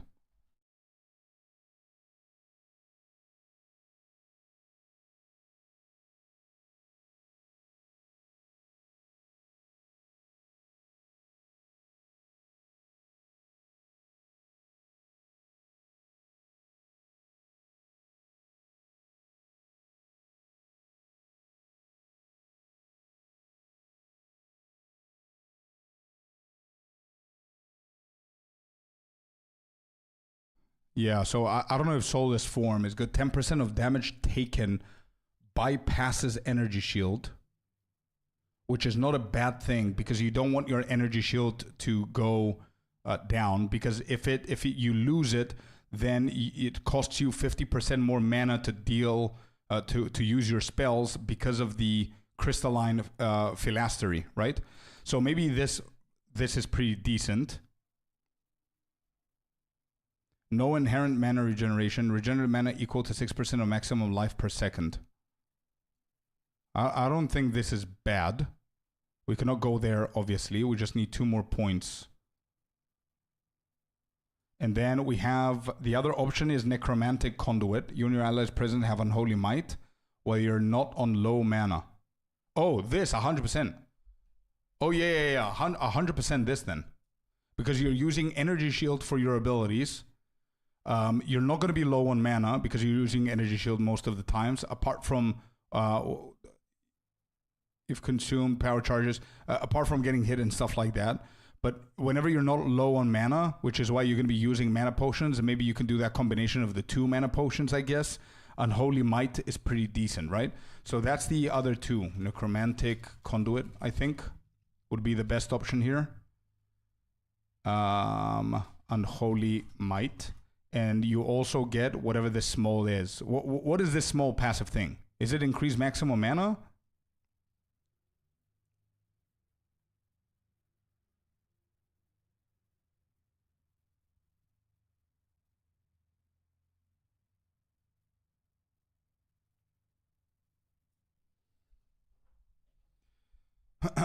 I guess stacking it with Eternal Life would be the idea. Where is Eternal Life? Oh. Your life cannot change while you have Energy Shield. Then that 10% would just go into Void.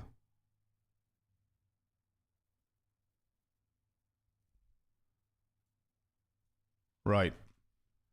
I'm sure the devs made it with that in mind, what you're seeing now. Good thing they didn't realize what they created. So wait.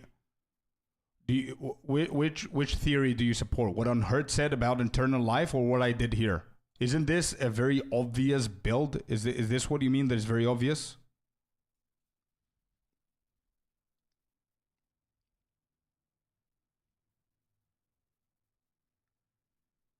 Oh yeah, we can go for some music. True.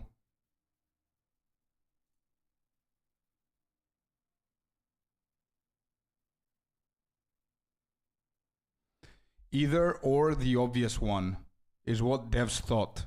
Yeah, it's a very obvious build, what I did here. You just stack the Energy Shield, you get the Unholy for the damage, and that's basically it. But I'm pretty sure that there's something insane going on in here.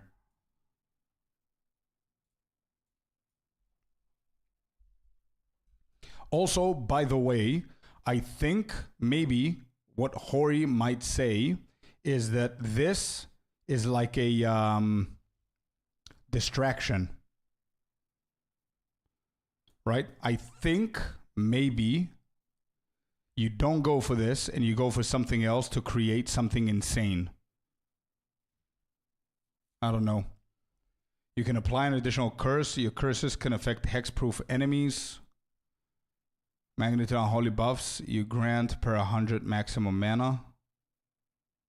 4% increased magnitude of Unholy Might buffs you grant per 100 maximum mana.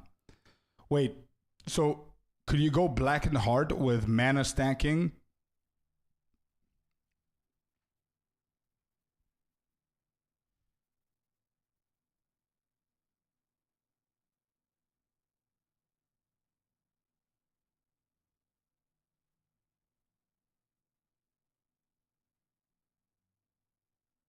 Scorp, I'm gonna stop you there. Okay, no leaky. Okay, so I'm getting close. Okay, cool. Right, I see. Middle one is only good with Adorn. Yeah, I started thinking about like the way that you said that it's very obvious. It is very obvious. I'm not a witch main or understand witches in any possible degree, but being able to create a decent looking build which isn't gonna like abuse anything or whatever, just it makes sense. And then I just thought that, hey, this is the new thing that they brought in. I don't think this is going to be as good as we think it's going to be. So maybe not spending 2 points here might be something okay. And then I think about possible ways that we could do this, because I think that Unholy Might is insanely good. So yeah, okay. I'm excited to try this actually. But just letting you know, dude, provide me with whatever, give me the okay for me to try it, but when I try it, I'll try it and I'll make a leveling guide and an endgame guide. So it's not going to happen very soon. So maybe the leak is already going to be out. Okay, just saying. Because as I said, I'm going to start with the Huntress. I need to go over the Huntress leveling build, the endgame for the Huntress. I'm not even going to target the meta builds. I'm just going to do leveling guides and endgame guides. And I'm going to cover some meta builds later on. But we're going to have enough time for other people to figure out and obviously expose this.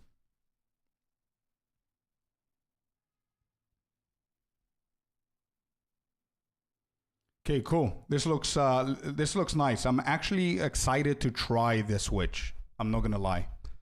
There were a couple of these things. These Amazon Ritualist and Ritualist. So this is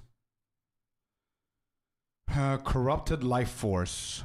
Enemies in your presence accumulate blood balls periodically. When they die, the balls pop, applying corrupted blood to enemies nearby. Yeah, this is something that I would love to go for. Like, this is like the bleeding, blood-related kind of ability. Corrupted blood deals 2% of slain enemies maximum life as physical damage per second. Blood boil applies to non-unique enemies in your presence every 1.5 seconds. 20% more corrupted blood infliction area of effect. A stack of corrupted blood on targets within 1.5 meters. Then we have the Amazon Elemental Infusion. This is the infusion I was talking about, by the way. When we said that there are like different charges and shit. Grants your weapon infusion. Projectile attacks with that weapon consume infusions to infuse the first projectile fired, causing it to explode at the end of its flight. So it has cold, fire, and lightning. Is it going to be pretty interesting to see? And then we have the Ritualist, the Ritual Sacrifice. Sacrifice the corpse of a rare monster to grant you its modifier for a duration. So it's basically Headhunter's passive kind of thing.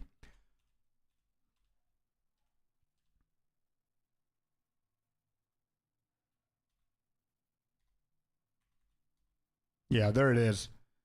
This is going to be my my first one. This is going to be my first ascendancy, I think.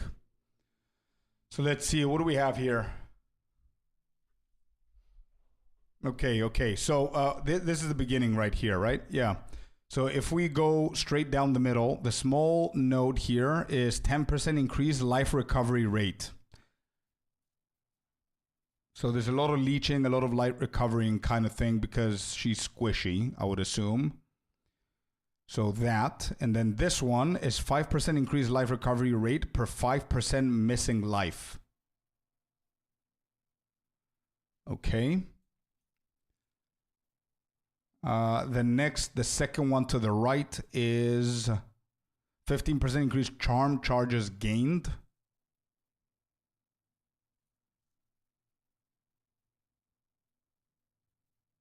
Wait, what are you guys talking about? Event Horizon?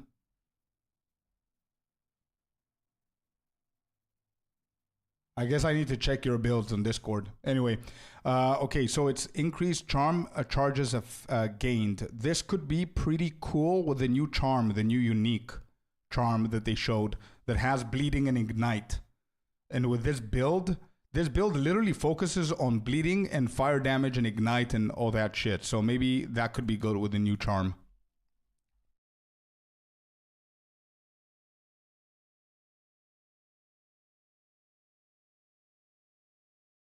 Then the big notable here is intricate sigils. +1 charm slot. 20% more charm charges gained. There you go. You get an additional charm slot through this if you want to play that one.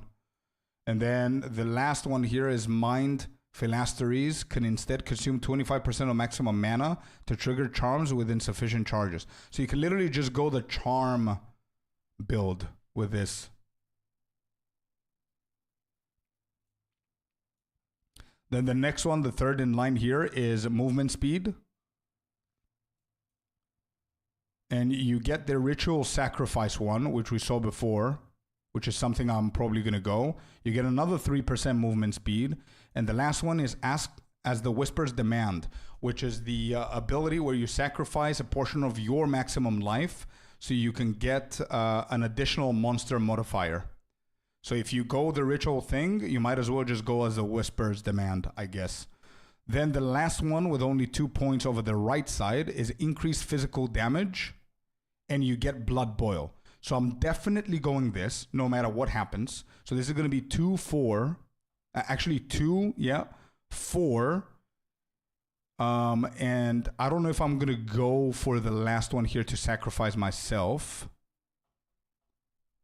It would be cool if it was the other way around, but whatever. Like, imagine if you sacrifice 20% of your life and you grant a random modifier, and then you can sacrifice them to grant an additional one instead of the other way around. That would have been broken, I think. So there's 2 points for sure for Blood Boil here with 20% physical damage. I think that's big.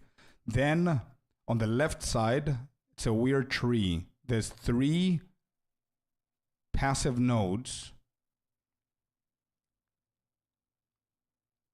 Oh, it's the ring slot on the left side. So you can choose to either go 30% reduced maximum mana. You can either go for 25% reduced spirit. Or you can go for -15 to all elemental resistances. So you guys are reading right. All 3 of these are negatives.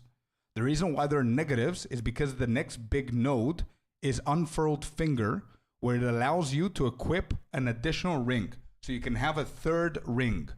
But in order for you to get there, you need to get one of the negatives here. Yeah, Tsunami, I think it would be good with Herald of Ash. But again, we need to see what else they're going to bring in. But I think it's going to be a good one. Okay, so if I would have gone with this, it depends on the mana costs and everything. Reduce spirit. I don't know how many auras we're going to need. So 25% reduced spirit. If we just focus on the 100, we're going to have 75. If we need one big aura, then we need only 60 spirit. I don't think we need more than that. So that should be fine. If we need 2 small ones, that's going to be fine. But if we need a 3rd one, it's going to be bad. But again, you can just find one item that has a little bit of spirit and it's going to be covered. I think Ritual Sacrifice. Maybe Reduced Spirit is the go-to here. I don't know. We'll see. And then getting the ring slot for sure. And then if you want to expand here, it's 3% increased attributes and 25 increased bonus gain from equipped rings and amulets. Oh my god, that's so good. Oh my god, that's insane. 25% increased bonuses gained from all equipped rings and amulets. So you're going to have 25% of all bonuses on 4, not 1, not 2, on 4 different items. So think about this, right?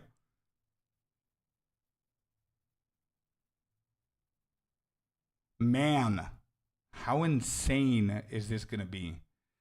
Think about the fact that you can simply go with a normal chest with some spirit on. You can go with a spirit or with the elemental resistances on the rings. Let's say your first ring, you're going to have 3, right?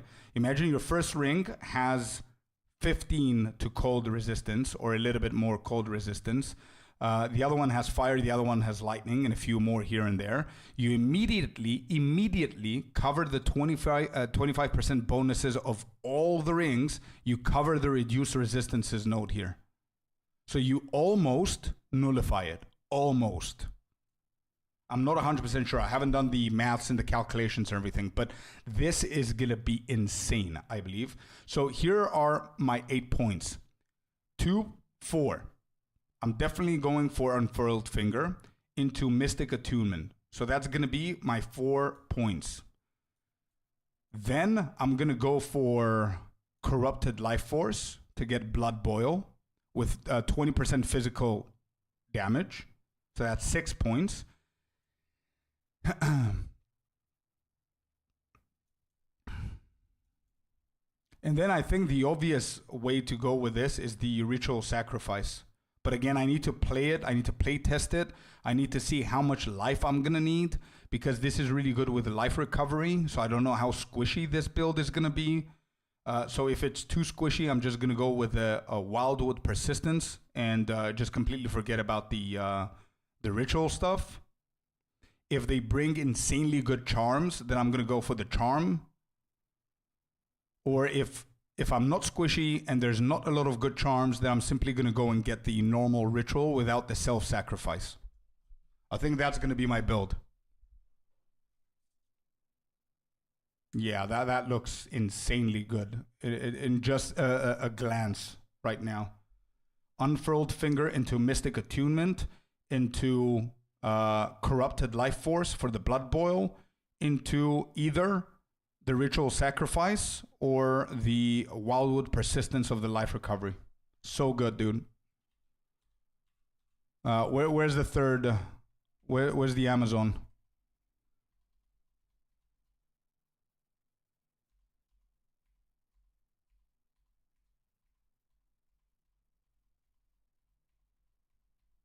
There.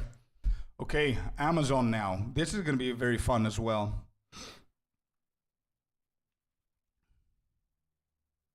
Okay, let's start with the right side first. So here, this one is 20% increase evasion rating.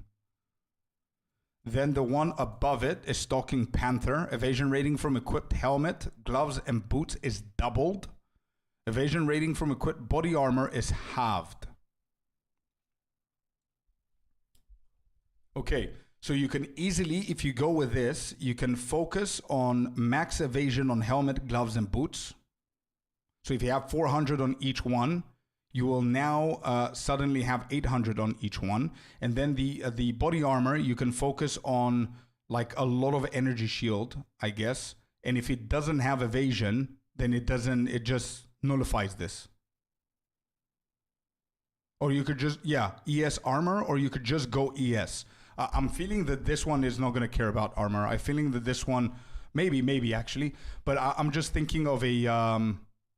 Actually, no. I know what we could do. I know what we could do. Where's the...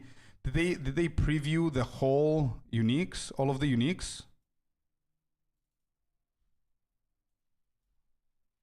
I know what I can check. This one. There you go. That's fine. Imagine you equip this shit on the Amazon. So this evasion is going to go down to 110. So who cares, right? It's fine. But I think she's going to benefit insanely with these 3 heralds. I meant chest? Yeah, me too. Yeah. Same here. We're on the same page, Artie. So yeah, helmet, gloves, and boots, you go for full evasion. And then your body armor, the evasion is halved. And I'm saying, what if you go with this one? If you find it, obviously. I think this is going to be a very good unique for the Amazon as well. Not only for the monk.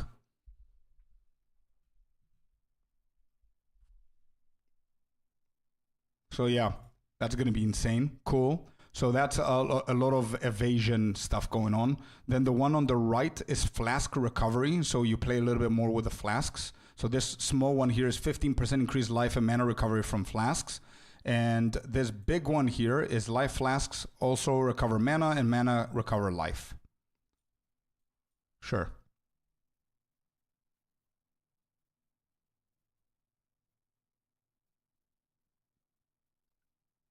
I started on Amazon? What do you mean you started on Amazon? Where are you, Nikos? Are you in the future? And it's 4th of April there? Did you think to pair this chest with gloves that convert elemental damage one to another? Oh, yeah. Yeah, that could be cool as well. I don't remember what it's called either.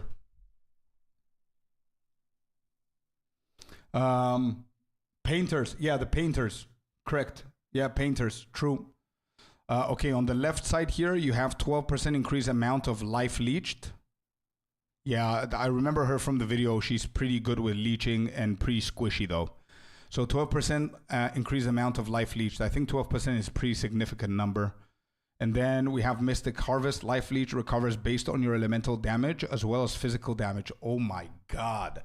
Yeah, this is going to be insane. No, I mean, what I've seen in the video, she's very squishy. But what makes her sustain is the amount of leech that she has. Like, if you go with this, it's insane.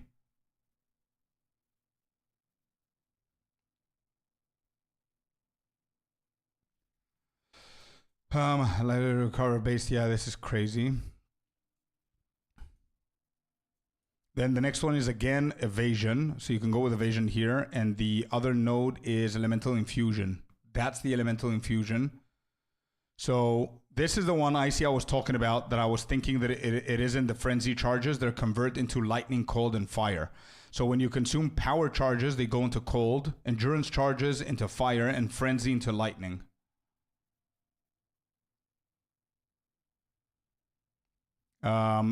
And then the last one is infused avatar. 50% chance for infusion to not be consumed when infusing projectiles. Right. Okay. Okay. Then the next line over here is predatory instinct. Reveal weakness against the bosses and whatever. More damage against enemies with an open weakness. We have speed. We have accuracy here. And the last one is penetrate.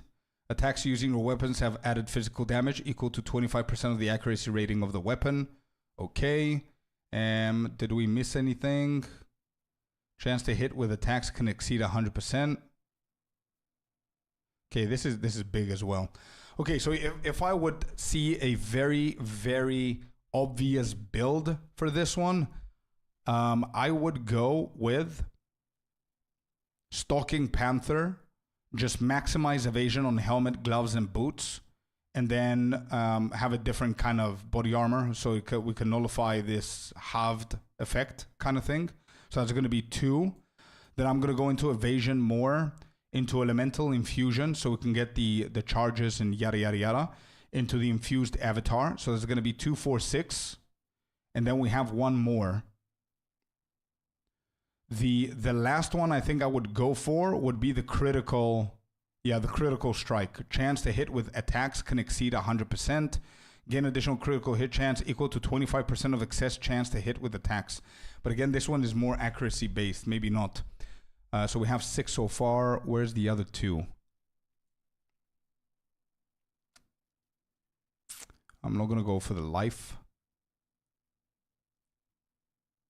Oh, never mind. I forgot. I forgot about it. Mystic Harvest. I would go for.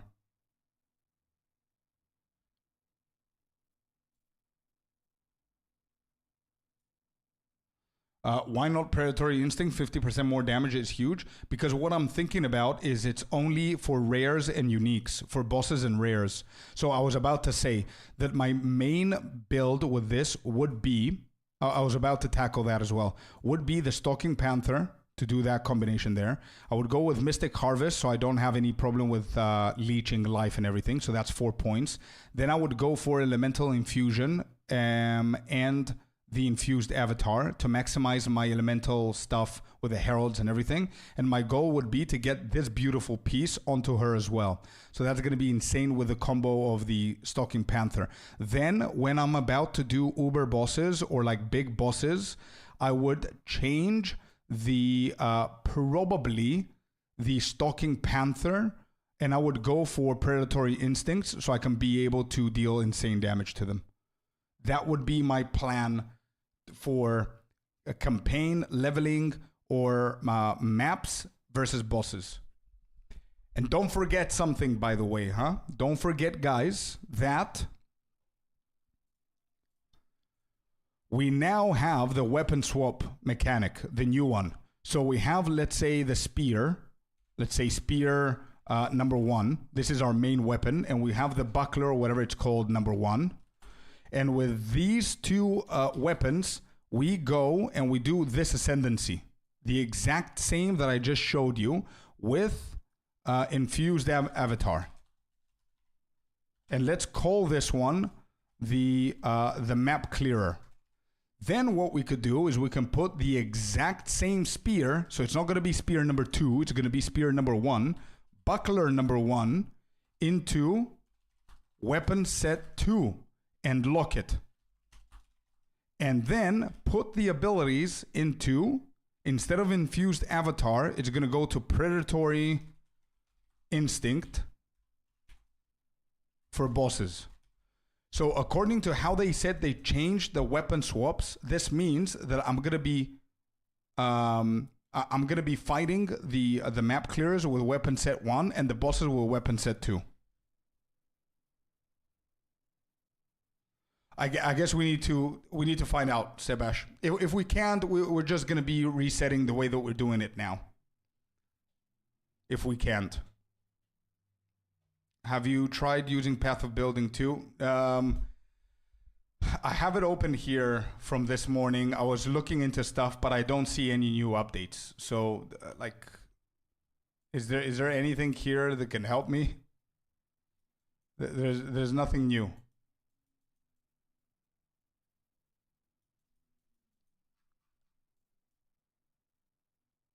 If you like to theory craft, it's a good program. I only used it a little bit in PoE 1, so I can check a few guides here and there. I think I know the majority of things about Path of Building, but I need to get into it. I think now my guides, the new guides that I'm going to be doing for the new league, I need to start using Path of Building.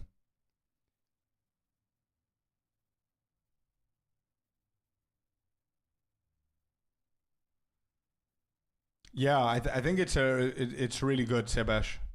Instant leech with ascendancies that mana flask also recover. Yeah, this one right here. Where is it? This Asmeri Brew.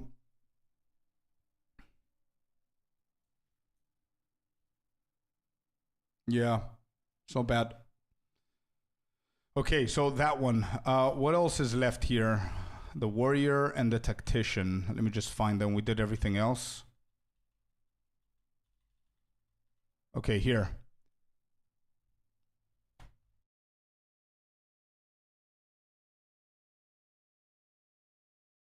All right, before we go and craft the chest, I want to see the left side. And why would anybody prefer these over crafting a chest here? So the first nodes on the left side, we have 20% increased fire damage, which is big. Grand skill, fire spells on hit. Heat of the Forge. Okay. So that's 2 points. Then here is 15% of fire resistance. And then this is modifiers to fire resistance, also grant cold and lightning resistance at 50% of their value.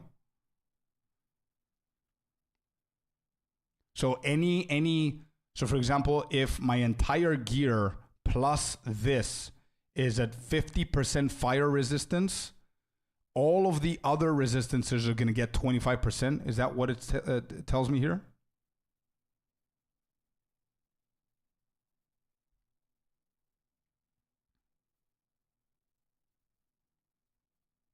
I think that's what it says. Okay, this is decent for defensives. You're lacking that early on. I don't think this is something you will go for at endgame. But then the continuation here is Forge and Flame modifiers to maximum fire resistance, also grant maximum. Yeah, this is pretty nice combo if you go that build specifically for that, I guess.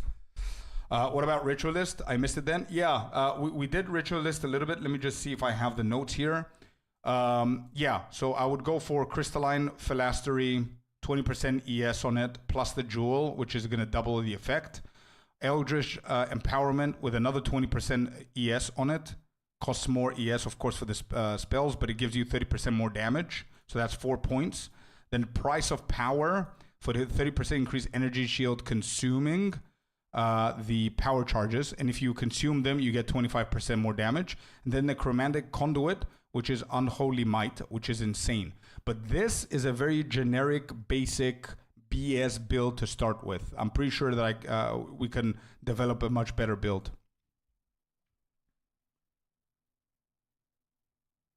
40% fire resist gives 20% cold and lightning. Yeah, apparently, according to this, that's what it means, yeah.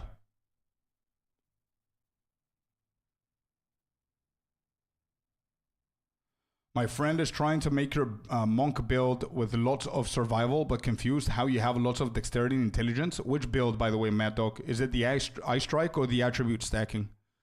Okay, so this is just the defensives. Okay, cool. So we could either go defensively or we can go Heat of the Forge and get the ability fire spells on hit plus 20% increased fire damage, which, by the way, don't forget that there's a shit ton of fire stuff coming up for the warrior. The third line here is 20% increased melee damage, not bad. And we have Against the Anvil, which is Grand Skill Temper Weapon. Is Temper Weapon the one where you have animated weapon with you, or is it the one that you forge shit?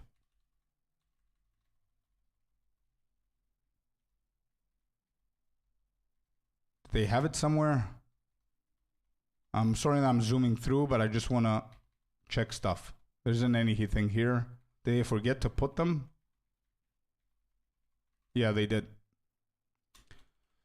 It's one of the two. Let me just read the other one. Maybe we're going to figure it out on our own.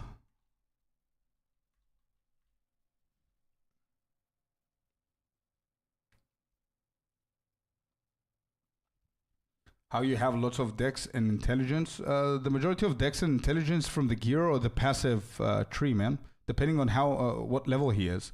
Like if he's looking at my end game build where I'm like level 95 or 96 and he's currently at level 45, of course he's not going to have enough because obviously the gear is going to be low and he's not going to have enough levels to scale through the passive tree to get the attribute nodes. You know what I mean?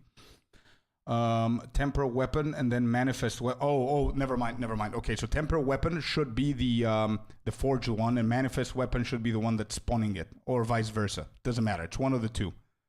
So usually you might want to play with both of these, and this one gives you minions deal 20% increased damage. Okay. Okay, and then you can craft a normal body armor. This passive skill is free to allocate. Oh. What? Oh, okay, so this skill... Okay. So this one click is free. Anything else that you consume here, you spend your points. 2, 4, 6, 8, 10, 12. So you can use all 8 points in here.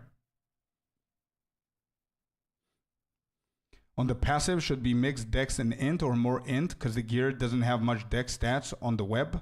It depends if he has the Hoa gloves. If he has the Hoa gloves, then yes, you want to focus a little bit more on int.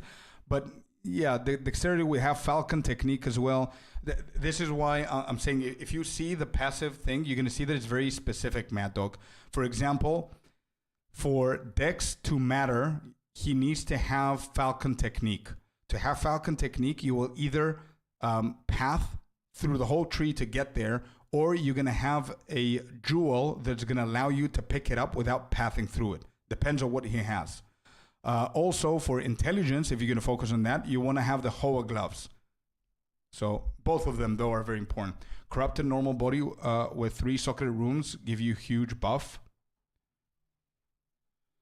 Yeah, very true. So let's see what they can put in here. So you can put 8 points. Body Ground's armor also applies to chaos damage taken from hits. Grants 100% stun. Grants 75 cold, 75 fire. 15% increased maximum health. 20% increased strength. 75 lightning. So you can literally either go for a godly chest that you craft yourself, like what Nico said. You go for a corrupted base body armor with 3 sockets, and then you slap 6 modifiers on it from your points. So for example, you can go with 75 Let me see. 20 increased strength.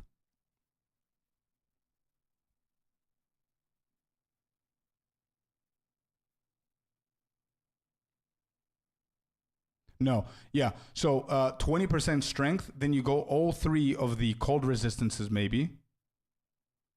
Everything else is defensives that is very situational. Oh, only 4. Right, so you could do 4. Yeah, I would go the most basic shit ever. 3 resistances plus the strength. And then every single other item will have no resistance. I'm going to focus on all the other modifiers.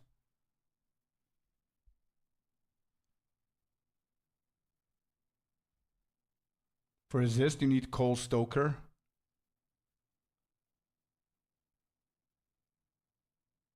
I see. Okay, cool.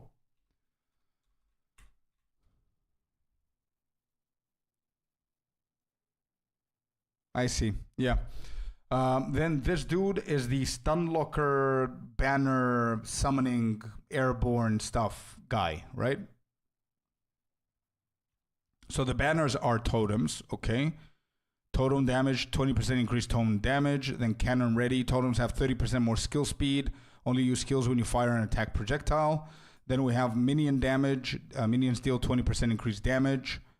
And you get the supporting fire. Definitely going for that one early on to try it out. What else do we have here? This is probably the spirit one. 100% of armor is extra stun. Evasion is extra ailment. Increase armor and evasion rating. And then this. Wait, what gives supporting fire? Oh, supporting fire is this. Okay. Summon a hidden artillery squad trailing you that can fire volleys of arrows. Cool. Defend with 200% of armor. Enemies have accuracy penalty against you based on the distance. Maximum evade chance is 50. Maximum physical damage reduction is 50. Huh. So this one reminds me a little bit of the monk's current armor node at the very top left of the ascendancy, the invoker. Okay. Then next, the other half. This is spirit. Projectile damage builds pin. Increase pin buildup. And pinned enemies cannot perform actions. So this is the full stun lock build. Then this one is persistent buffs have 50% less reservation. Allies in your presence gain added attack damage equal to 25% of your main hand weapon damage. This I think is big. And place multiple banners. Okay, so if I were to construct this, I would definitely go for Unleash Hell. So that's 2 points over here. What are banners totems or no? No, I don't think so, right? Totems are like ballistas and stuff like that you could put. So I would go for Unleash Banner. That could be one build. Into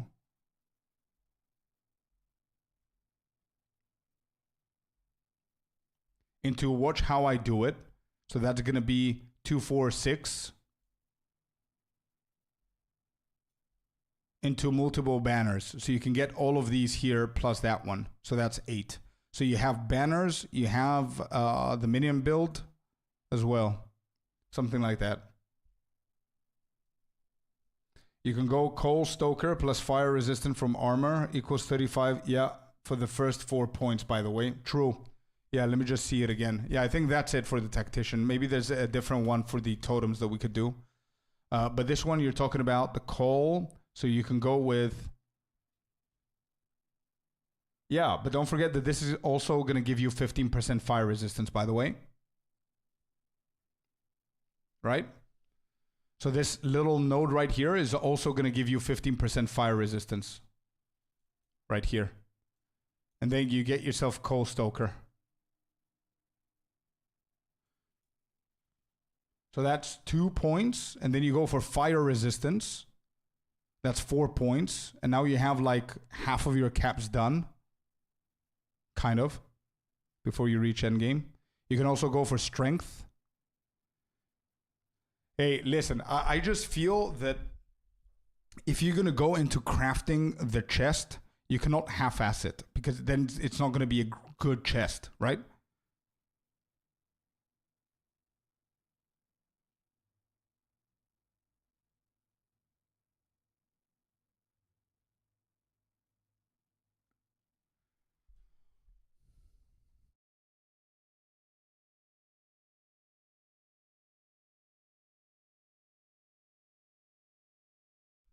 Yeah, but ring and amulet. Yeah.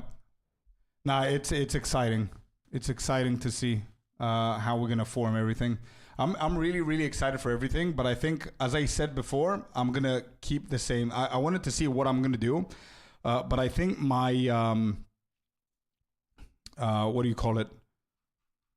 The way that I'm gonna do everything, the order is gonna be Huntress, Ritualist first, then Huntress, Amazon second, and then Lich, Witch, I think third, and then I'm gonna take it from there because I'm really excited to try the what do you call it? The warrior as well and the tactician. So we'll see. But yeah. Okay. Let's go over here. Okay. So guys, I have it in reverse. Of course you do. How much weight is gonna have to be on the ring and amulet there for resists? Yeah, I don't know, dude. But it's going to be... I think it's easier on the warrior for the resists and everything at the moment. But listen, guys, I'm going to go rest up a little bit. I have the video that I need to edit tonight. I'm going to stay late until I edit the whole video. And I'm going to provide you guys with a YouTube video tomorrow for all of the updates and everything in one. Thank you so much. It's going to be a shorter stream today, 5 hours. Not bad. I'm going to send you over to Gazi right now so you can enjoy some more high-end content from him. And that's basically it. So thank you very much, you guys, for being here. I appreciate every single one of you, as always. I'm going to be back on stream on Monday. I do not stream on weekends, but on Monday we'll be back. And next week is the start of a great-ass week. Next weekend, we're going to go the whole day, just letting you know, okay? Next weekend, we're going to be streaming the whole weekend whenever it releases. And we'll take it from there. But yeah, thank you so much, every single one of you guys. And I'm going to see you on Monday, as I said. Peace. Thank you. Let me just raid Gazi right now. Go over and say hello from us. And I'm going to see you guys next week. Bye-bye. Have fun. Have a beautiful weekend ahead of you. And thank you so much for the follow, for the subs today, for chatting, for lurking, for everything. I appreciate you guys a lot. Thank you, thank you, thank you. Peace out. Have a beautiful one. Bye-bye. See you guys.